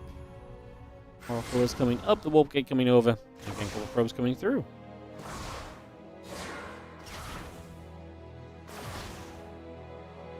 Adept is going to go across, just going to be seeing the Zealot taking a couple of shots. It's going to go down.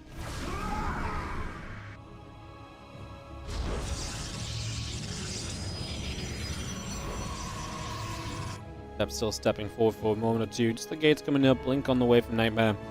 It's everything you expect it to be, right? One guy made a Stargate, he's made an Oracle, no surprise. The other guy made a Twilight, he made Blink, no surprise.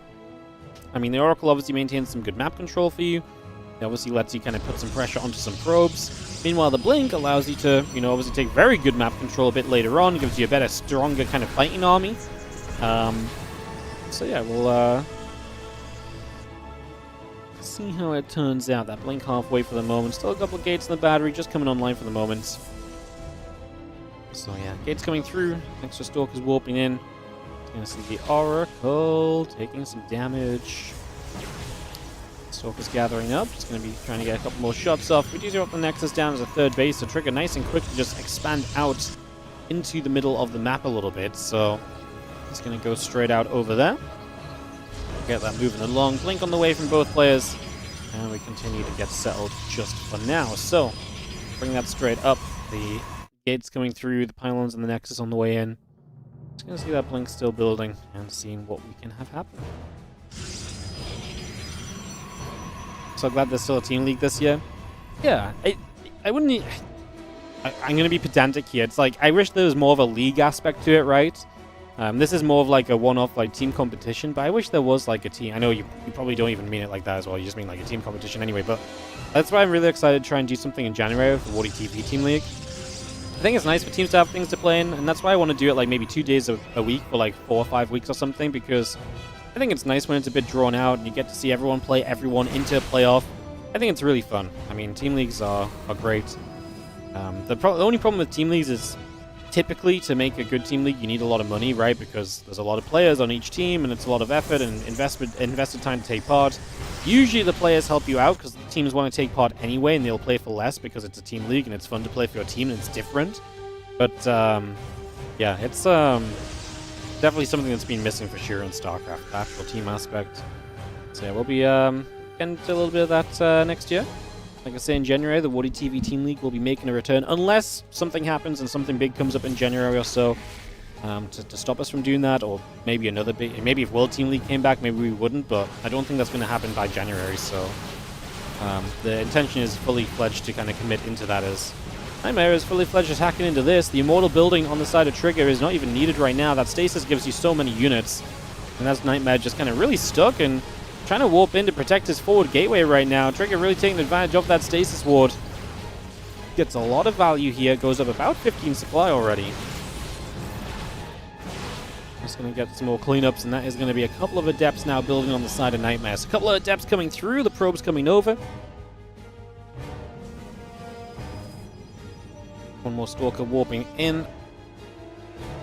There's a couple of gates building from Trigger. The Immortal and the probes coming over. Stalker's going to get there. One Adept goes down. One Stalker gets picked off as well. Just seeing the Immortal and the Stalkers continuing by. Stalkers obviously just keeping on the pressure, but already having lost so many of their numbers. That first trade being so rough for Nightmare feels bad. Does get the Oracle at least, as we have a chance to get the Immortal here as well. It's right in the front, but it pulls back nicely. Limits a couple of Stalkers from hitting it. And does get healed up by the battery, so that's lovely.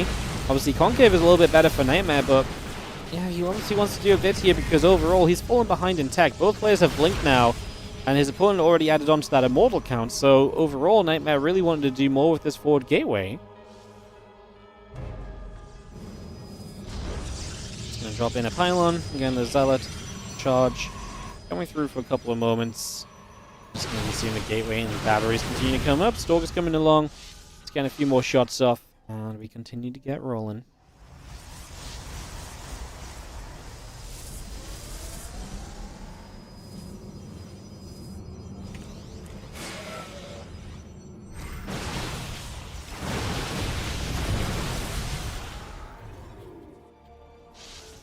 Stalker step away. Prism charge on the way up as we just see the next step of this tech coming in from both players here currently.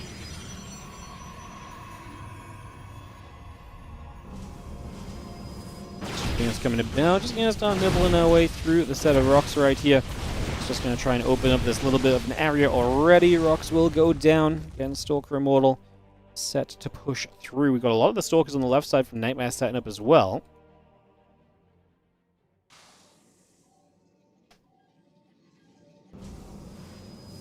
Get a couple of Zealots warping in. Let's have ourselves the pylon coming by. The Stalker stepping forward as well.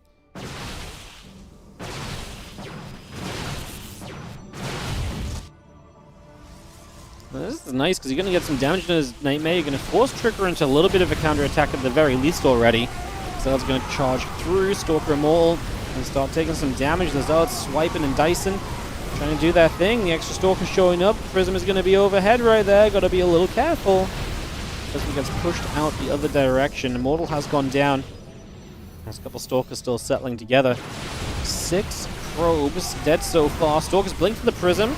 So he killed 6 probes. How did he do clearing this up? The Zealots are a big part of this. He needs the Zealots to take some shots, because otherwise the Stalker's obviously going to get outnumbered. But yeah, the Zealots did a great job. They got on top of the Immortals, and Nightmare is able to push Trigger back in a big way, heading down this middle of the map now. Still has the gateway as well, so he could warp in aggressively if he feels like he has the chance to chase. But there's always the question of, like, when do you go too far? Like, which step here is going to be one step too far where your opponent can then make a hold, make a defense, and just turn this game around onto you? It's going to be a very good question as well, as you see the Stalkers are just going to keep on being aggressive and keep on pushing back the other way for the moment. Temple Archive building, Nexus and the Zealot on the way through. And Nexus on the right side from Nightmare as well, settling down. Temple Archives from both players. The Immortal in production as the +2 attack will start. So Trigger actually has that upgrade lead as well. That's a big deal, having that +1 already. Obviously threatening the idea of a +2 lead as well. Nightmare has no Forge on the way, so what?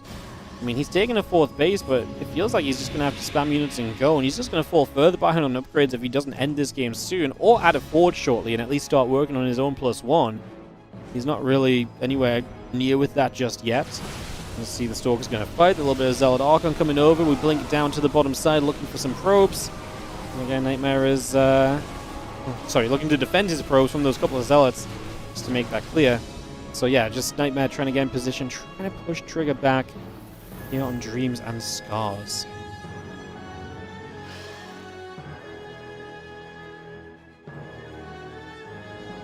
Trying to boost in that +2 attack. Trigger's just going to be better and better off the longer that we, or the closer we get to that getting completed, and that upgrade lead being continually established. We get some probes here already going down. The Zealots jumping on those nicely. 9 workers falling so far.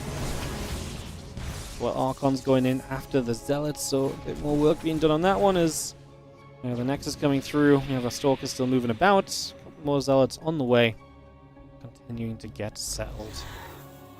Prism unloads the Stalker, and just going to have the Stalker Zealot force heading down to the bottom side, getting in toward the 3rd base here in the near future. And ready to go as a couple of High Templar come up. The Prism is on the way. The Archon is coming through as well.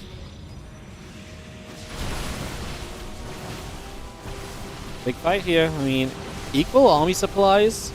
Again, the upgrade advantage to Trigger will get +2 during this, maybe, depending on how long it goes. Extra Archons from Nightmare are nice, but they took a while to join in. I mean, having extra Archons is great because it means you get through the Zealots of your opponent more quickly. Now it's going to be some Archon on Archon fighting. Stalker camp looking pretty good for Trigger right now. Still have about 10 army supply. Having that upgrade lead as well will help. Those Archons of Nightmare being pushed back, unable to keep those alive would be an issue, because then you don't have the splash damage against Zealots, and that really would be a problem as reinforcing Zealots arrive. Now no Archons available, and it looks as though Trigger is going to overwhelm his opponent here and be able to take the Game 2 victory for Basilisk. So Basilisk getting off to a very, very strong start. Able to kick off into a very good first couple of moments here. Great beginning from them as GG gets called, and that is going to be that. Alrighty, guys. So that's going to be a 2-0 lead for Basilisk. So they're already in a great place. Definitely setting up in a very nice position here thus far. Now, again, part of this team match is going to be a 2v2, and we are going to get 2v2 next. So it's a best of 5, Basilisk lead 2-0. They only need one more map. I'm pretty sure all 4 maps play. So 4 maps are predetermined. You set forward 4 players to play, and those matches are predetermined. So those 4 maps will play no matter what. So even if Basilisk win the 2v2, we still play map 4, I'm pretty sure. But let's hope that Streamer Zone win the 2v2. And that would obviously give us a little bit of a reprieve, a little bit of a moment where that does not necessarily matter as much. Alrighty, guys, we are going to just head on into a quick round of ads. We'll give it a minute or so, and then we'll get back on track. Here's the plan.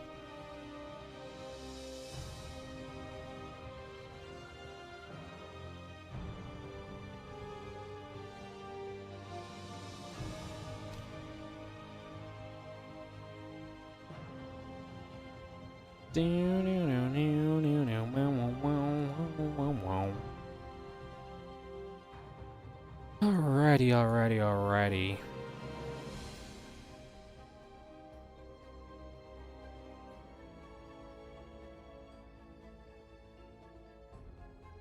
So just a minute or two here, guys, and we'll get back onto it.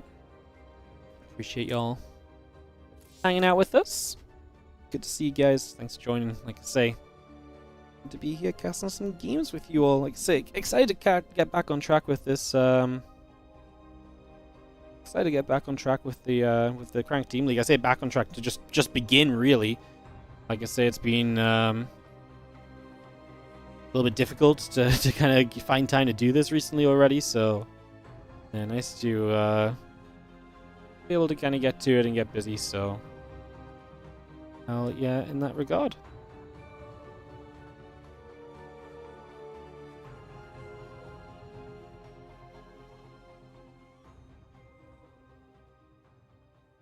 Well, yeah, in that regard.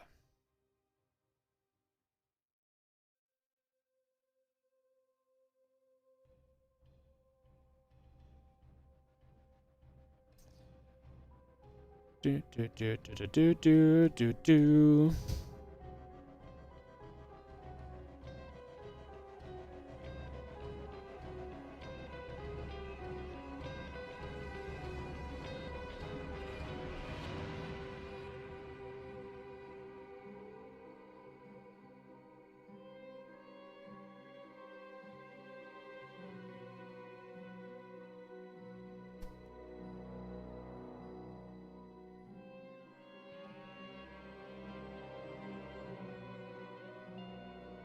Do, do.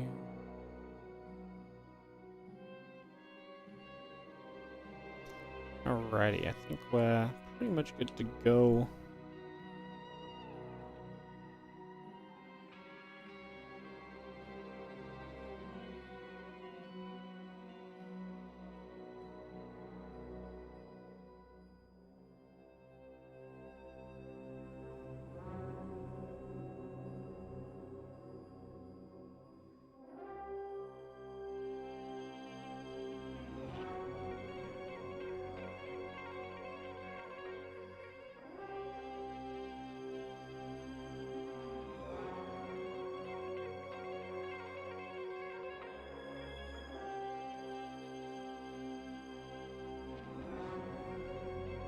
Alright, let's jump into this 2v2, guys. Thank you for a little bit of patience. Let's get this on the way and see what's going to happen.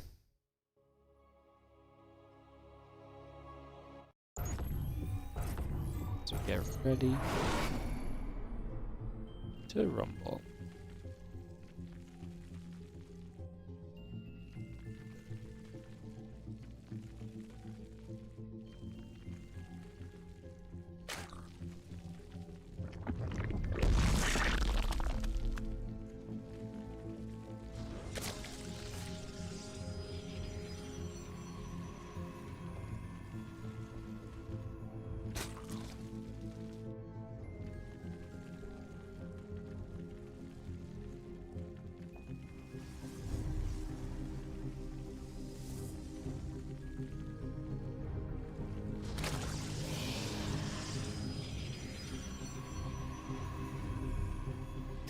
Alright, so we kick this off and get this on the way. And we do have ourselves a couple of bits and pieces coming through initially, so just getting started. Nothing too wild just yet. Take a couple of moments.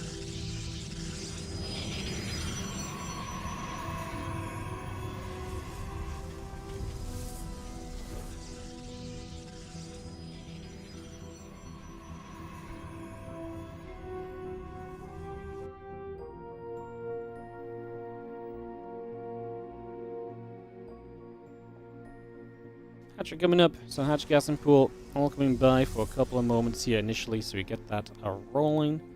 Just to start us off, like I say, nothing too crazy for a moment or two.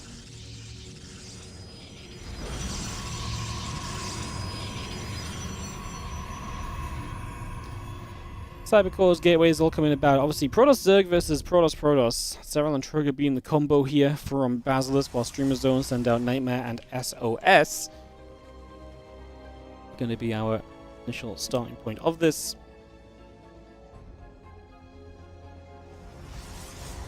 We'll just see our Cybercore, like I say, continuing through and getting settled for a little bit of time here in the early stages. So again, moving along, a couple probies are going to try and chase each other. The Stargate wanting to come down. I mean, Protoss is a kind of a fun combo. I actually think of all the double race matchups, I think Protoss is one of the better ones. They have a little bit of power. They can definitely... We saw some cool things from them during the the Youth Thermal 2v2 tournament when it was Protoss. There was some interesting kind of scenarios that kind of built about, so it should be interesting. There's a couple of dronies continue up. Link speed is coming through. You're going to get that on the way as well. It's going to be seeing the setup continue.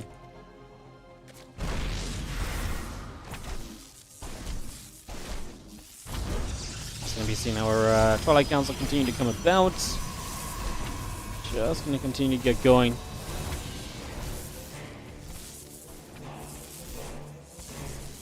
Going to be seeing the again, couple of probies going to continue to nibble at that pylon. So damage being done here, and some work done initially. Link speed coming about. Lings and the Queen coming through. Now we're going to have ourselves the Cybercore block. It's kind of a funky one. So Trigger actually Cybercore blocking both the naturals of the Protoss players, which is, like I say, kind of unique. So yeah, we're going to have a little bit of fun business on that, as we do have our Link speed coming up. Dark Shrine and the Phoenix on the way from Nightmare and SOS. You can see them heading into two of the very typical Protoss things here to start us out, to get that underway in the early few moments. So yeah, we get that underway, we get that started, and see where we can go. Where we can go, what we can do, and all the rest of it as well.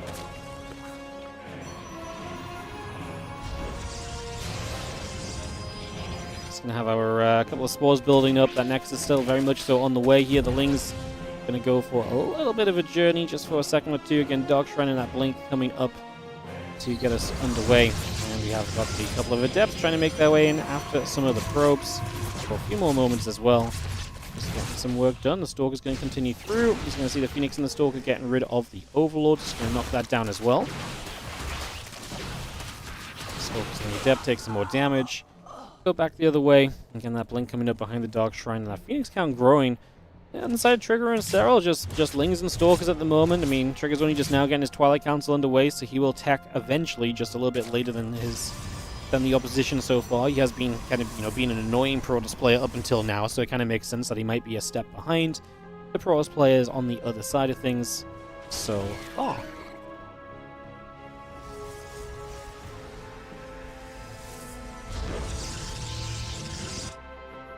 Again, that last still building up, so we continue to bring that through. The drones and the Lings continuing by. Overlord coming up as well. Robotics facility will build from Trigger, so again, a lot of that tech continue to come through just for the moment. As do have more setup coming in on the side of Nightmare and SOS. The Lings wanting to get a catch on those Dark Templar, going to be able to get rid of one maybe. They slip by for the moment, but I mean, we know about them. We've already got some detection available. Flares on the way. I mean, there's no permanent, or there's no mobile detection, so it's just kind of, stag defense. So the fact that DTs can already be in an annoying place is actually pretty nice. So in that regard, it is pretty neat. And that Blink halfway done. Robo going to be done soon. Probe still building. And a couple of Phoenix flying by as well.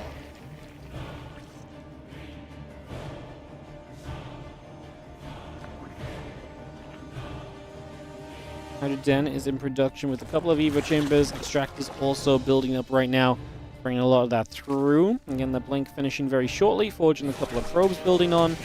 So that Ling is going to get us around onto that DT, and that's going to go down as well. The Overseer providing the detection needed. Take that DT down, close that out. That Blink is about to be done on the side of Trigger. So again, Blink completed, forging a couple of probes still building up. The Phoenix on that bottom side hanging around as well. Let's just have the Queen going to fire a few shots off, able to get some damage done here also. Just trying to keep things zoned out. What's funny is we're getting a lot of Phoenix up, but we've not really seen them do much yet. And because it's so slow to get to the Phoenix, it feels like we're already getting Hydras on the way. That's going to be huge. Having a Hydra count against those Phoenix could be a major way to play defense here in the early stages. Stalker's trying to get underneath the Phoenix and actually firing up a shot or so. A couple of hits coming straight by on that as the Robo Facility Gateway. And the rest coming through as well. The rest of the Stalkers continue to step across.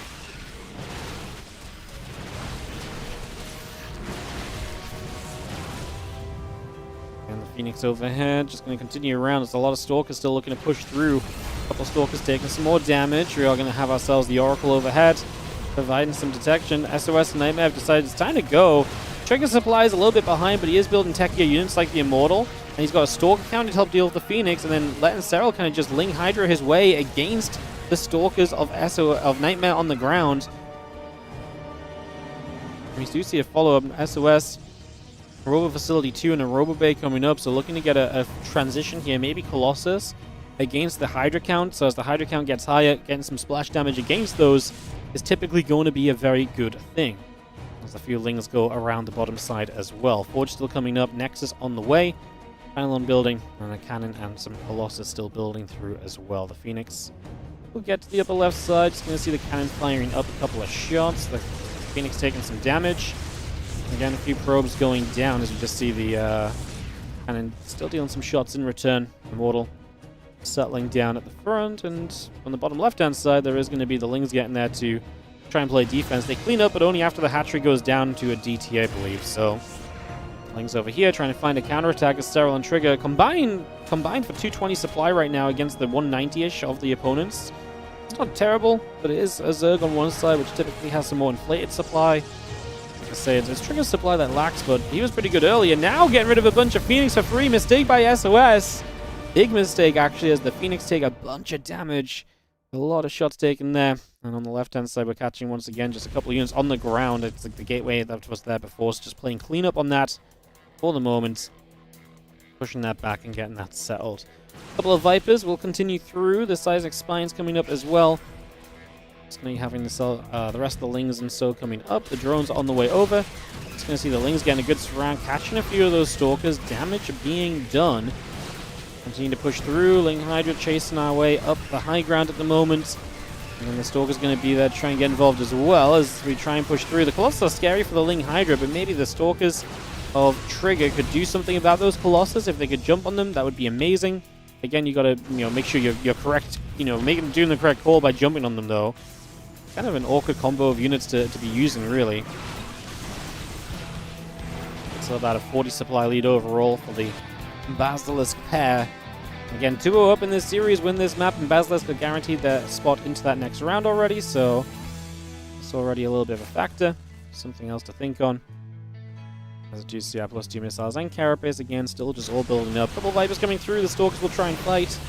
Gonna see one Stalker lift in the sky, the Phoenix there to play the cleanup on that, and the Colossus still trying to push up as well. Ling Hydra coming through, gonna abduct. Both Colossus go down immediately there, so that's gonna be a big kill. Disruptor shot trying to get through the center. Stalkers and the Hydra still pushing up. A bit more damage looking to be done as you are going to be seeing that Colossus getting abducted in as well. Hydra still trying to get here. A couple of Stalkers going down. Colossus gets cleaned up as we do have the push forward continuing. Actually going to dive further forward. Stalker and Disruptor getting cleaned up at the moment. So more damage done on that as the extra Stalkers here still going through to the other direction. The Colossus starting to go down. A couple of Colossus going to fall. It's nice cleanups by Trigger as he chases. SOS and Nightmare supply not looking pretty in the grand scheme of things here, especially as Serral. His supply is looking absolutely monstrous in comparison.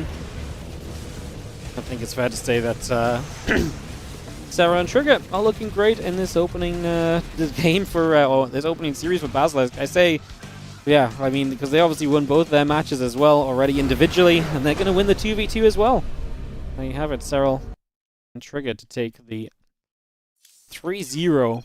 Like I say, we still play map 4, despite the fact that this is confirmed to be done already. That's cool for us because we actually get to see a Reynor versus Geralt game. So we'll go into that last map of this series in just a moment, guys. We'll take a couple and get that resumed. Just want to check on something quickly. Give me a moment.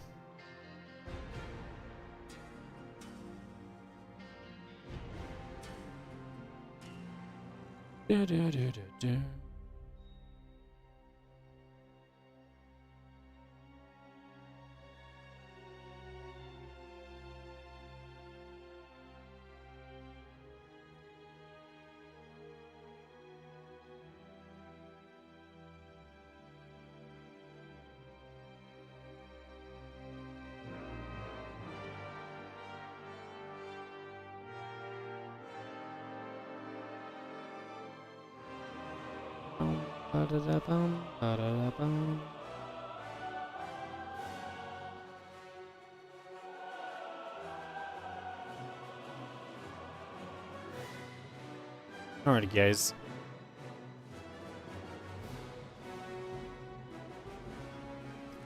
Just fixing a couple things. Waiting for a minute of ads also to play out, and then we will be good to resume. Thank you for your patience. So yeah, going to be Reynor Geralt. So it's already 3-0. But like I say, all 4 of the maps are guaranteed to be played in the opening round. And then we'll move on through into Liquid versus Shopify Rebellion will be our next series up after this series wraps out. Our last series of the day will be Vitality versus Falcons. We'll probably be picking this tournament up again on Thursday. Again, I'm just going to do like a day, like some of these games whenever I get a chance. Thursday we should be able to do a bunch as well. We might even get 2 days of it done on Thursday depending on how long we want to go for. So that's a possibility too. So yeah, but we will continue to... like I say, provide you guys with a bunch of this content. I just, like I say, we are going to be a few days behind it being played live just because we've got other tournaments going on. Tomorrow we've got OSC King of the Hill, so it's going to be fun. And I can't really go long on Wednesdays. I have evening commitments, so can't really go long on Wednesdays. So unfortunately, it will just be OSC King of the Hill and done most likely. But yeah, on Thursday we should be able to get our teeth back into this as well. Not that we're done just yet. We've got plenty to go. So let's see what happens as we get underway and ready to party.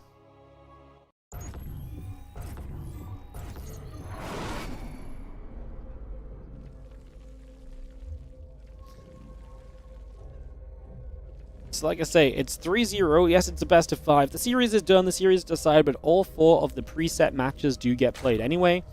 It's typical for team leagues to do this because knowing that you have a set amount of games guaranteed is actually really nice. In a format where you can maybe see some one-sided things and then you have a very short day and that's not very good for the sponsors and stuff. So this just basically guarantees, you know, from CranK's point of view, when he sets this up, he basically says, okay, if I make all 4 games get played, at very least we get 12 games on a day, right? We get to play 12 maps, guaranteed. So you can't end up being upset because it's, you know, instead it could have been like 9 maps, and obviously that's a very different scenario, and you don't typically want it to only be 9 maps. So yeah, there's definitely, like I say, some things to think on there. As Reynor and Geralt get a rolling.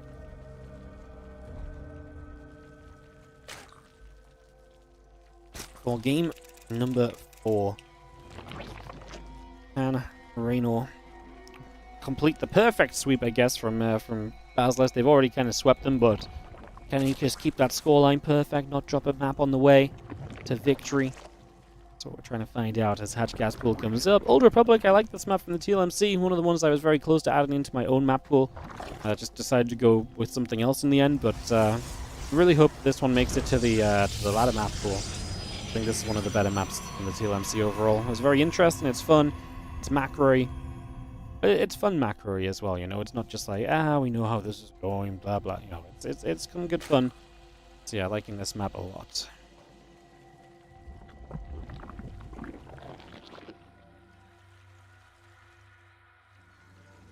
Settle down next in the Cybercore coming up for a couple of moments there. Just gonna get set into place for now.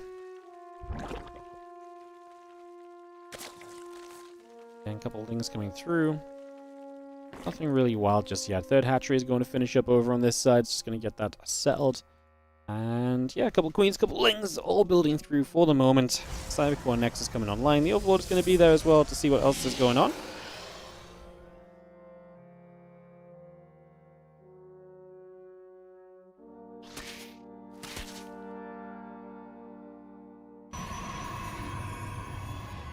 Stargate, the choice from Geralt is not too surprising. It's still the gold standard in this PvZ matchup, so not really surprising at all just yet.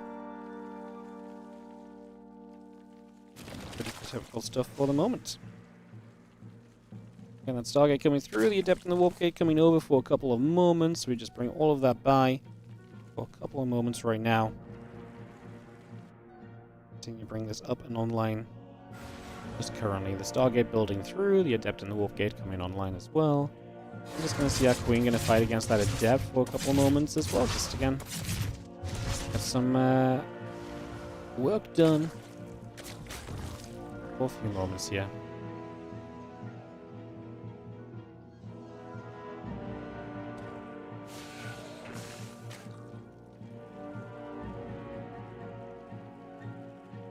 Oracle and the Warp Gate both building.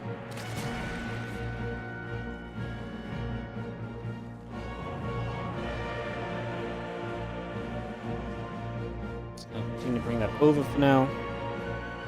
And again, just going to have our Nexus coming up, the Warp Gate on the way. Capturing a couple of spores coming through as well.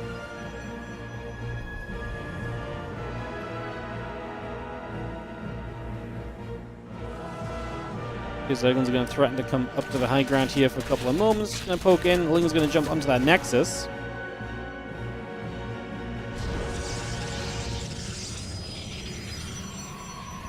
Just seeing the rest of this continuing through. So again, we get that set up, we get that going for a couple of moments. Let's just have the Twilight Council and Forge still building up from Geralt. So next step of this coming in from him. Nothing too wild just yet. Early on.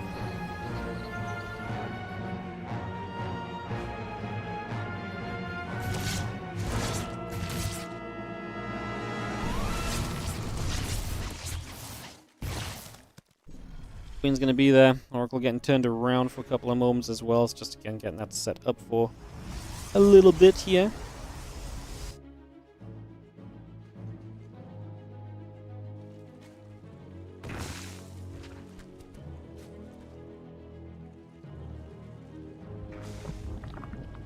Can you bring this through? The Blink and the Probies continuing up for a couple of moments, so I'm trying to get that going right now.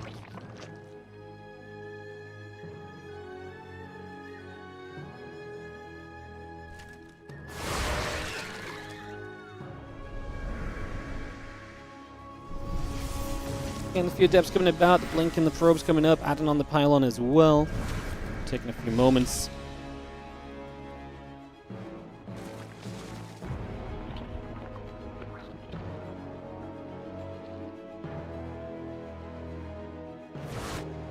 Going to see the extra gate's going to get put into the front. It's going to be a big row of gateways already right there, so going to bring that straight through. Temple Archives going down. We do see the Ling's going to try and get there as well. So again, just put some work into place.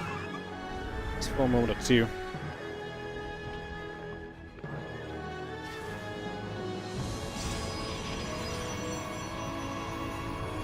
These Stalkers continue to join up together. Just going to have the next coming down in the top side. I'll put that straight into position there. The +1 and the Blink both coming into play just initially. Just try to see what is going to happen. The Temple Archives building. Pretty passive stuff, right? Reynor's not trying to do too much. Geralt has not really achieved much. A few Lings going down, a handful of Adepts here. Geralt just tacking forward, and the Phoenix on the way is the right call, because Reynor's heading into that Spire. So going to look to try and use some mutas to make this game distinctively in his favor and try and get some damage done at some point. So expecting that to be a factor here as we move on through. Again, that Storm coming about, +1 and Blink all coming in, adding on the Nexus. And the Fusling is going to get a wrap around to grab the Adept there. So Adept will go down, Spire about to finish, Hydroden in production, and the Phoenix just lingering over on that right-hand side for a few moments here initially, and trying to see what's going on.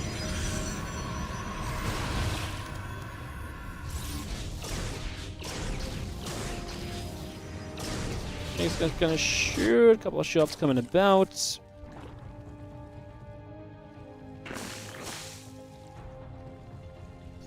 having a couple of Queens still gathering in there. Again, the Nexus just joining up together, just finishing up in a couple of moments.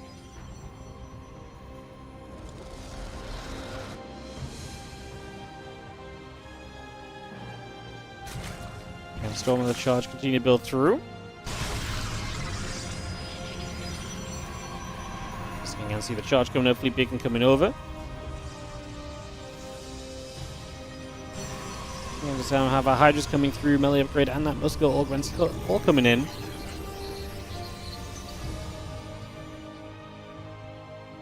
And just the Mutas coming about, still the +2 and the charge coming over.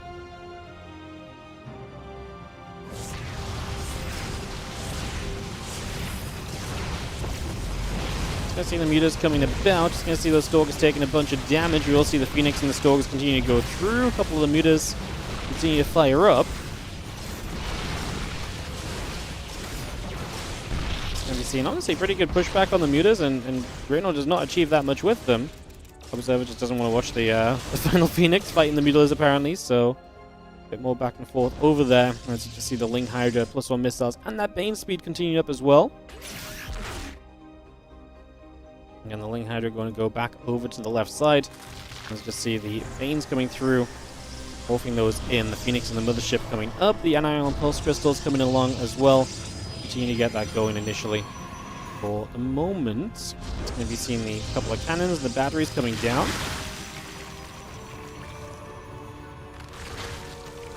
And Ling, Bane, Hydra all gathering together here. I'm just going to have the carriers and the Mothership building through as well. Just going to go for a big push up to the top.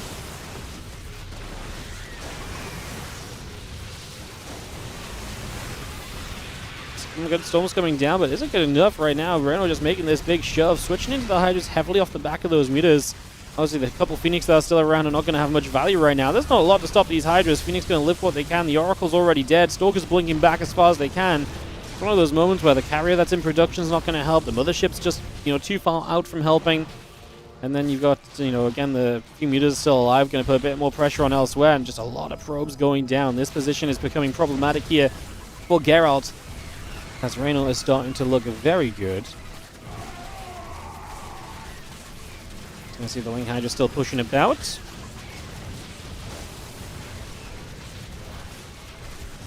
Another Storm coming in, a couple of Stalkers taking damage. Ling Hydra still pushing through, the couple of Stalkers being picked away at. The Phoenix is going to be still there as well. Continue to trade as we do see the Hydras and Lings continue to gather up. A couple of Zealots getting gathered.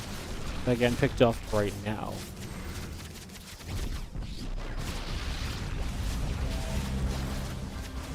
There's a lot of dead probes. The Phoenix and the Carrier still poking about. We're seeing the Hive on the way up as well.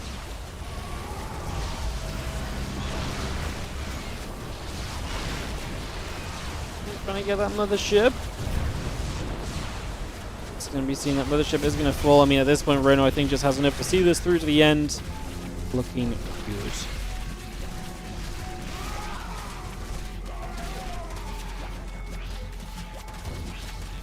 Hydras and the Ling still coming about. Still going to get going here. I'm just going to be seeing the +2 missiles coming over. Hydra Bane coming about. Hive building. Still got our probes dropping for the moment as we just see the Mothership and the Archons trying to build up. I mean, the fact we're trying to build another Mothership right now is absolutely crazy to me. I guess we're just going to try and hold on 3 bases and just try and trade super efficiently into an army comp, which is known for kind of flinging itself at the Protoss and maybe allowing the Protoss to take efficient trades. That feels like it pretty much has to be the idea right now from Reynor. As Ling, Bane, Hydra starts to move through. Looking for us around on those Archons. Will not quite get it just yet.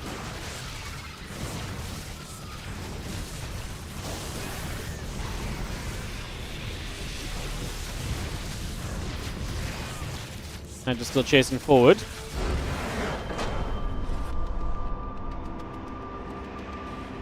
And that's going to be GG. Reynor going to have enough, and that is going to be that. Alrighty, guys. Reynor is going to take it and sweep it for Basilisk, and that's going to be 4-0. So that's our first matchup done. We're going to get ourselves ready to go into the rest of the matches, starting with Team Liquid versus Shopify Rebellion. We're going to do that in a couple of moments. I'm just going to take a quick couple of moments break, guys, so I'll be back in a few. When we come back, we'll be starting with Clem versus Lambo in Liquid versus Shopify. So we'll go into that very soon. I'll be right back. Thank you so much, Valinoriano, for the 3-year resub, though. Appreciate that. That's awesome. Thank you so much. And, yeah. Appreciate you guys. All right, we'll take a couple of moments. We'll get ready to go into that. Like I said, just a couple of BRBs. I'll see you guys on the other side.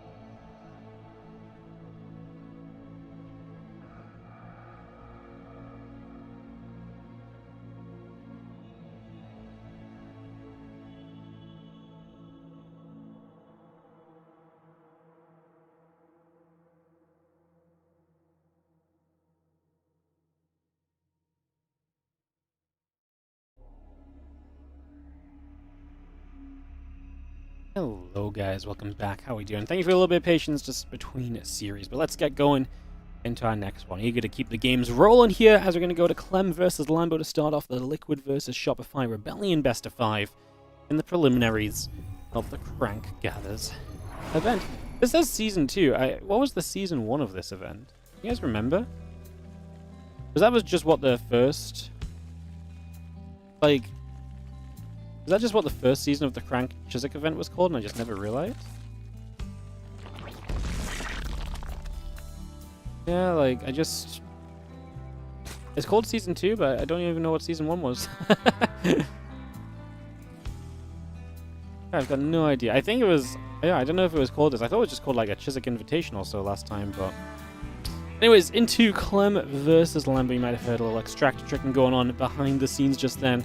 We've not missed much. We're just 40 seconds in on Mothership. Lambo will be representing the Shopify Rebellion to open up this best of 5. Here's the blue Zerg on the bottom of the map. Taking on the red Terran in the top left corner, it's going to be Clem. It's going to be a big kind of later game map, so I think they put Clem here because he wants the chance to kind of get into later game. And that's what this map can definitely enable you to do, depending on who you play against. So, yeah, the Shopify team obviously fun. Lambo, Beyond, Harstem. Scarlet still on the team as well. Not sure if we'll see her today. I've not actually double-checked the lineup on this one, but we'll just take it as we go and see what happens. So, first game of this best of 5. Some Clem versus Lambo action. Like I said, excited to see what we get going for us in these next few moments.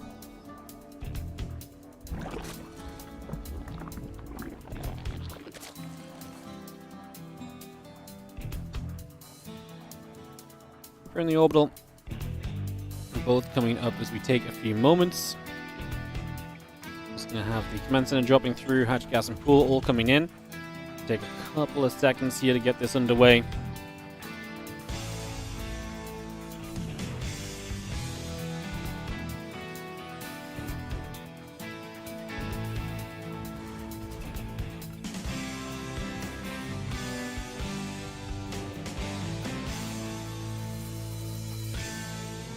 Gonna see the again CC coming up, Marine and the SCV coming over.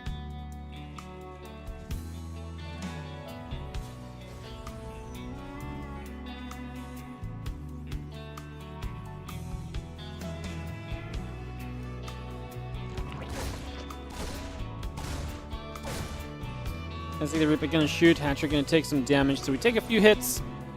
Factoring the CC coming about for the moment, so just getting a lot of that underway right now, as you have our Reaper going to start fighting. A couple links taking damage, Queen going to get bopped backward. Again, Command Center and Factory all building up, and a couple of Queens coming through to chase the Reaper back away in the main. Again, CC's building, Factory building out. We're just going to be playing the triple Command Center, not too surprising here for Clem initially. Intrigued to see what sort of style Lambo brings, like Blink Beam Mutas kind of back a little bit on a bigger map. Maybe that could be something fun he goes into. Do you want to do that against Clem? Maybe not. So I do think there's a lot of kind of cool options in terms of what we actually see here over the next few minutes, and in terms of how everything kind of pans out on this. So yeah, kind of excited to see how, like I say, things get going. See what the players are going to get up to. Like I say, Clem Lambo is a fun matchup.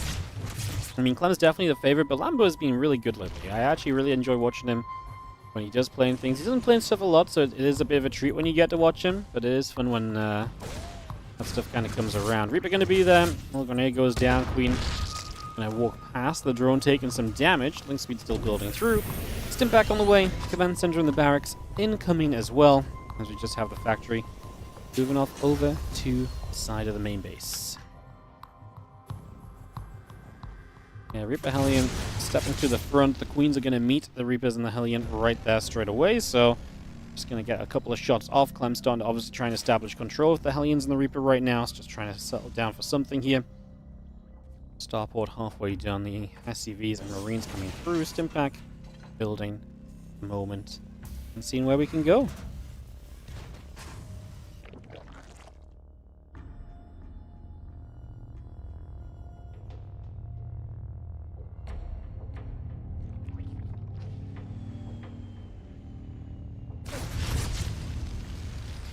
Queen's going to be there, pushing that back the other way.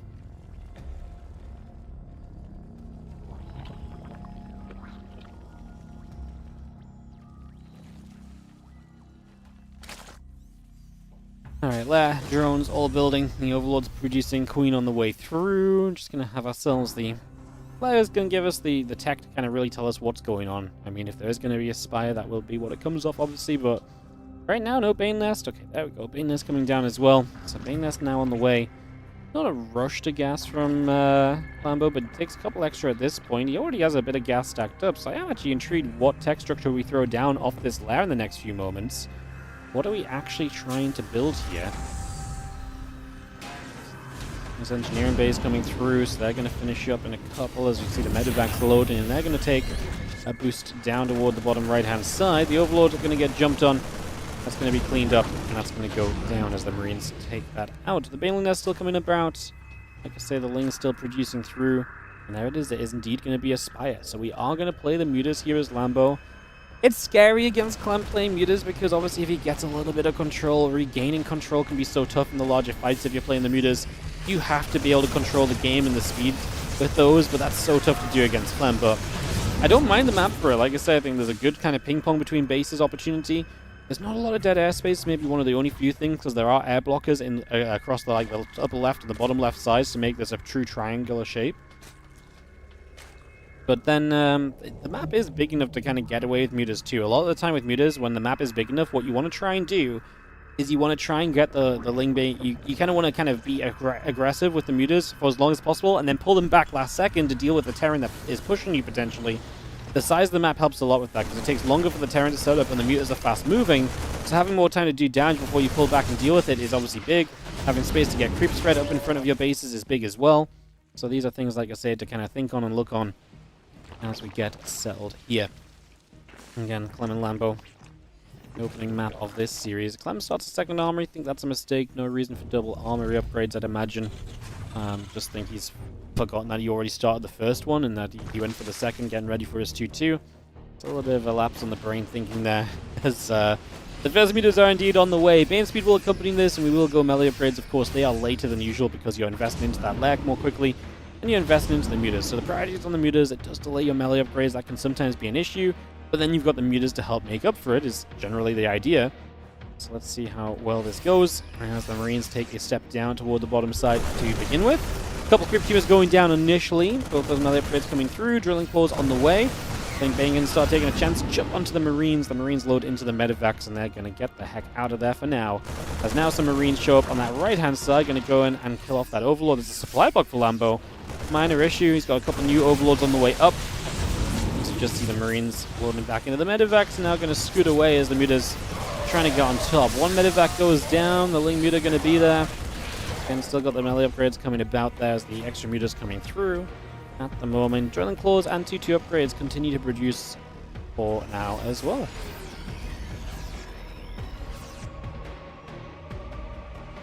Again, there's a Thor on the way through from Mr. Clem. So as mutas come up, getting Thors are actually a really good addition in these scenarios because the Thors really take a lot of control of the game and put it back in your hands. You can really stop the mutas from just flying around silly. And a couple of Thors across the army can do such a good job against the mutas that are otherwise so difficult to deal with.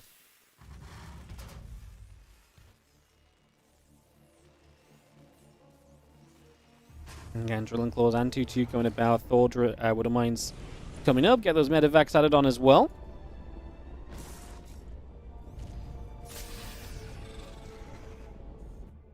I'm starting to take that forward fourth base. That's going to step him out a bit further on the map. Fourth base has got kind of that ledge to it, so you can maybe use the mutas kind of onto that mineral line and maybe not be chased, so that's a possibility to kind of think on. Lambo losing an Overlord there, getting Overlord speed. Still building mutas. Could maybe do a starting 2-2 as well, sooner rather than later. Going to try and dive at the front there. And when you look at the game, only 2 medevacs and 70 Marines going down, not made his way to any SCVs at all yet with those mutas. Kind of shows you that obviously Lambo is, respecting the pressure that Clem's applying with these armies. Again, not getting the mutas across the map really just yet is less than ideal, let's be real. But I guess on we go anyway as the bio gathers up there. The rest of the units gathering together. Just seeing those 2-2 upgrades still coming about. And the 3 additional barracks coming through from Clem also. So again, all of that on the way. Conclusive shells producing. The Marines will try and get in after a couple more Crypt Humors, so trying to aim at that. The Banelings are going to roll forward too. Widow Mine shot connecting but not really doing much of anything as the rest of the Lings coming around that top side, looking to run straight in toward that third base. Big bio push coming through the center.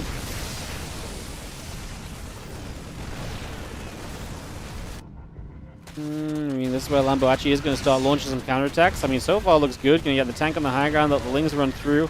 There are a few Marines around, but there's obviously a lot of Ling Bane Muta that is showing up. So damage will be taken. Clem doesn't fully pull back. He's going to leave a bunch of units here. He pulls back with a good chunk, though, so he is looking to push it back. He leaves just enough here that he can lift into the medevacs and retreat, so it's very cost-free. 18 SCVs going down. We're going to load off creep now as we have Woodermine still available as well. Lambo still running down into this. Clem target firing some Banes as Lings surround him from every angle. Lifts up, gets out. The attack across the map has been dealt with. It's now turning around, so Lambo, actually lost a lot of his Mutalisks here. He only has a handful of Mutas left. Have to rebuild 11 new ones. That's not ideal.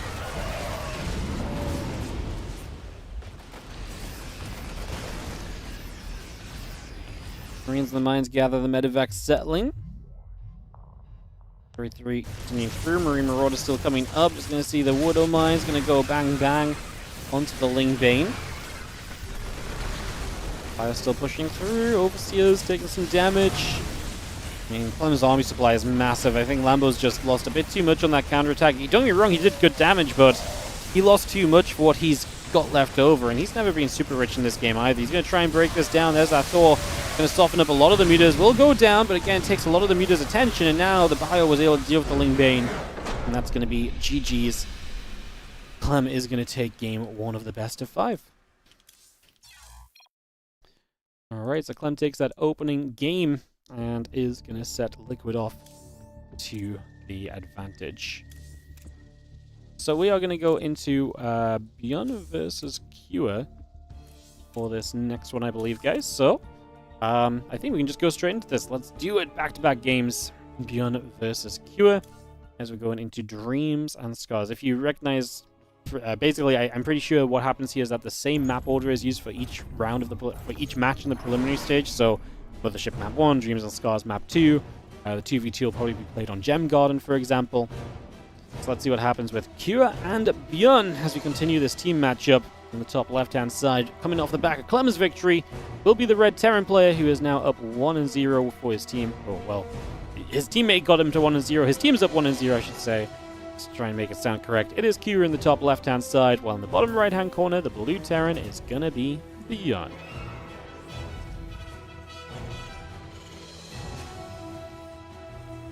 Game 2 of the series. We get this all rolling. CV's coming over.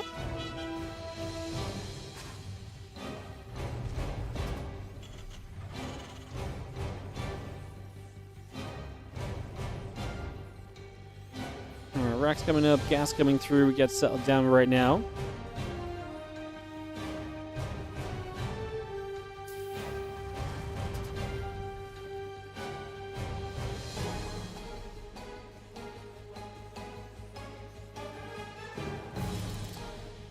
We have the top left versus bottom right spawn here on Dreams and Scars. We do have an in-base expand. Potentially sets up good for a long game of TVT, actually. Although, if you take the in-base expand, there is that risk if your opponent does get a push and control on the map. The one thing that gets siege when they push is going to be your main base ramp, which is going to be brutal.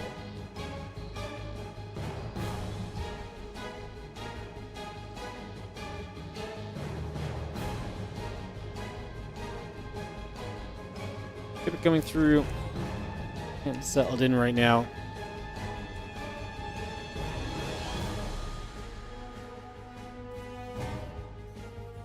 And again, just going to be having our order command coming through. CC on the way about. Reaper Factory coming in for a little bit of time. And they're settled and rolling.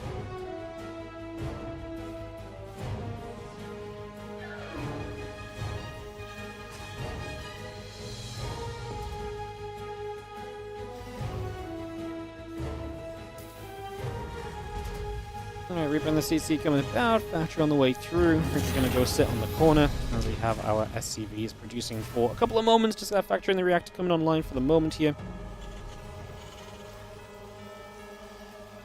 Taking a couple of moments.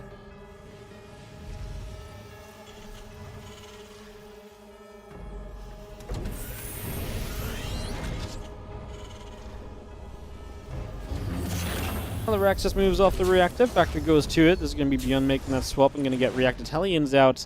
This Kira will put some pressure on with his double Reaper. I mean, a lot of ledge space here to jump up on. There's a single Reaper here defensively. Good grenade. Oh, it misses, actually. I thought that grenade was going to be fine. And the two Reapers will actually have a few moments to get some damage done. Good grenade there. Actually does hit the Reaper in return, and that Reaper goes down from Beyond. He's moments away from having the Hellions, and the Hellions will be a defense on this. That should be okay overall. For the moment.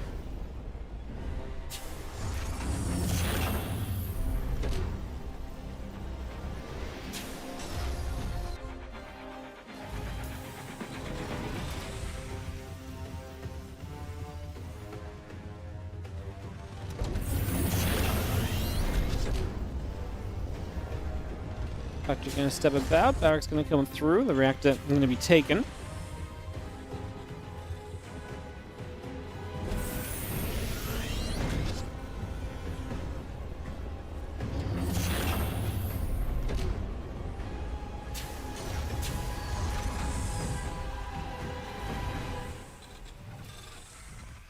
See the Raven coming through, getting settled in.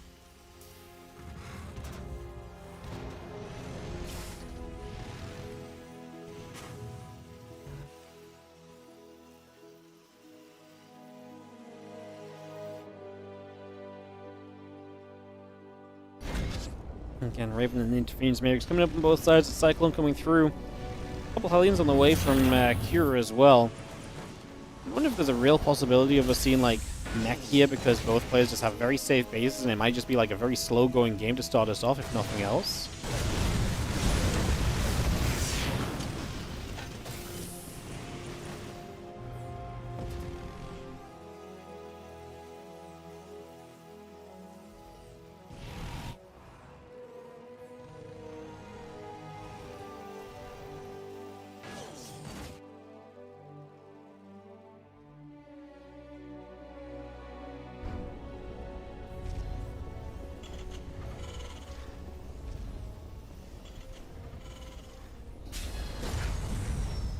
Those couple of Ravens is going to be chilling.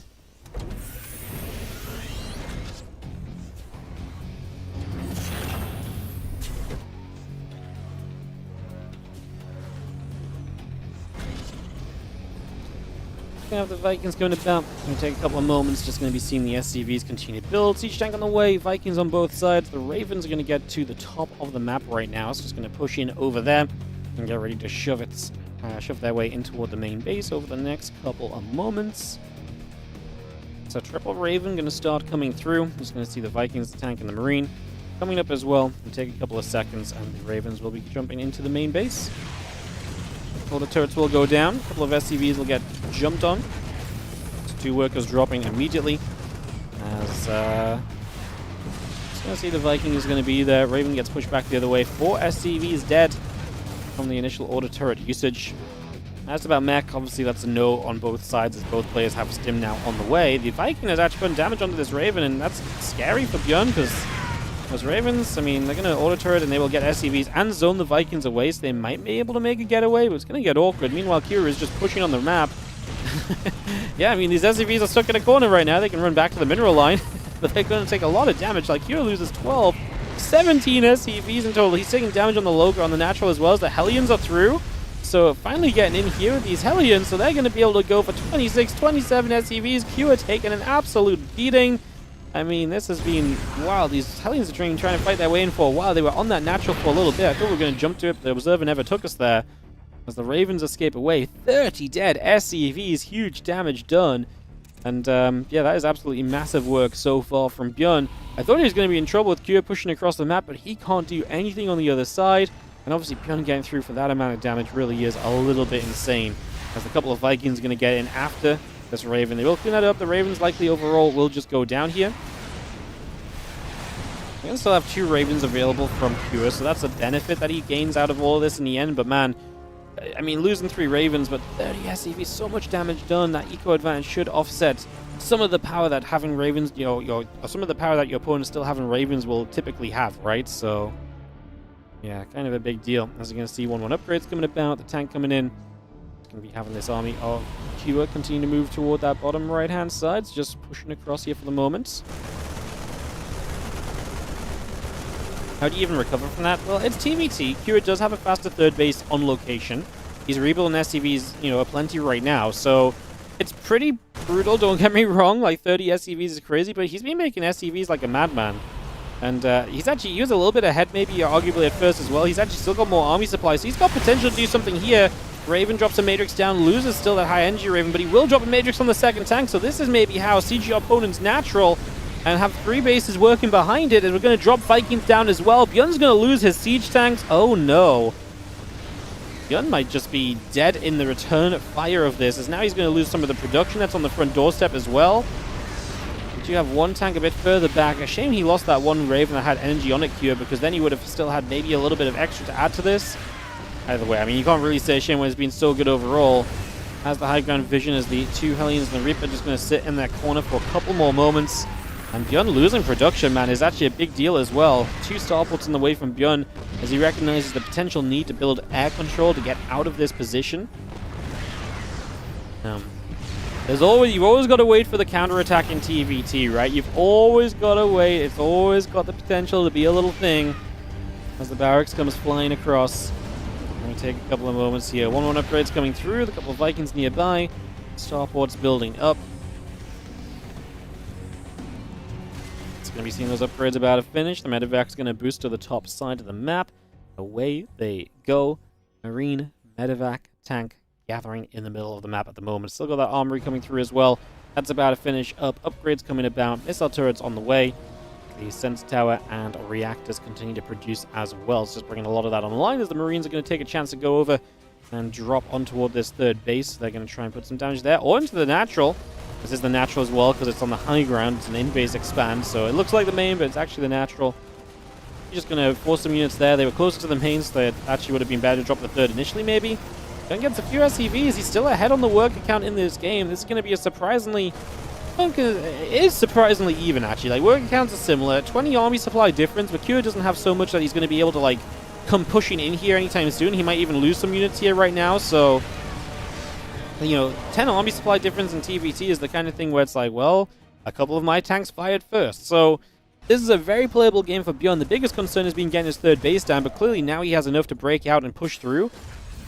Will Cure be able to get on top of that third base? If Cure can get on top of this third and cause a fight here in his favor, that's great. I don't know if he's got enough army supply for that against the siege tank count of Bjorn. Bjorn is sitting on 6 tanks. Cure only has 4. And again, Bjorn has the defense advantage for the TVT is obviously a pretty big deal a lot of the time as well. Cure loads up and is going to try and make a play in the medevacs. Don't mind that idea, actually. Could be a cool way to maybe work your way around into some kind of an advantage. So I'm going to go around the bottom side. Depot is going to come down as well.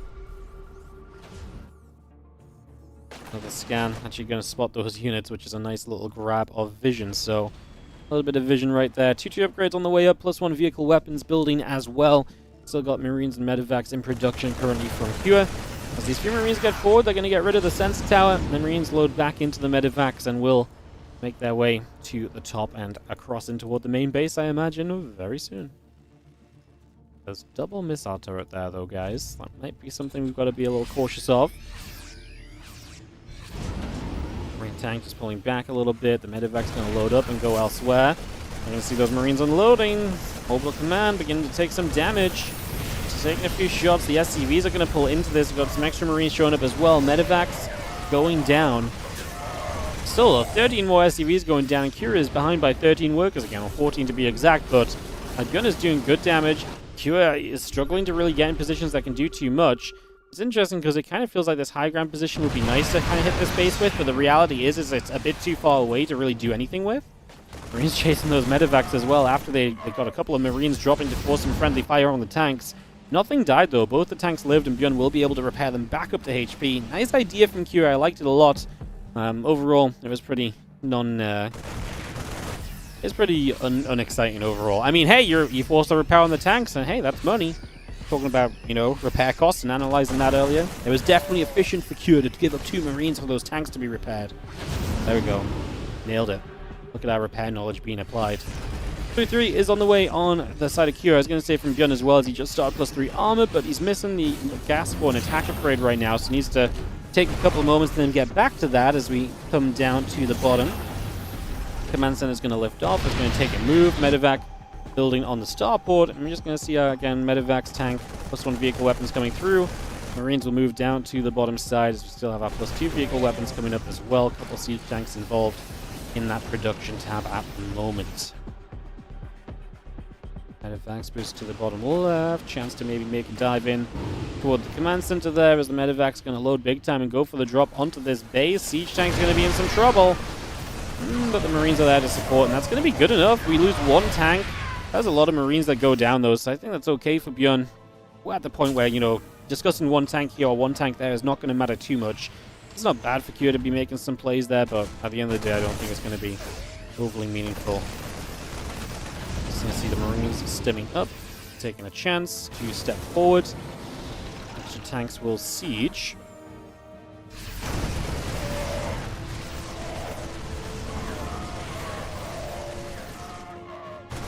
It's a fun push because Bjorn's going to get a really good chase on a lot of those Marines. I'm very sad that Bjorn's missing the +3 attack upgrade, though, because Marine versus Marine fights, which aren't always what it comes down to in TVT, but they are heavily affected by upgrades, right? Like, Marines attack quickly, it's a mirror match, so it's mirrored, so if you're just doing less damage on units that attack quickly, like, it's bad, you know? Like, if every single one of those shots is just missing damage that should just be there, it's a problem.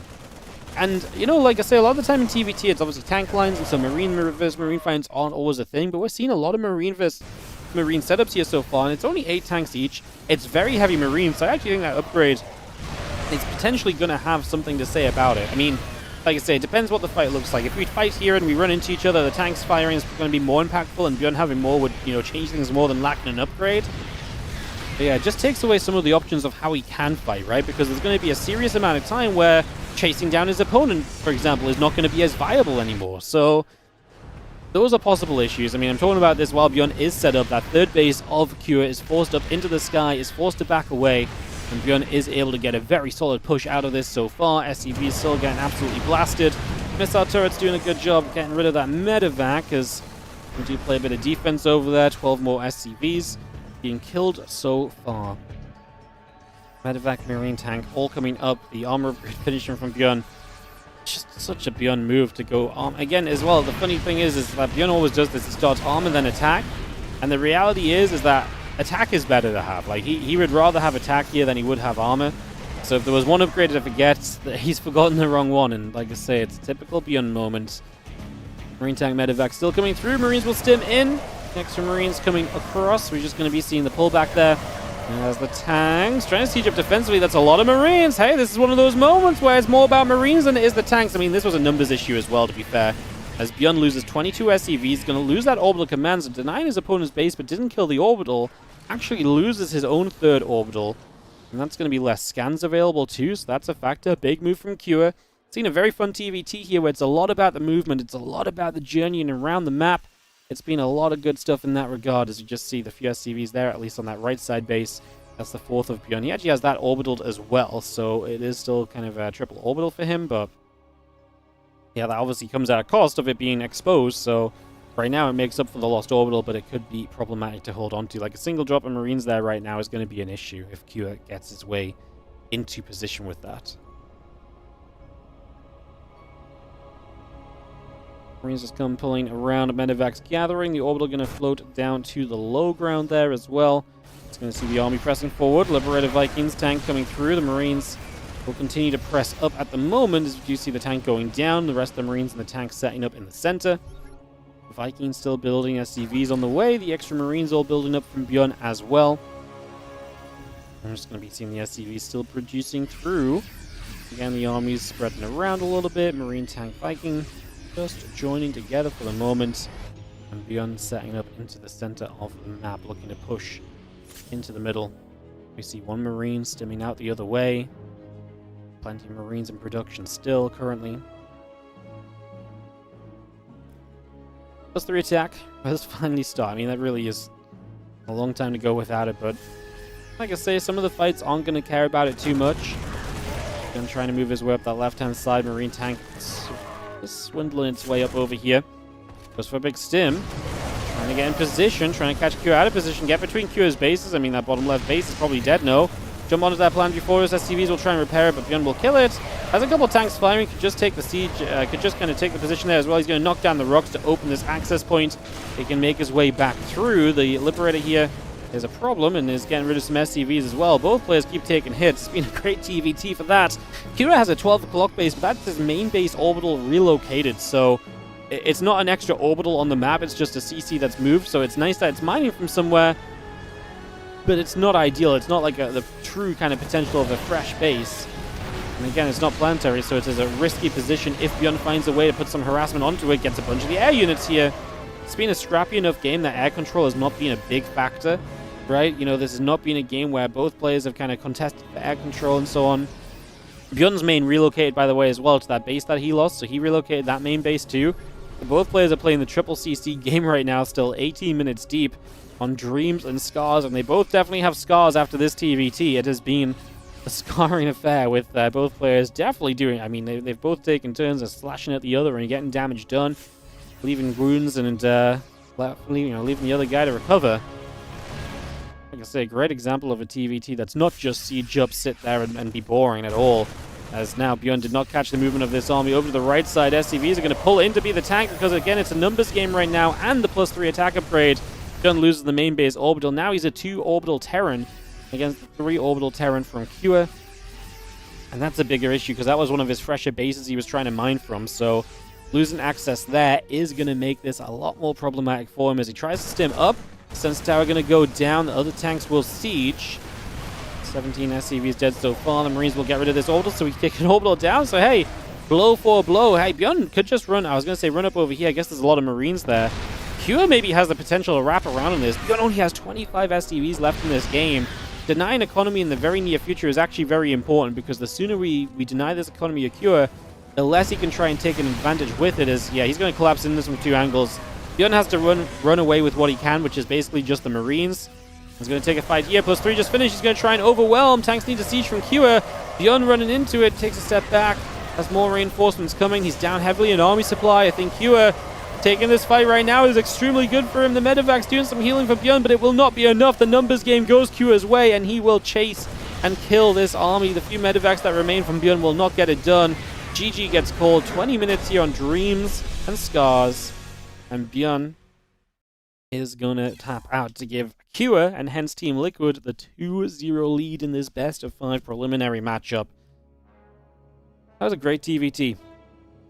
That was a great TVT, one of the better ones. Love to see it. Alright guys, we're going to just run ads and then get straight in. You might be able to tell, but because we're casting replays, we're just going as fast as we can. Just have to run the ads here and there still. We will be heading into some 2v2 in a moment. It's going to be, interestingly enough, double Protoss. Sorry, no, ignore me, I'm completely wrong. I don't know why I just read it wrong. It's Harstem and Lambo against Skillus and Kua. So Skillus going to come out and see if him and Kua can combine to take down Harstem and Lambo. Harstem and Lambo are a pretty good 2v2 duo. Skillus and Kua maybe have a little bit of a lack of, a communication issue as well. Not sure how well they're going to be able to communicate out some plans and stuff. If I'm Harstem and Lambo, I'm thinking aggression. I'm thinking early. I'm thinking let's fight, Let's make this problematic for the guys to coordinate against.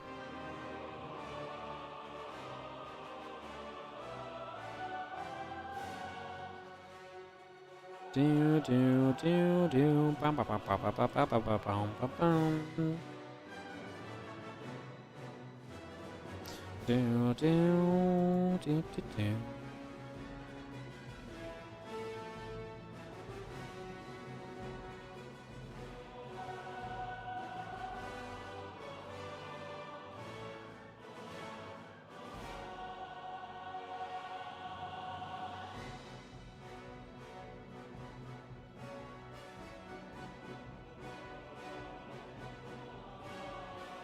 Bum, bum, bum, bum.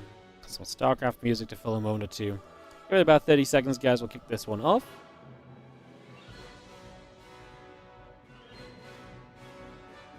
Do, do, do, do. Bum, bum, bum, bum, bum, bum.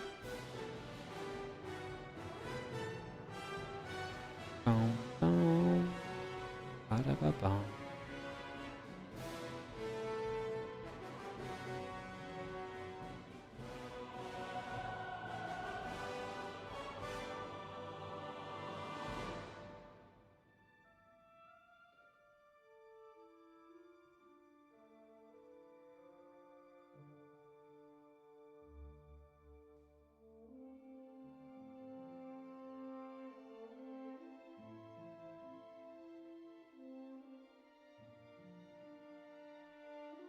I misclicked something on YouTube. I was trying to make a highlight. Alright, let's go into Gem Garden here for this 2v2. Let's get this underway.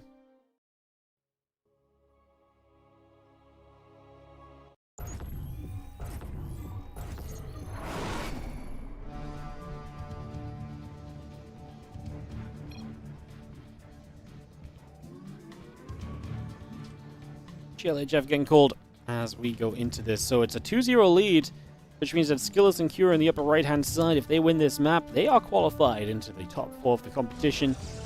And that is obviously the goal, so we'll see what they can do as we have in the other side of the map. Oops, sorry guys, misclick. The top left, Lambo and Harstem looking to save the Shopify Rebellion in this series and to keep the series alive ahead of a map 4. Try to get a reverse sweep on Liquid. Not going to be easy, but it all starts in this 2v2, and I would say they're favored in the 2v2, honestly. I do think Lambo Harstem is a great team. I would be amazed if Skillus and Q have played any 2v2 together at all, to be honest.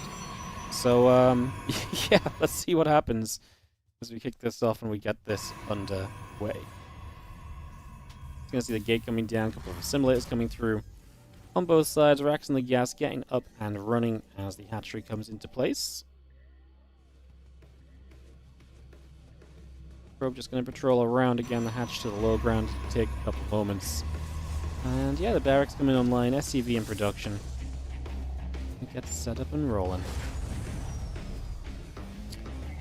Racks in the gateway, the front of this main, just going to be a little bit of a walling off area.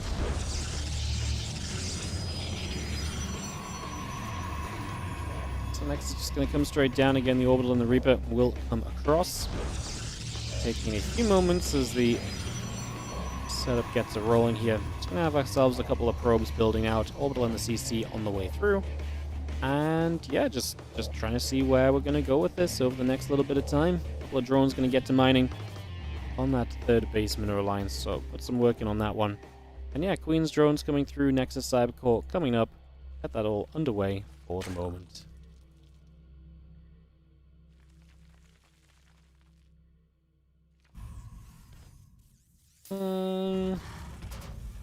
I wonder if this is played with any mod, by the way. I wonder if there's any feeding mod or anti-feeding mod enabled. Or if this is just straight up 2v2. I would imagine it's probably straight 2v2, but I don't want to make an assumption. I don't want to check the Wikipedia page in case I spoil myself or something, so I'm not sure right now, but I guess we'll see.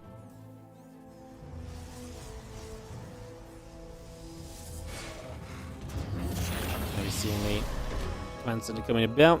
Factory on the way. Take a few moments here. Getting settled down.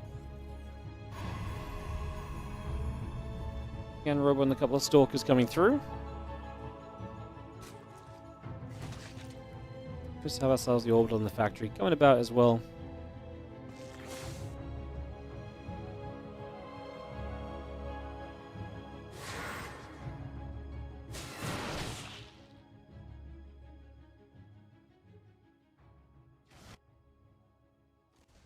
Robo is about to finish up. The blink is on the way. Warp gate is producing, so we just got a lot of that coming by right now. The Oracle is on the way as well from Skillus. Picking that up as well just currently. And seeing where we get to with the Cyclone, a couple of SCVs, a couple of Marines all coming in. The Stalkers will chase that Reaper back for a couple of moments. And the Adepts is going to go shading toward the left-hand side to try and put some damage out too. The Adepts will shade the Harstem Stalkers, trying to play defense, protect his teammates' drones here for a couple of moments. Voidray on the way up as well, and just get that going. The dog truck will build from Harstem. Yeah, I thought maybe they'd be a bit aggressive, but actually the map is Gem God, and of course Gem Garden is one of the more defensive maps actually, I think, in the 2v2 system or map pool right now. It's not in the map pool, but it's one of the maps that we had in the Team Liquid map contest tournament for team games, so it's definitely been one of the more defensive maps in that regard, so maybe that just takes away the more aggressive options from you, as the Oracle and Prism will take a journey out over to the top side. Again, Dark Shrine coming up, the extra gates and the Prism coming through. The Blink will finish very shortly as well, as we have extra gates, the Void, the Barracks. Like I say, a bit of everything on the way up right now, as Tank and Marines will produce on forward as well. The Oracle flies into the main. And looks to try and deal some damage here as Skillus get through. Kua is on his way to some tanks, some marines, looking pretty regular for the moment. They're just defending 2 bases each right now. It's going to be Harstem blinking across into the back base here. There are just rocks that kind of expire at some point here, so that maybe is an access point into the main. There's not a lot defensively in the main. A few marines and Cyclone joining together, so a little bit getting set up for that now, but not too much just yet. Going to start working on those rocks. That will be seen by the orbital, so you have the vision of this. By the way, I asked if there's feeding enabled. Yes, there is. So basically what Lambo is doing is he's just making Harstem mega rich, and he's basically just giving all of his money to Harstem. It's actually very difficult. It's one of the most difficult builds to defend. We had this issue in the Team Liquid Mac contest tournaments as well, where we basically, like, because we have just regular 2v2, feeding into, like, 9-gate Blink Stalker is super good. There's actually the Dark Shrine as well, so you got DTs on top of everything else. There is a missile turret on the high ground here that we've not gotten rid of yet, as Harstem looks to go in for round 2. A bit more pressure out. Obviously, Blink on the Stalkers. Knock down the rocks, opens up a little bit more space to attack in with. Now the DTs go the other way. Is going to start putting harassment over there. I was going to say, maybe, yeah, that's Lambo. So they're sharing control. So Lambo's controlling the DT drop over the top side, on the bottom side. And Harstem's controlling these Stalkers. So while Lambo is just sending his money to Harstem, he's still taking part in the game. He's controlling the DT drop. And that's taken a lot of attention away from Skillus and Kua here. And Harstem is winning in the main base because of the lack of defense that's attributed to that. Probes are pulling, but this looks like a disaster for Skillus and Kua. It looked okayish defensively for a moment or two, but yeah, the DT drop on one side, and then the Blink Stalkers into the main base. It's going to be an issue. That's it's okay, says Skillus. I imagine, yeah, I imagine maybe Kua said sorry or something, but GG's, and that is going to be the game. So Harstem takes the win for Shopify Rebellion. Lambo helps him, giving him all that money and a little bit of the micro potential as well. And that means the Rebellion hang on in there to, at the very least, a map 4. But we are going to see both Harstem and Skillus come to play again. Like I say, it's replays, so we can just bam and get into it. As it is going to be some PvP, Skillus, Harstem. And obviously, we pick up where we left off in the terms of it's still match points. So Skillus, if he wins this game, is going to win it for Liquid and push them through into the playoffs. If Harstem wins this, he's going to keep his team alive for one more round and force an ace match, which actually would be very exciting. So, go Harstem! Let's see if he can get it done from the Shopify Rebellion. He's the blue Protoss in the upper right corner, while in the bottom left-hand side, the red Protoss player here is Skillus. Yeah, that DT harass was nasty. Just, again, because they share control, Lambo can take the Prism on the bottom, take that DT warp in, and it just, when you're looking to fully defend against the massive Stalkers in the main, yeah, very, very difficult to do. When you're also dealing with DTs on the front doorstep as well, just leaves a pretty nasty little situation for you to try and deal with there, so a little rough, not great. As we just have... yeah, gate in the assimilator coming through, and we get ready to rumble. All assimilators building, gates on the way through. Get set up for the moment.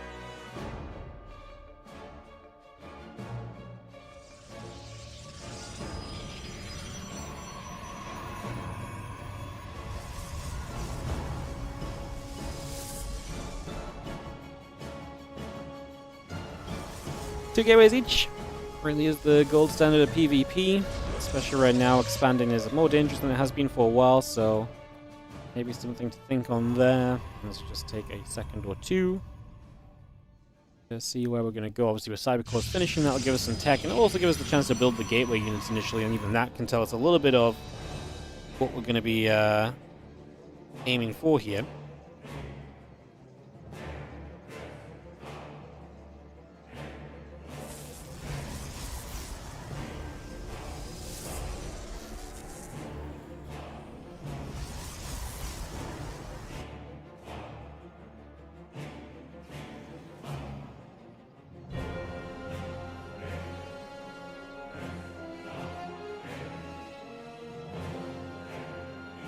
Going to come through, a couple of stalks on that warp gate coming up for a couple of moments. Just going to get set up right there. Trying to see what we can do for a moment or so.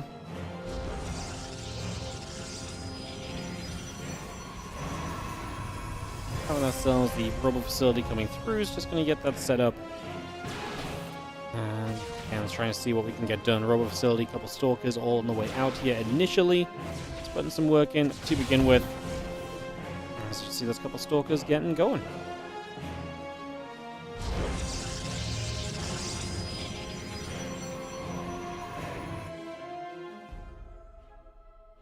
Robo facility and stalkers coming up then, so it is going to be Skillus being the 3-gate robo against Harstem, who will now start to expand. So he gets that expansion up and ready. Gets that on the go.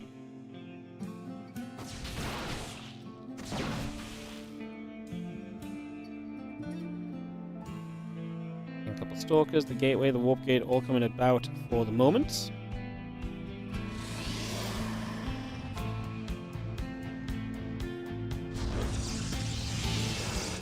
See that prism coming across as well. So just going to see that prism coming over, stalker on the way, and that warp gate coming up as well right now. Let's just see our setup continuing. Nothing too crazy just yet. Let's just take a moment or two.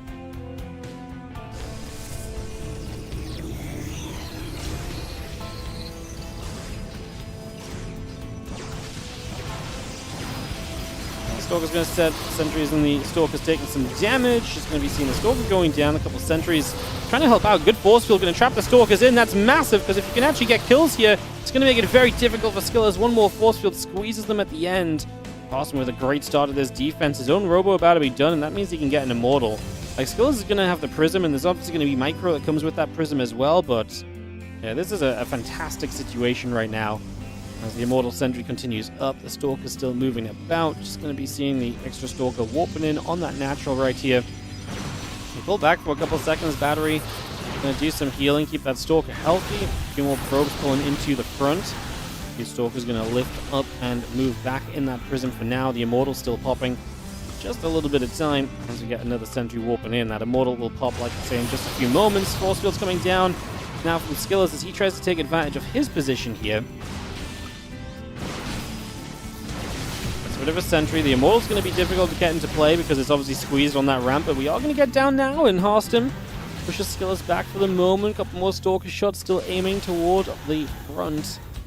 Prism going to stop, warp in, and we do see another Stalker join the fray then. So problem is now is you've got one Immortal up from Harstem. He's about to have a second. So you got to kind of go with Skillus, and you got to reduce the Immortal count here. You can't let the Immortal count get too high. Otherwise, you're going to be in a world of trouble. So there is definitely a need to kind of get going in that regard. Get that kicked off.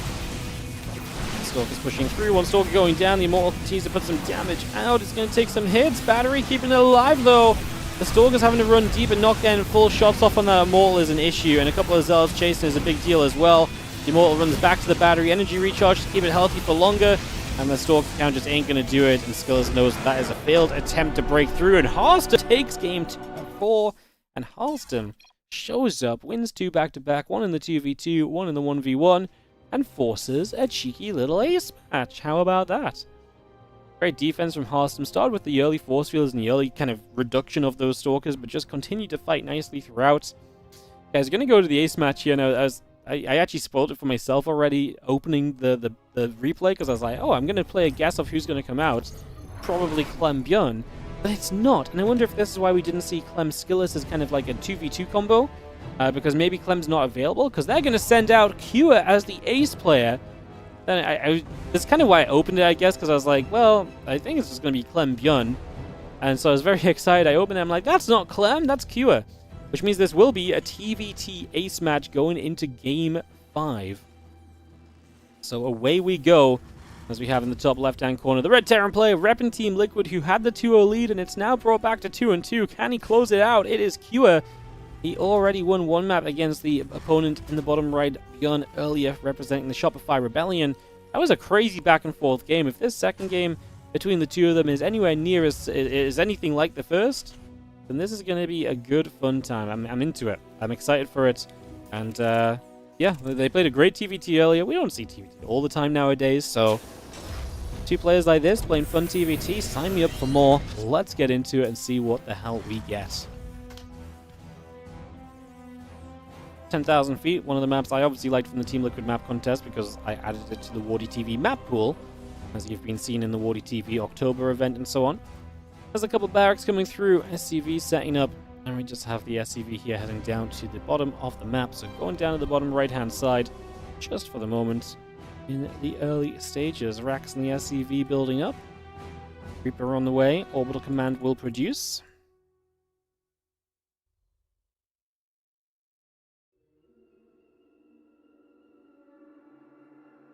Is there any lore explanation for those floaty balls? Yeah.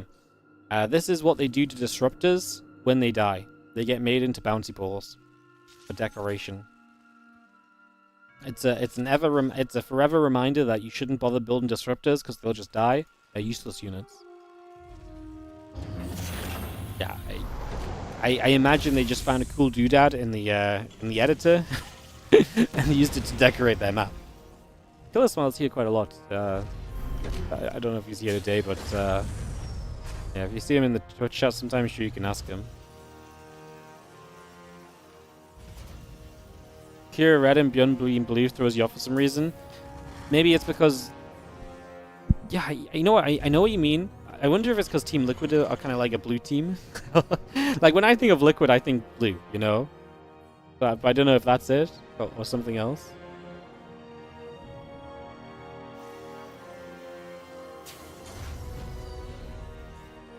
Factory finishing up here. Faster command center from Beyond is in the base, so very safe. Kept back over toward the corner. Let's just have the couple of Reapers coming down initially from Qus. Just going to go poking down and looking to see what exactly he can try and get up to for the moment. As he jumps up with those couple of Reapers and goes in after the SCV. So looking for some damage, a little grenade to pop the Marines around a little bit. The Reaper stepping through. And we do have our Hellion on the way up as well. So Hellion producing, Starport producing. And a lot of this underway for the moment. Oh, you're actually going to get a little grab. Going to go after the Marines. Wow. Oh, he lost a Reaper there. That's really sad because he nearly did that perfectly. He nearly lost nothing. I actually was going to say I love getting the Marines because, you know, typically they're the more useful unit as this game goes on. So knocking those down for your earlier units is fine. But then I actually felt like he was just going to get them without losing anything. Now we're going to give up another Reaper, but we get rid of the Hellion, Hellion there, and that is huge. And we are very fortunate to kind of wall off here as Beyond because a second Hellion in this mineral line right now would be terrifying. His Cyclone's not done yet. Reaper has the chance to get a few more SCV kills, and we are going to keep on going forward. We're going to finish off that depot, get the second Hellion in here. SCVs are in trouble, man. Like, don't get me wrong, the Cyclone's about to pop, but this is not going to, you know, be a quick defense from the Cyclone. Kills the first Hellion pretty quickly, I guess. Reaper can target fire down one more SCV, and we'll get it. 9 workers down. Cure with a magnificent opening with the low ground command center as well. So while Beyond did play the faster CC, Cure has the in-position CC, so Beyond has to flow his into location. Cure is already building 2 SCVs at a time.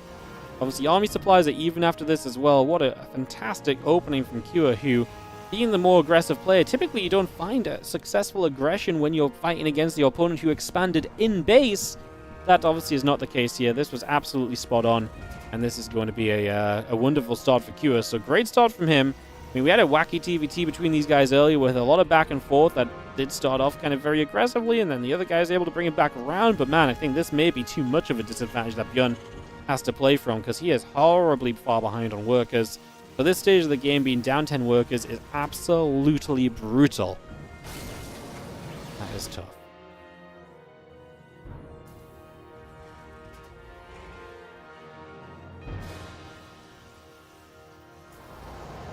Raven is going to finish. The Banshee heads in toward the natural. We can aim for some SCVs here, perhaps. It's going to be the Raven showing up just in case the Banshee has Cloak. It does not. Means that Bjorn is going to get a couple of SCVs in return, but obviously without being able to Cloak, got to be super careful because that Cyclone is nearby.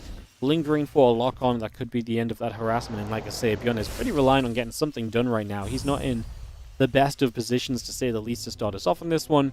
Let's just have the tank, the Marine, the rest of this coming through. A couple Vikings coming up, tank and Marine producing.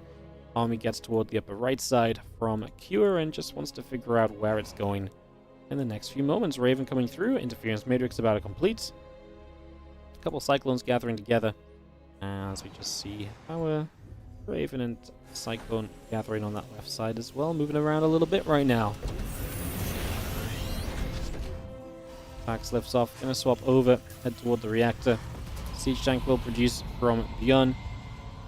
I mean, Cure's pushing only an 8 army supply lead Which I find a little bit mesmerizing, actually. I thought that would have already translated into a little bit more of an army lead. One tank ahead, equal Raven count. Wow, I mean, just a couple Vikings versus none is basically the main difference here. I mean, that's huge in itself. I just thought it would have been more. That said, he's still sustaining the worker advantage as well. As he does lose that cyclone. Last shot does get off from Bjorn. Thank you to the scan for the vision there. Cancels the CC. That's not a dumb idea because, quite frankly, that was in range of where the tanks are going to siege very quickly. Pancha across the map gets a couple more kills, but has now been killed, so we didn't see on screen, but that has just happened. As we have the little push forward right now, tank siege and Cure looking to give Liquid the advance into the playoffs. Tanks and Marines still joining up together, as we do have sieging up. More of the SCV still taking some shots, damage being done, workers dropping down. The Ravens are going to try and come up that right-hand side, get into the center a little bit, see if we can maybe try and make something happen at the moment. We are going to drop the Matrixes down, big fight breaking out. 2 tanks still in Matrix for Pure is massive, right? There's just no way you can outdo that as Bjorn. Had to pull the SCVs to try and break it. Yeah. Try and break out before it becomes a worse scenario, but this is just going to be too much. Vikings, the Raven in the sky, the tanks and the Marines joined up, and we are pushing in for victory right here as Pure. Ravens and so continue to gather up. Just going to see that Orbital Command getting shot at, being cleaned out right now. 2 Vikings going back and forth, a few more shots coming in. We are just going to see a couple more scans coming about. Still got the Raven getting pushed back, the Vikings still chasing through as well. Another tank going to step forward for a few moments already, and I mean, realistically, here Bjorn is 60 army supply, or 60 supply overall to 102. There's not much bouncing back from this one, guys. I love Bjorn. I'm a big fan, but sometimes realism has to set in, and unfortunately, this is not going to be one you really recover from if your name is Bjorn. 25 army supply difference, double the army supply for Cure. Pick and choose the advantage that he has. He has all of them.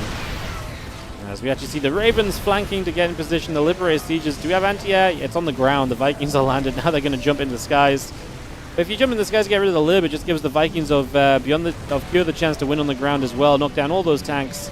Landing your own Vikings won't do much now. Honestly, this was maybe one of the better ways it could have gone for Bjorn. Like, he actually cleans up a lot, but it's still at the cost of all of his SCVs. Like, he's still dead.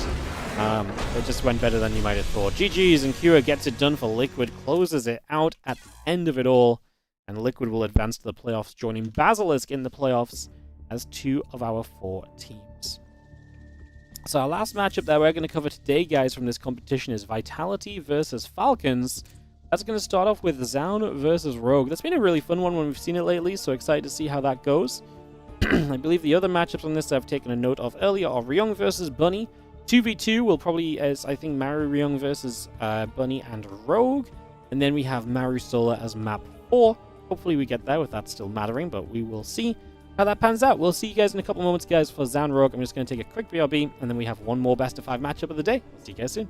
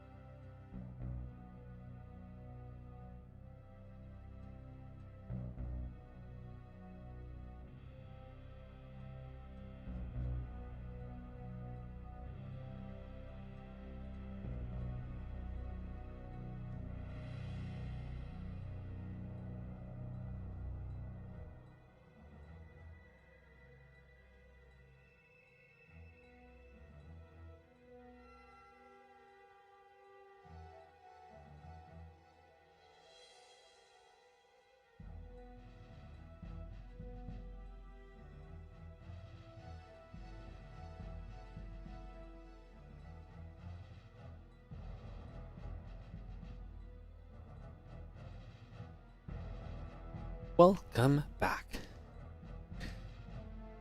Vitality and Falcons is the last match we got to cover today, guys. And like I said, it's starting to start up with Rogue and Zaun. So let's not waste any more time. Let's get into one more best of 5. If you enjoyed the stream today, as usual, I haven't really said anything sellout-wise today, but if you've enjoyed the stream, like and subscribe, follow on Twitch, use your Prime subs if you don't already. We appreciate all of it, and it helps us to keep on casting and keep on being full-time in StarCraft. So do consider those options if you like the stream. Like I said, today's not a mega sellout kind of day.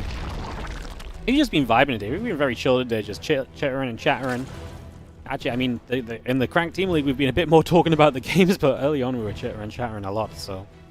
Yes, thanks for joining us. Appreciate you all being here, and like I said, feeling generous, or even if you've just got a moment to spare to drop a like or drop a sub, I appreciate it. It goes a long way to allowing us to, like I said, do more content. Even the free stuff, like I say, just sitting around and being a viewer helps a lot. Like I say, liking and subscribing on the YouTube, for example, helps a lot. These things really do add up.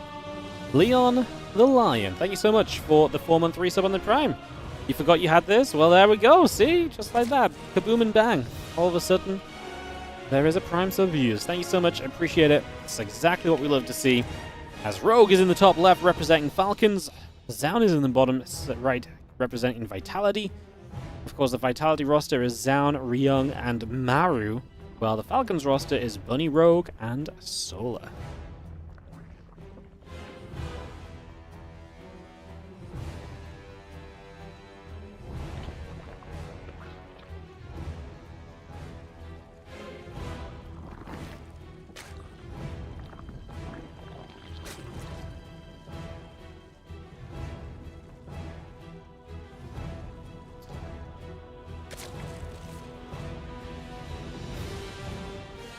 Alright, couple dronies mining away as we get settled in here.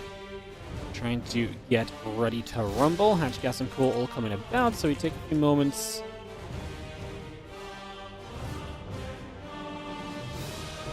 Get this on the way through. So we get that up and rolling, we get this underway, and see where this is going to go. We had a really cool map between Rogue and Zaun on this map in the TLMC. Was it in the TLMC? I'm sure I've casted Rogue and Zaun on this map in a really cool way. It must have been TLMC, because I don't think it was anywhere else. The qualifier for TLMC, maybe? Let's have a look.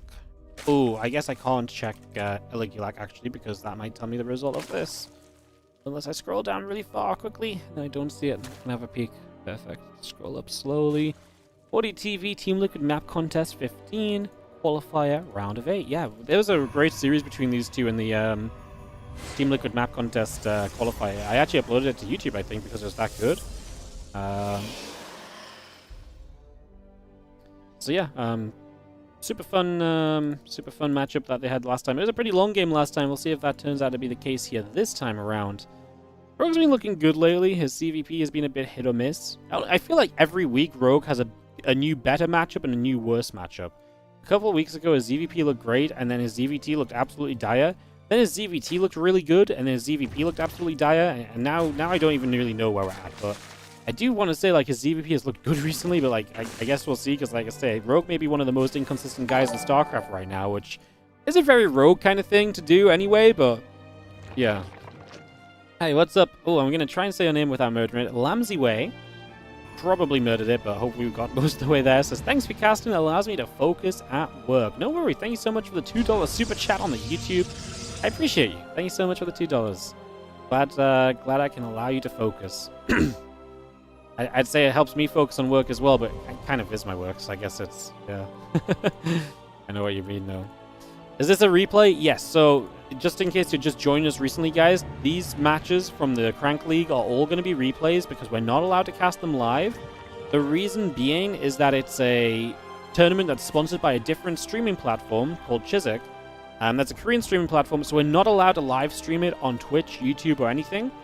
But CranK, knowing that, you know, CranK being awesome, struck a deal where basically we can get the replays at the end of every day and cast them from replays. Now, these games were from 2 days ago, because I haven't had a chance to do any of the games yet, so we're basically 2 days behind already. But I want to cast them all, so instead of just cherry picking and trying to play catch up, I'm just going to take it slow and steady and cast some matches at the end of each of our regular streams. So yes, these are replays, but that is the reason why we're not allowed to cast them live.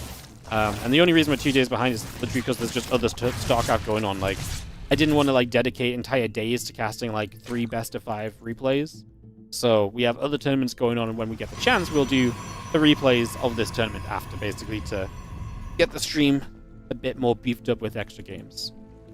Yes, they are replays for that exact reason. We got a melee upgrade on the way through. Drones coming up.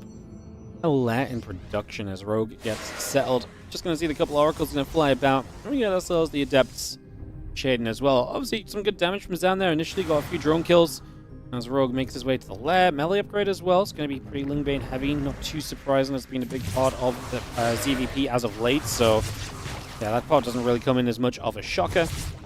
Queen's going to try and turn around, do some damage as well as the melee upgrade continues on the Evo chamber.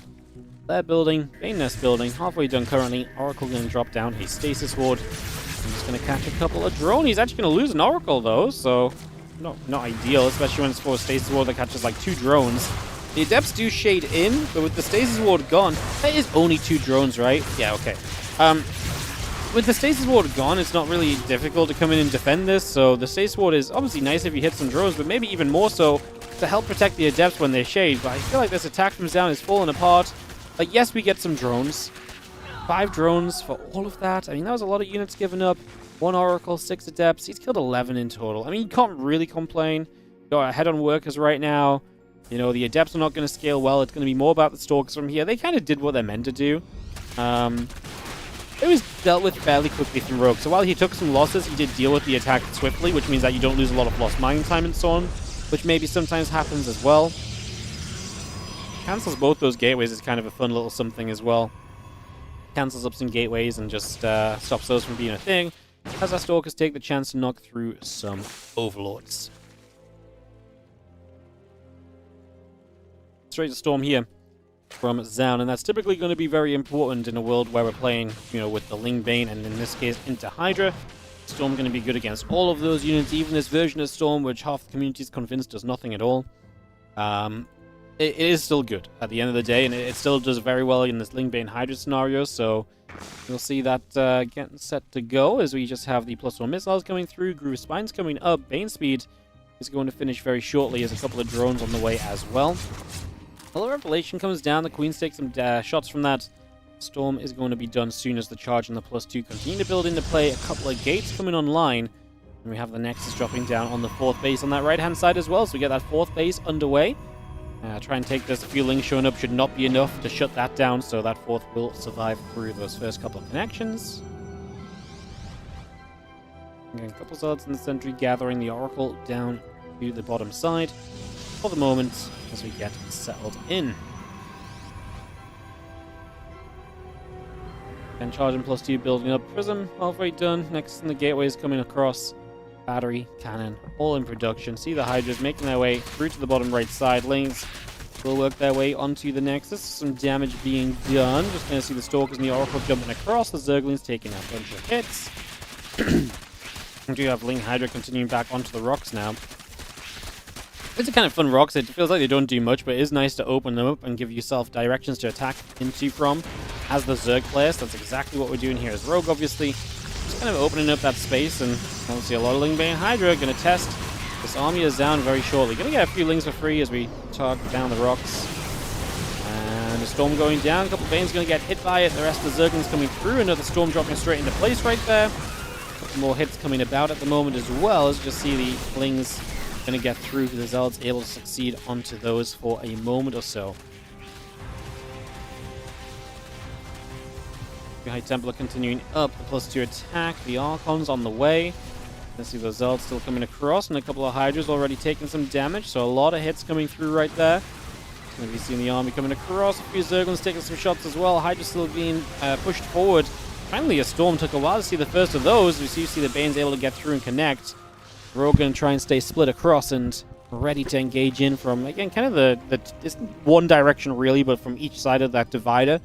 It will mean that you probably need a couple sets of Storms. You can't just Storm like to the left. There's going to be kind of a bit of a left and a right attack here. As we actually see Zaun stepping forward. I'm not sure if I agree with that at all. Tries to cancel some Banes, but those Banes finished up and they get into the High Templar. So yes, some Storms drop, but we do lose all the High Templar without morphing Archons and losing some that had energy as well. And now these Archons are out in the open field with Ling Hydra reinforcing, going to get every single Archon. The Stalker's in trouble. They try and blink away. The Stasis only catches a handful of Lings, and all of a sudden we've got Hydras here that are going to be uncontested. Zealots do show up. I just don't think it's enough Zealots for the Hydras to care. You're not going to get onto them. The Lings are going to do a great job protecting those Hydras. Low numbers, low HP, but enough to still deal the damage they need to do. And Zaun attacking forward into that army, and I have no idea why. Like, he just stepped away from the safety of his base and the predetermined, like, oh, I can storm defensively when you decide to move in.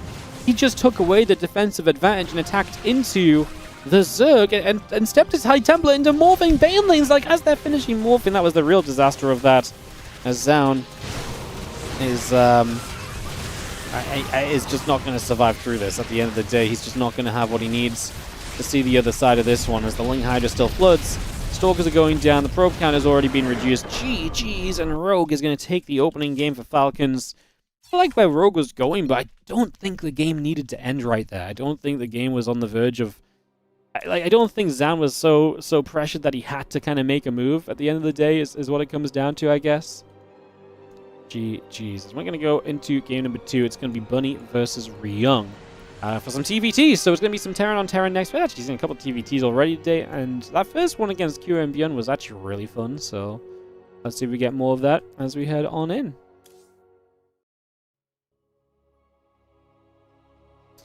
Dreams and Scars. Let's get this underway, as we are going to have ourselves, starting off in the bottom right-hand side, the Falcons player, who will have his team at 1-0 thanks to the result of Rogue in that game 1. This is going to be Bunny in the bottom right. He is the red Terran, taking on the blue Terran in the top left from Vitality. It is Ryung.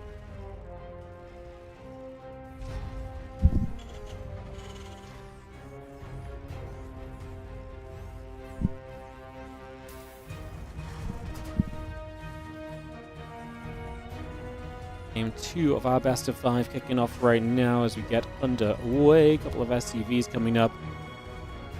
And we get ready to rumble.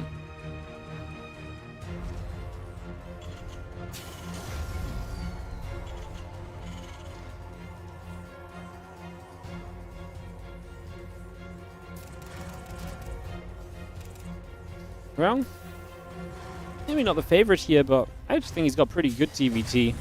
Don't see Bunny too often, so it's nice to see a little bit of him right now. Like I say, something a little bit different, someone don't get to see all the time.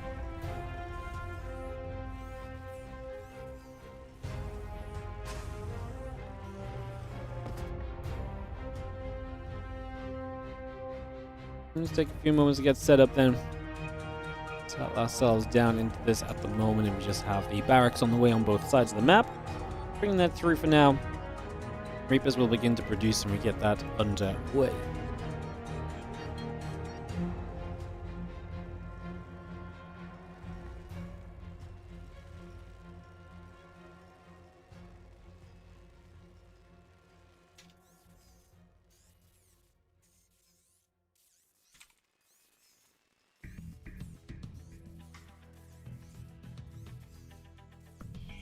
CC coming up, Reapers coming through.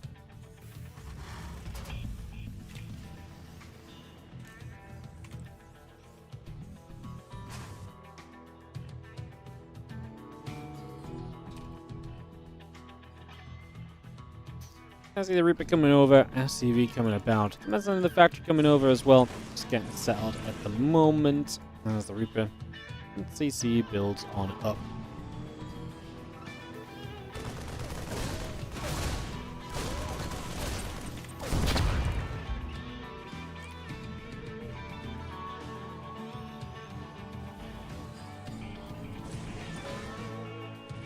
Reaper gonna aim at each other here, as we're going to be seeing our CC and our factory coming up, the reactor coming online. Get ourselves settled, as we just have. I think the Reaper is going to be stepping across here. Reaper and the Marines settling down, going to try and jump through. First Marine going down, Bunny the aggressor with those two Reapers, and Ryung playing the defense with a couple of Marines and Reaper of his own, pushing back a little bit in the early stages. The Hellion going to come through, Tech Lab onto the factory, Reactor building on the barracks. And a couple of Reapers continue up for now, as we just have Starport coming through, the Marines on the way across. And that refinery is going to go down for the moment.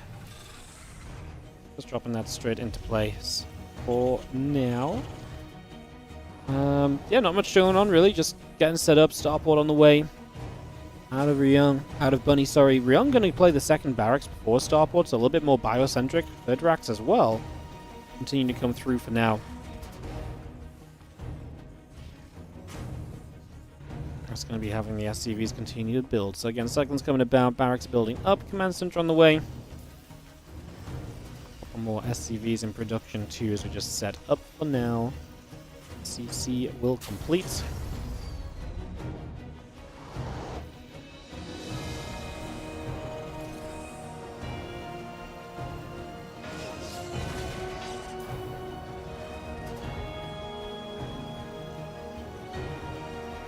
Marine tank Raven coming through, a couple of units just gathering about. Just going to see the interference matrix coming in the auto command in the corner, settling down as well. As you see the barracks going to lift off, going to move over to the tech lab, factory moves away. And that is going to be our barracks ready to start up some upgrades along with the other barracks. So stimming combat shield here quickly. While obviously Bunny playing the much techier setup. So tanks, the Ravens continuing through initially. Matrix on the way.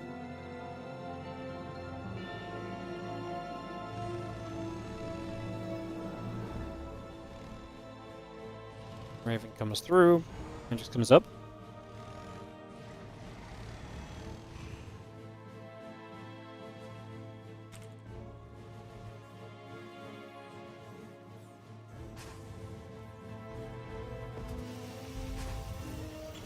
And Raven in the tank, a couple of Marines coming over. Just gonna get all those upgrades coming up from beyond though. Sorry, not beyond, Ryung. So he's getting a lot of those upgrades coming through. So he's going to be very powerful. It's going to be important that Bunny doesn't get caught out of position. He's going to need to make sure his tanks are set up as well.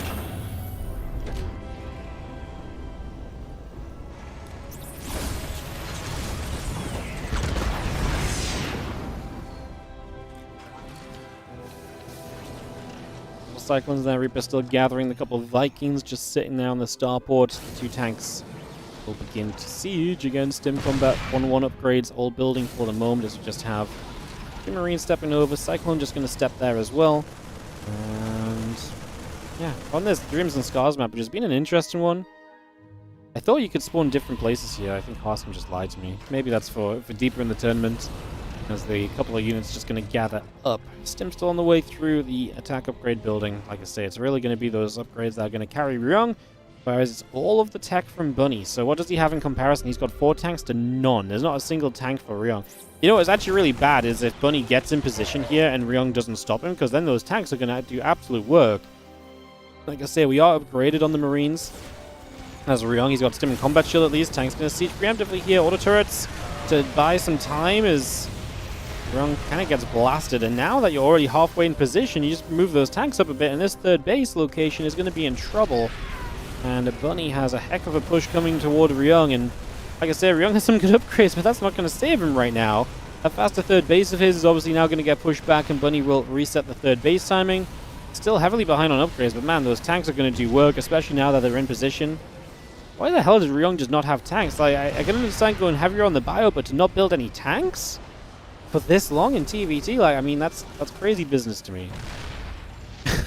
I'm not sure what the idea was. Obviously, maybe to get aggressive yourself and to get some drops going and so on, but like, this is, I mean, we can see right now it's starting to look a little bit disastrous as Marines going to loop around the back. The Medevac's going to try and get there.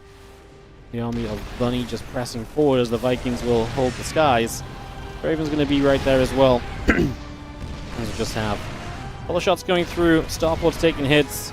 I mean, going for the surround is pretty much the one thing we can do right now. If your Marine's going to try and get in front, we actually get some free shots off from the tanks. Ryung has to not take damage before. I mean, now is the time to go, I think, as well. Pull the SCVs and just commit. You can't wait. The longer you wait, the worse this gets, really. So the sooner you go, the better. You've got all your upgrades. You've got nothing else worth waiting for. 16, 17 SCVs, and the tanks are going to live. That's pretty much a no-go. You can't have tanks surviving this. You had to break out, and this was not a breakout. I mean, he cleaned up a lot, but you don't break out. There's still units here, and the reinforcements will get to set up. Ryung just dropped a scan across the map to try and see the situation. And I think that's going to reveal that it's probably not looking good, because Bunny's pretty well set on the other side as well. Let's just have the Liberators sieging up, the tank's getting pushed away, bang, bang, bang. SCV's falling as well, and that's going to be... I mean, this really is just going to be GG at this point. I mean, Bunny has way too good of a position, and Falcons are going to look to get a 2-0 lead over Vitality. Absolutely beautiful.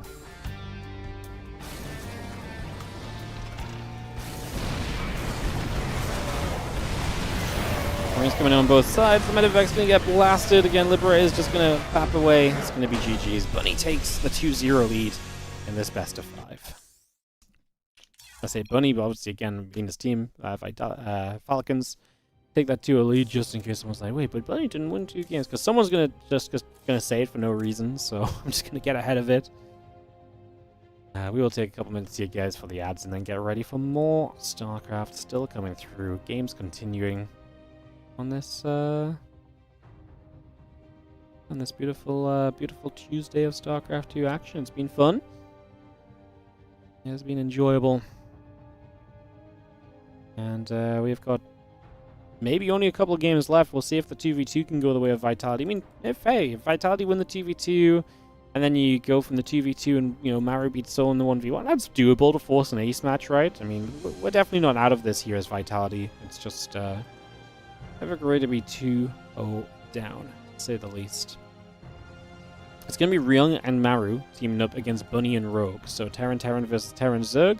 I'm just going to take a couple of moments, guys, like I say, wait for the ads to play a little bit, and we'll dive into this 2v2. So remember, if the team loses, they're not eliminated, because they will go into the group stage, which is basically 3 teams will play for the one last spot in the playoffs. So yeah, that's basically the situation. Very exciting.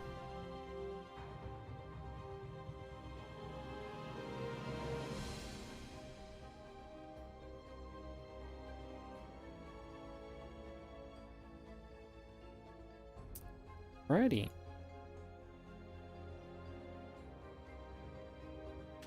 Alrighty. Bum bum bum bum bum bum bum bum bum bum bum bum.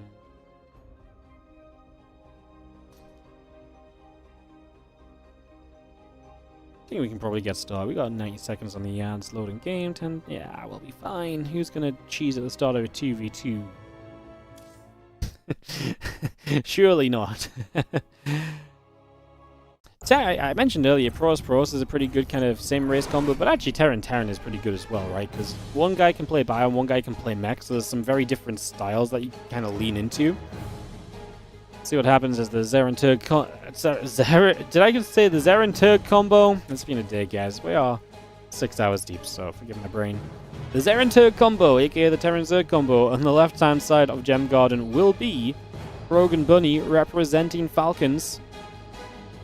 And they step up and take a map 3 and win this series here and now, and not even let it go to a 4th map, as in the top right. It is going to be Ryung and Maru playing some Terran games in the upper right side. And they're going to proxy, so they are going across the map with the SCV, so they are going to go aggressive to start us off on this team action. All right. Double racks. Ryung and Maru is going to get the aggro going. This is a pretty defensive map, so intriguing choice, but maybe there's to believe the coordination can get ahead of Rogue and Bunny early.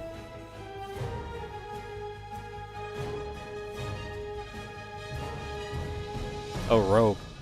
He's about to go... Okay, he's scouting. I was going to say he's going to... Well, is he? He's going to 3-hatch before pool? Oh, no. Oh, no. That's not good. Double proxy racks. He could even say double proxy racks. Versus one. I mean, the Zerg's going 3-hatch before pool. Bunny has no idea. SCV only just scouting across the map right now, so that's not going to be something you can figure out anytime soon. Not ideal. As they just have the spawning pool now starting, but this is going to be rough. The Reapers are going to be able to get a lot done most likely in these early stages.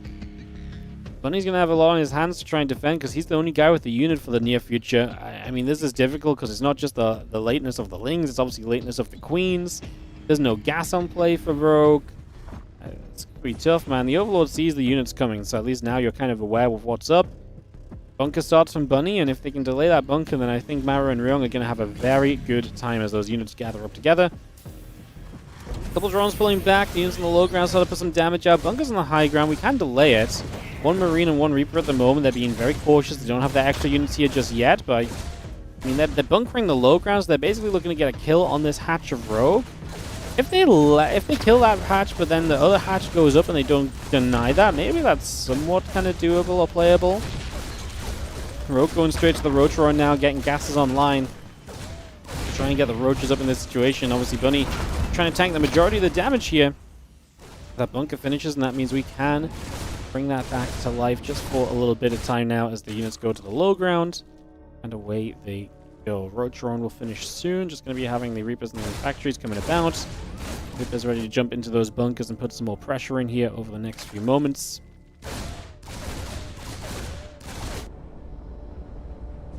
Again, Starport will build. The Hellion and the Marines coming over. Just going to be seeing those units again settling on the low ground for the moment as the Reapers just going to kill this hatchery. I mean, they've salvaged the bunkers already as well.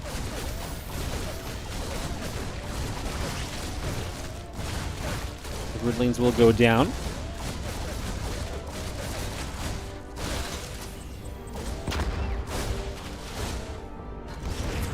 Couple of grenades going in.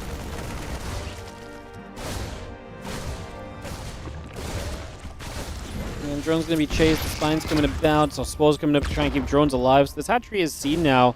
Like I say, it's weird, but like this part's going to kind of help you survive as Rogue, because you're now going to have 2 bases more quickly than you might have had.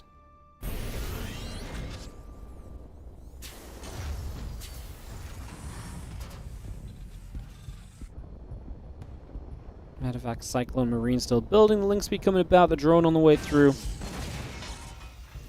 Gonna see the barracks continue to settle for a few moments. Here's the Viking on the way, the cloaking coming up.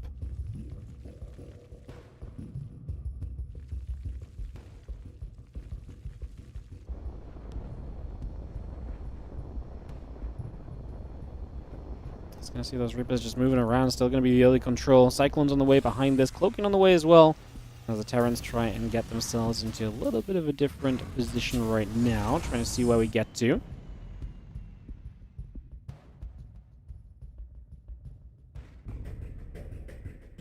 And the Cyclone's coming about, the cloaking on the way in. Seeing that command center and the orbital coming up, just going to see the Roach going to get jumped on that bottom side as well. It's just going to be getting that on the road. 22 Lings, Ling speed all building. The Raven and the SCV produced at the moment, just bringing that straight over.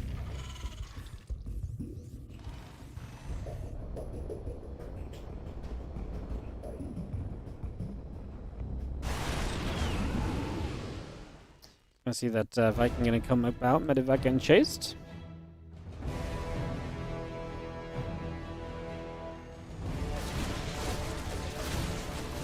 Ravager's trying to get aggressive here.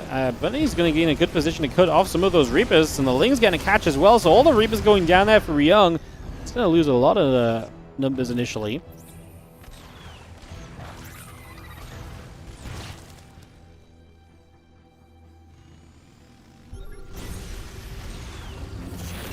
Orbital lifts off, Cyclone's going to be there, a couple of SCVs going to get chased.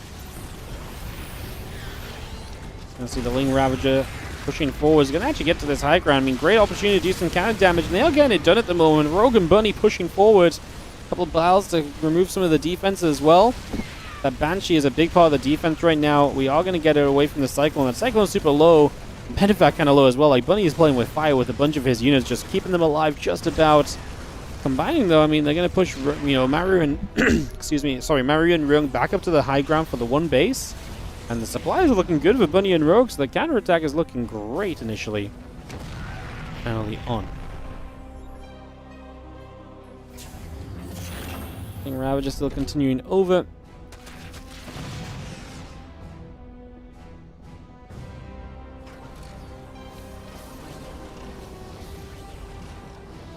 Again, Siege tank setting up. The orbital going to move across. The Banshees will move. It's going to be seeing the Magfield Accelerator coming up as well.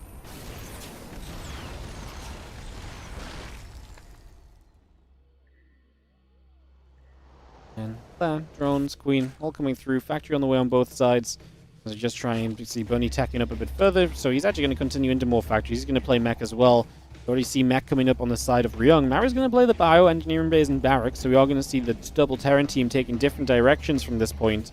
Which is not surprising. You know, you can kind of take the strength of mech from one guy and the strength of the bio from the other. So it does make for, like I said, a better combo. That's why I said maybe the expectation early as we drop an auto turret to damage the Banshees. And now we're going to see the chase with the Cyclones looking for the lock-on. Do we have it? We do. And that Banshee's dead. We will not get that away. So that's going to be a cleanup. And that's a nice denial of what could have been more harassment from Vitality. Now Falcons take a little bit more control of this map.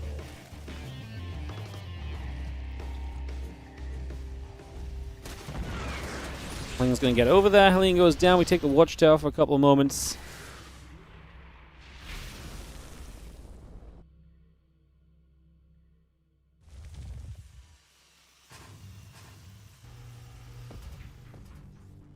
I'm going to see again the +1 missiles. Going to be seeing the Spire coming through. A couple of Cyclones going to get over here and obviously put some pressure on. Just making life difficult for Ryung and Maru expanding. And we already saw them forced up to the high ground. Now the tanks over here getting picked apart. I tell you what, Rogue and Bunny are definitely picking Ryung and Maru apart a little bit. Ryung and Maru are having some issues thus far. As you've seen, that Cyclone gets another couple of SCVs, and right now 80 supply for Ryung, 80 supply for Bunny. Overall, you compare the supplies, I actually think it's very even. You know, Rogue's a little bit ahead, but he's a Zerg. Maru's a bit behind the Terrans. Yeah, I honestly think it's kind of fine. So I think we've just got ourselves a good, proper game on our hands going into the next few moments.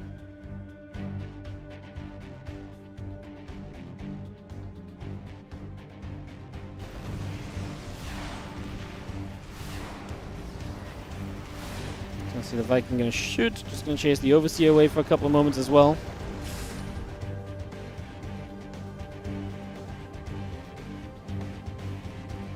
Again, 1-1 stim, both coming through. Just gonna have that Magfield Accelerator coming up as well. So just continue to get that going. Thankful Siege, the Overlord nearby.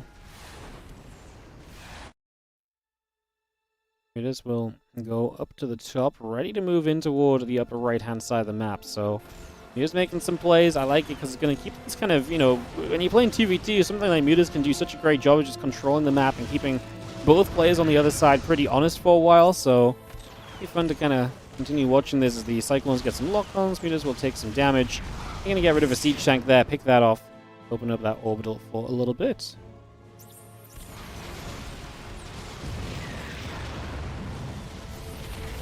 Mutaz, and then pull back the other side. Just going to have the tank still coming up as well.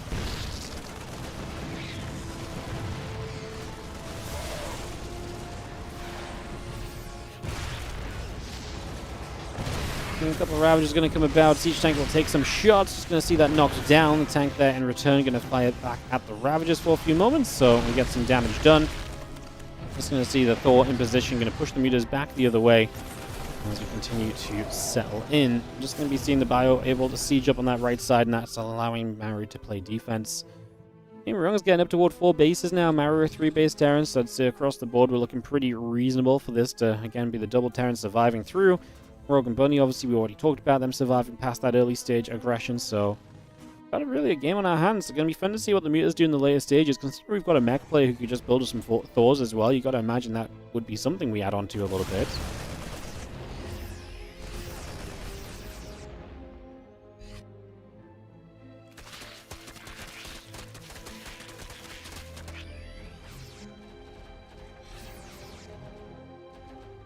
I see the army coming over. Medevacs. Kind of have a couple of those. Like, I think there's still Cyclones inside those Medevacs. Just to try and boost over and chase a little bit, maybe, in case there's anything in the skies.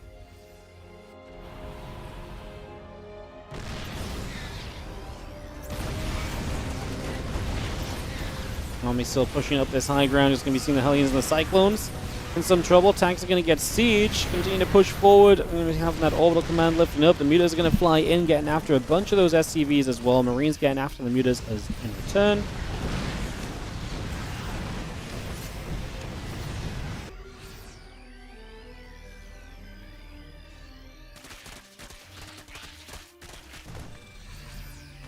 I see the 2-2 upgrade still building in on the side of Maru. So it's going to get that going. The Muta's going to get a siege tank in the process. Muta's peeling back away down that side. Again, lots of units in production right now. Just going to get that set up. +2 vehicle weapons on the way as well currently from Reynor. It's flying over that right-hand side, trying to see what else is going on. So those mutas just going to keep it. I mean, what's really amazing about the mutas is Reynor and Maru just don't get to go across the map. And that's actually been kind of true throughout this. Like, since that early game, it's been always the combo of Bunny and Rogue that are on the map and dealing damage. In this case, we just wipe a mineral line with Hellbats as well, so it's a really nice play.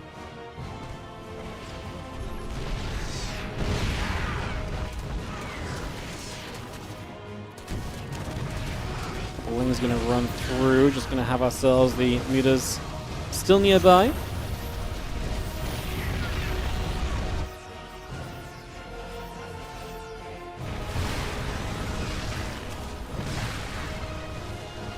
Just going to continue to chase the base up to the top side, being taking some damage. The orbital taking a lot of shots for the moment. It's going to be seeing the Vikings still going in, just going to continue to chase after those liberators, trying to get a little bit more done.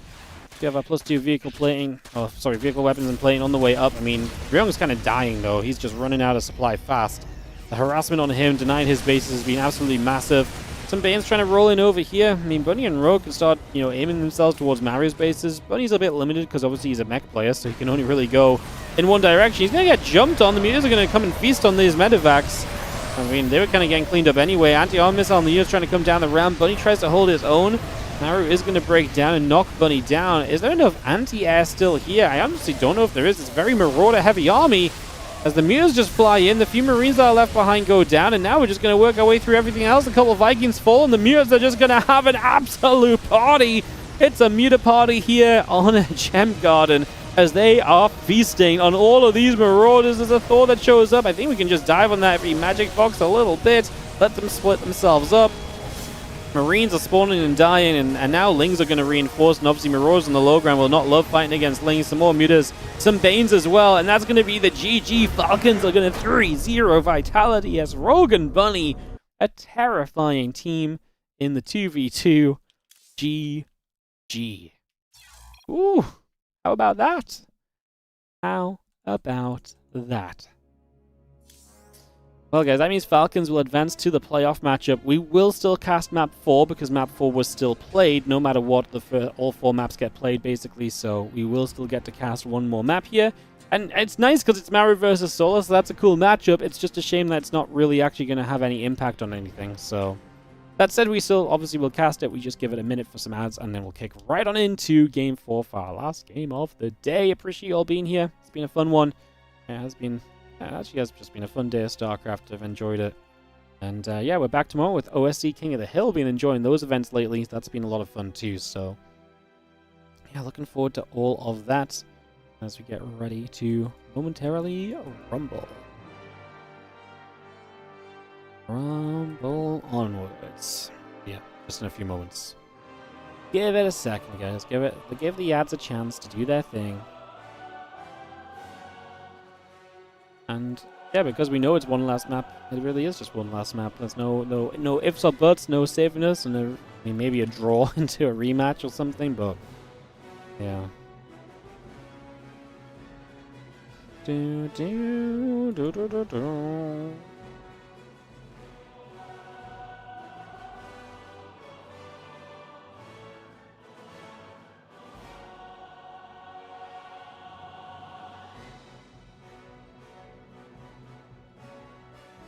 Bum bum bum bum bum bum bum bum bum bum.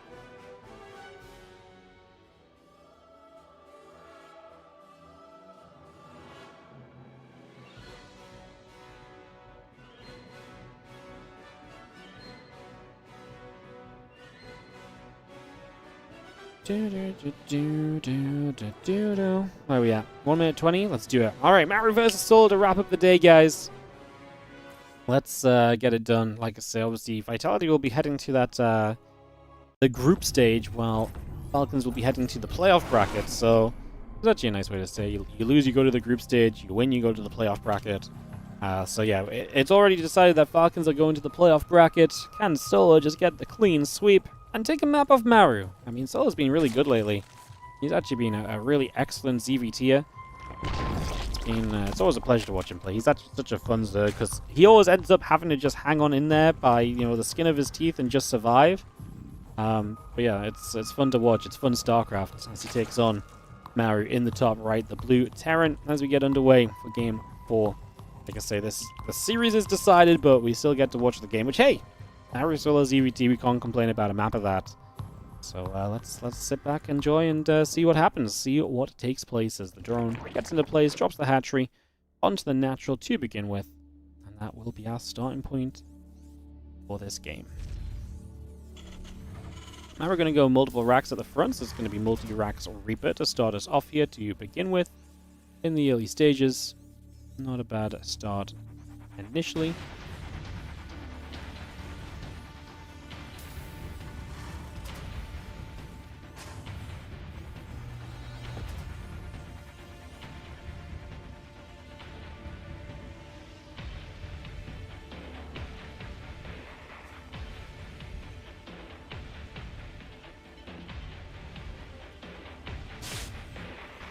And racks coming about, orbital coming through, we add on that marine, so we just get settled for a couple of moments.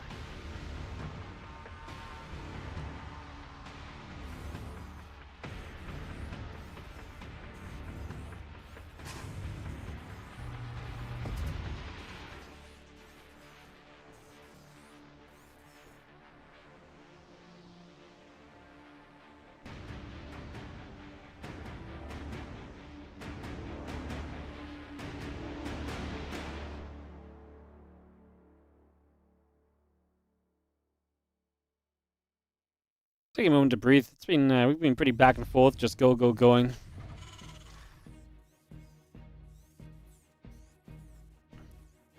Take a chance to just take a couple moments early in the CVT. Obviously, what's wild here is that we never built Reapers. So I'm talking about the multi-racks Reaper. Meanwhile, Maru's like, oh, what if I just build Marines? So he's going to build a bunch of Marines. And we are going to start going across the map with Marines and an SCV. So looking to maybe bunker up the third base location. Still a sword with the Overlord, so he's just going to pull back and not build the third hatch right now. And I can't imagine Maru pushes the natural. I imagine this is like a just a little bit of a poke. If you could have cancelled the third hatch or so, that would have been nice, but it's just not there. So I imagine he's checking the left side just in case. But if it's not there, these Marines have got to go home. Like, there's lings on the map now. There's not a late ling speed either from Solo. It's going to be done in 20 or 30 seconds, so it's absolutely fine timing. Maru is still on the map with these Marines, man. The Ling's going to see the Marines right there. Not worth giving up a Ling to kill the SCV, honestly. So, you know, once these Lings have Ling speed, it's going to be way better. And, yeah, you may as well just have as many Lings as possible once you've got that Ling speed out. Right now, these Marines might never get home because Solar is running to the upper right-hand side. He's going to be able to turn around and jump onto those Marines and, like I say, maybe force us around here. So, he's going to make sure they don't get home, potentially. It's not a lot of Lings on the map, but if he has other Lings that can catch up, they're quite far away, though. He's going to give it a go. Like I say, you get this around quickly. Going to go and get a couple of Marines. I don't hate it. A couple of Marines for the Lings. Extra Lings showing up. We're going to try for this around. Forces the depot to raise. Maru's a little bit afraid of letting the Lings in. He doesn't know how many exactly are coming behind this. Solar has been droning for a big part of this. As that hatchery comes up, gets settled down. Just going to be seeing that stimp back and a few Marines building as well. Command Center and the SCVs all coming across. Starport in production. SCVs on the way as well.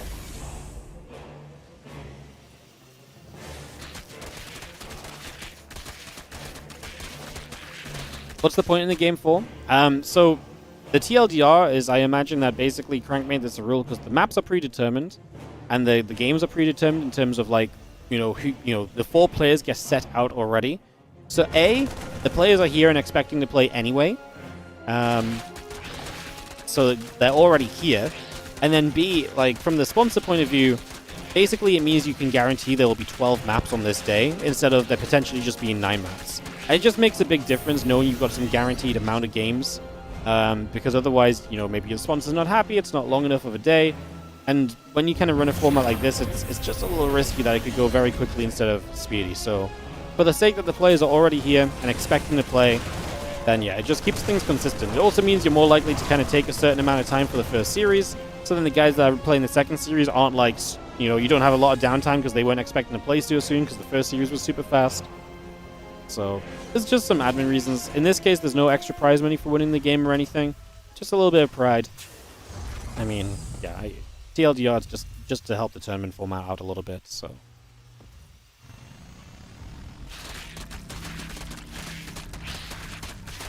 So yeah, it's just because a lot of the time, like, so for example, in World Team League, there used to be like every game was played. That had a little bit more impact because obviously there was like an actual like group stage and like your map score had a big impact. So making sure that every team played the same amount of maps was kind of cool. Same idea as well. You knew every match was going to be at least 6 maps long, so there's good kind of, you know, you have a good idea of what's going on.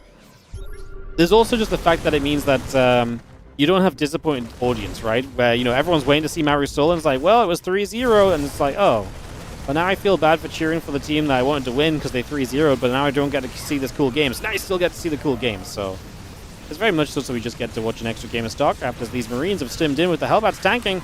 They've been able to do a lot. The extra Link showing up now. Queen's not going after the Medivacs. I think the Queens absolutely could have had the Medivacs here and cleaned this up a lot more comfortably. 6 drones go down. Yeah, the Medivacs took a long time to fall. They did a lot of healing, and I actually think if we got the Medivacs sooner, this might have been a more comfortable defense from Solar. More easily said than done as the Marines continue through. A lot of drones going down, some extra Lings showing up. These Marines are low HP now. It's not going to take much to kill them off, but we need more than 1 or 2 Lings showing up at a time. That will be a bit better, and the Marines do get cleaned out. Solar losing a lot. 4k resources lost to the 2k, so Maru having an excellent push there with the Hellbat Marines.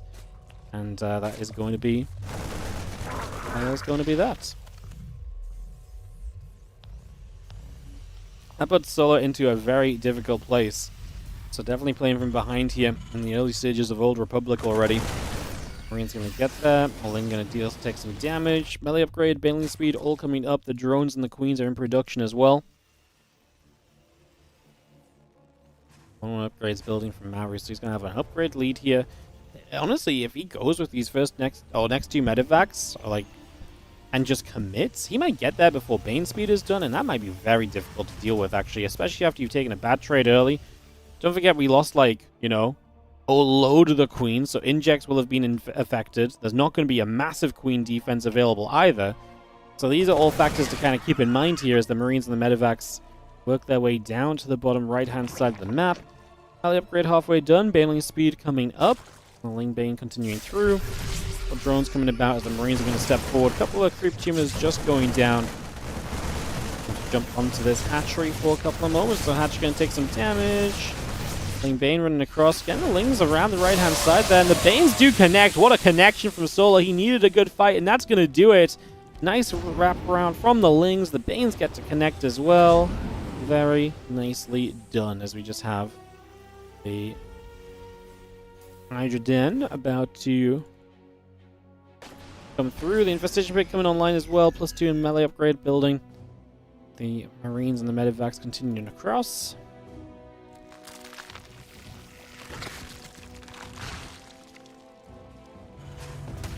Single Zergling just going to continue by.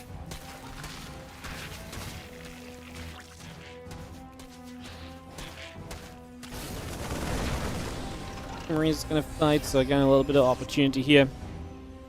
Trying to see what's going on. So there's some opportunity to make some damage happen right now as we just have Marines gathering together for a couple of moments. So again, we settle down. Just going to see the Marines going to try and drop onto the other side of the map for a couple of seconds here. Not really able to do too much just yet as we have the 2-2 upgrades, Drilling Claws, Marine Marauder all coming about. Planetary Fortress on the way in as well. A few depots continuing up also as the bio will go down to the low ground and just get gathered up.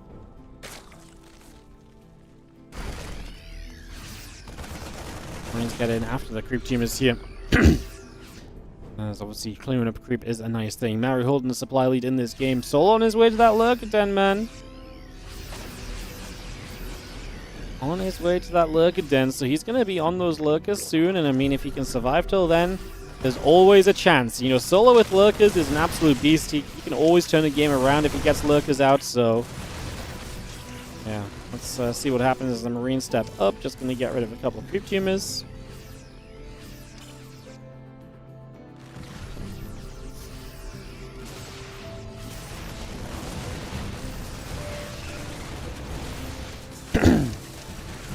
just aiming for the Ling Bane. Just going to be seeing the bio fighting. A couple Widow Mines going down. Still going to see the rest of the bio pushing.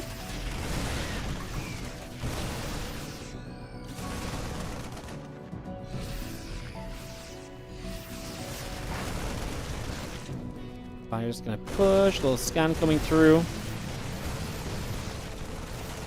Gym is going down. A couple Queens getting picked away at. Just going to be seeing the rest of Ling Bane. Hydra coming across. Medivacs escaping. Just having our +2 melee and +1 missiles all coming up. Viper Hydra in production. The Overlord's on the way. The Ghost Academy is going to be done very soon. So we're going to get that Ghost Academy up and online.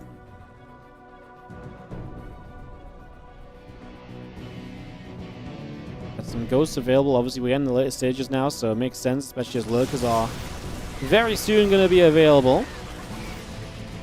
Bio gathering up. Hatchery gets cancelled. Just going to be seeing the adrenal glands, lurker speed, lurker range, seismic spine, sorry, on the way up. And so a little bit of everything being upgraded for Solar. He's really kind of eating up into the late game here, getting to where he wants to be. Ling Bane taking the chance to dive forward. Some Marauders going down. The Medivac looking for a dive here and there. Some Lings counter-attacking on top of a tank, but there is this big push on the bottom side we've got to look at. This hatchery will fall. And that means that Maru is going to reduce Solar down to a 4-base Zerg just before he's getting powerful, just before those Lurkers are in play. Maru trying to cause as much chaos as he can while he can with this drop play and just take as much of an advantage as he can over these last few moments while still possible.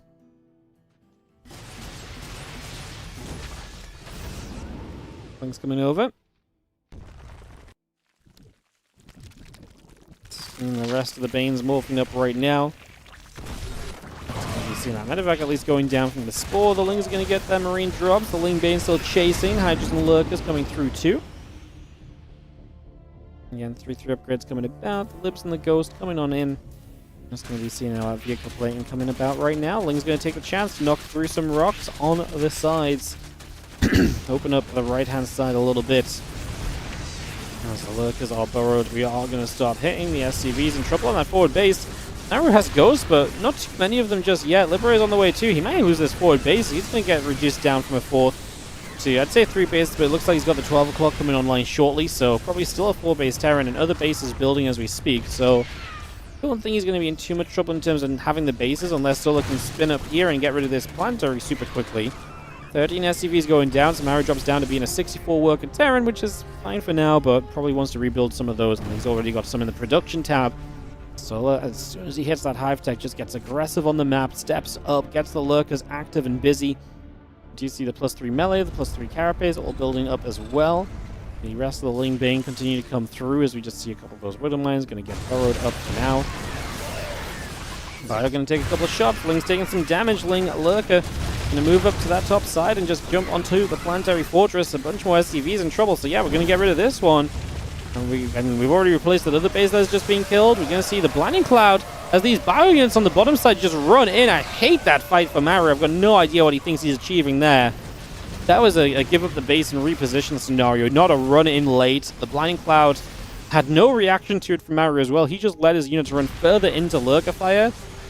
And Solar is just a couple of reinforcements away from probably breaking down this base in the front again. He will lose the couple Lurkers that are already here, so take a second maybe, but man, this is looking bad for Maru. He just lost a lot of supply very quickly. Solar in the full swing of things now, becoming a big base Zerg, because he's getting extra bases coming up, hatches coming online, adding even a few more drones to replenish economy more quickly, because he's at the stage where he's going to build a bunch of units and just keep attacking. He might not even rebuild Lurkers here with the Ghost count growing. He might just stick to Ling Bane Hydra and try to run in from different angles and just find different armies he can kind of overwhelm. I think that's going to become his game plan over the next couple of minutes, because yeah, there's a point where, I mean, what we at? 6 Ghosts isn't super heavy, so maybe we could still get away with rebuilding Lurkers too, but he also doesn't have the money to rebuild Lurkers, so just maybe a bunch of Ling Bane Hydra is good as well. He will jump onto this little group of units over here, knock that down, force those away, and that is going to be a good shutdown on that one, as the base did go down though, so I mean, it's a win from Maru on the drop. It's still a 6-base Zerg, as he's been struggling to establish himself properly and truly onto the 4 bases. Bio, the Ghosts coming back through, just going to be seeing the upgrades coming around, a couple Overseers coming up, Ling's on the way. Take a chance to step through again, a couple Marauders going after the Hydras. Lings and Hydras coming through as we just settle up. Liberators I'm gonna get abducted and killed. A couple more libs sieging. The bio coming by as a couple SCVs fall. Zerglin's still in production. +2 missiles, +3 melee. Building as well. That +3 melee is about to complete. So getting that finished up.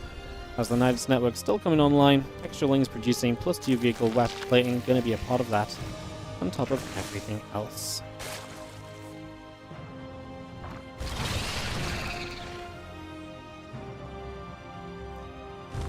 Just gathers up all the ones that get across here, land onto this location if it can. The Knight is obviously coming in to be a little bit of a block. The Lings, Hydras, and Danes are going to take a chance to step forward, jumping onto this planetary fortress. It will go down, so the planetary drops. The Marauder going in after the couple of Banelings still as well. I mean, again, Solo basically picks a base, attacks it, and it dies right now. Maru is not succeeding in stopping this Zerg army from doing what it wants. Great recovery from Solo, because that early game trade was horrible for him. Obviously, did get that big Baneling connection onto that group of Marines, which helped him to stop taking further damage eventually, but that was further down the line anyway. Into that natural, kill some SCVs before the Lings get dealt with. The Ghost still moving about, the Spire on the way through, +2 missiles and Burrow building as we speak. The rest of that army continuing back around, Ling Hydra coming across. Just having the Hydra, Dane, Ling continue to come through. The Bio Army still gathering up, +2 vehicle plating coming online. The rest of the Marine Marauder will come through as well as the Marauder still settled. The Ling Hydra going to take a dive up to the top. Aim for that orbital command. Going to drop, get the Planning Cloud pushed into position. Get the rest of that Bio gathering up as well. Just going to see the orbital going to land into location as well. So it's going to drop that straight into place.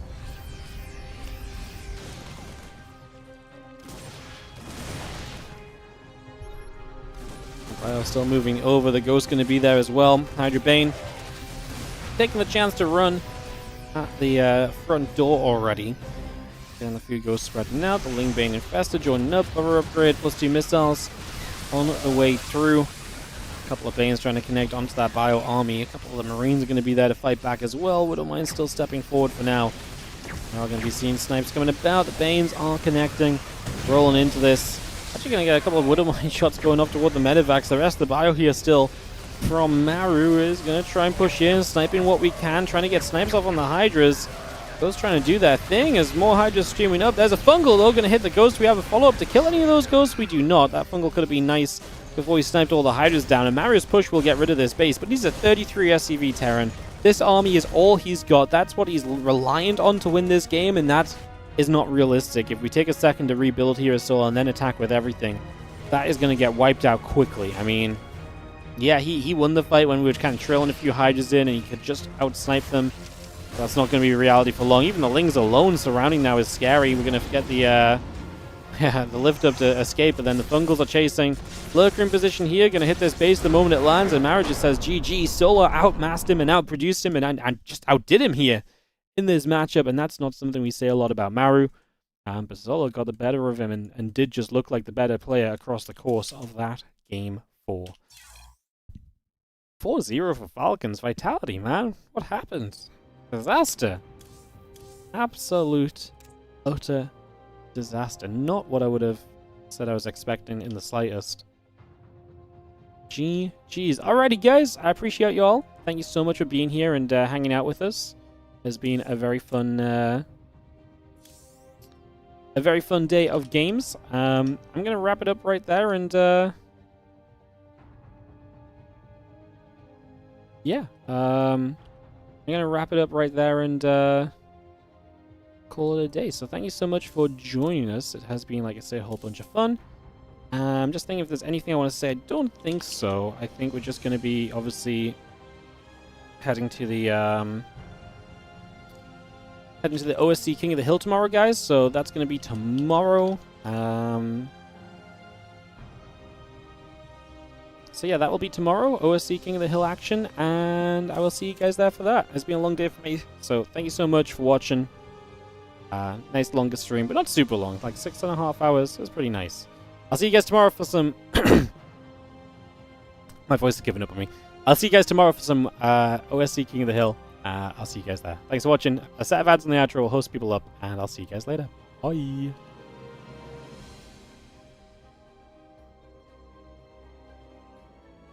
There'll be an upload, YouTube upload as well, by the way, guys, in a couple minutes on the YouTube, sorry, in 28 minutes on the YouTube will be Max Packs versus Clem tonight, so go check that out.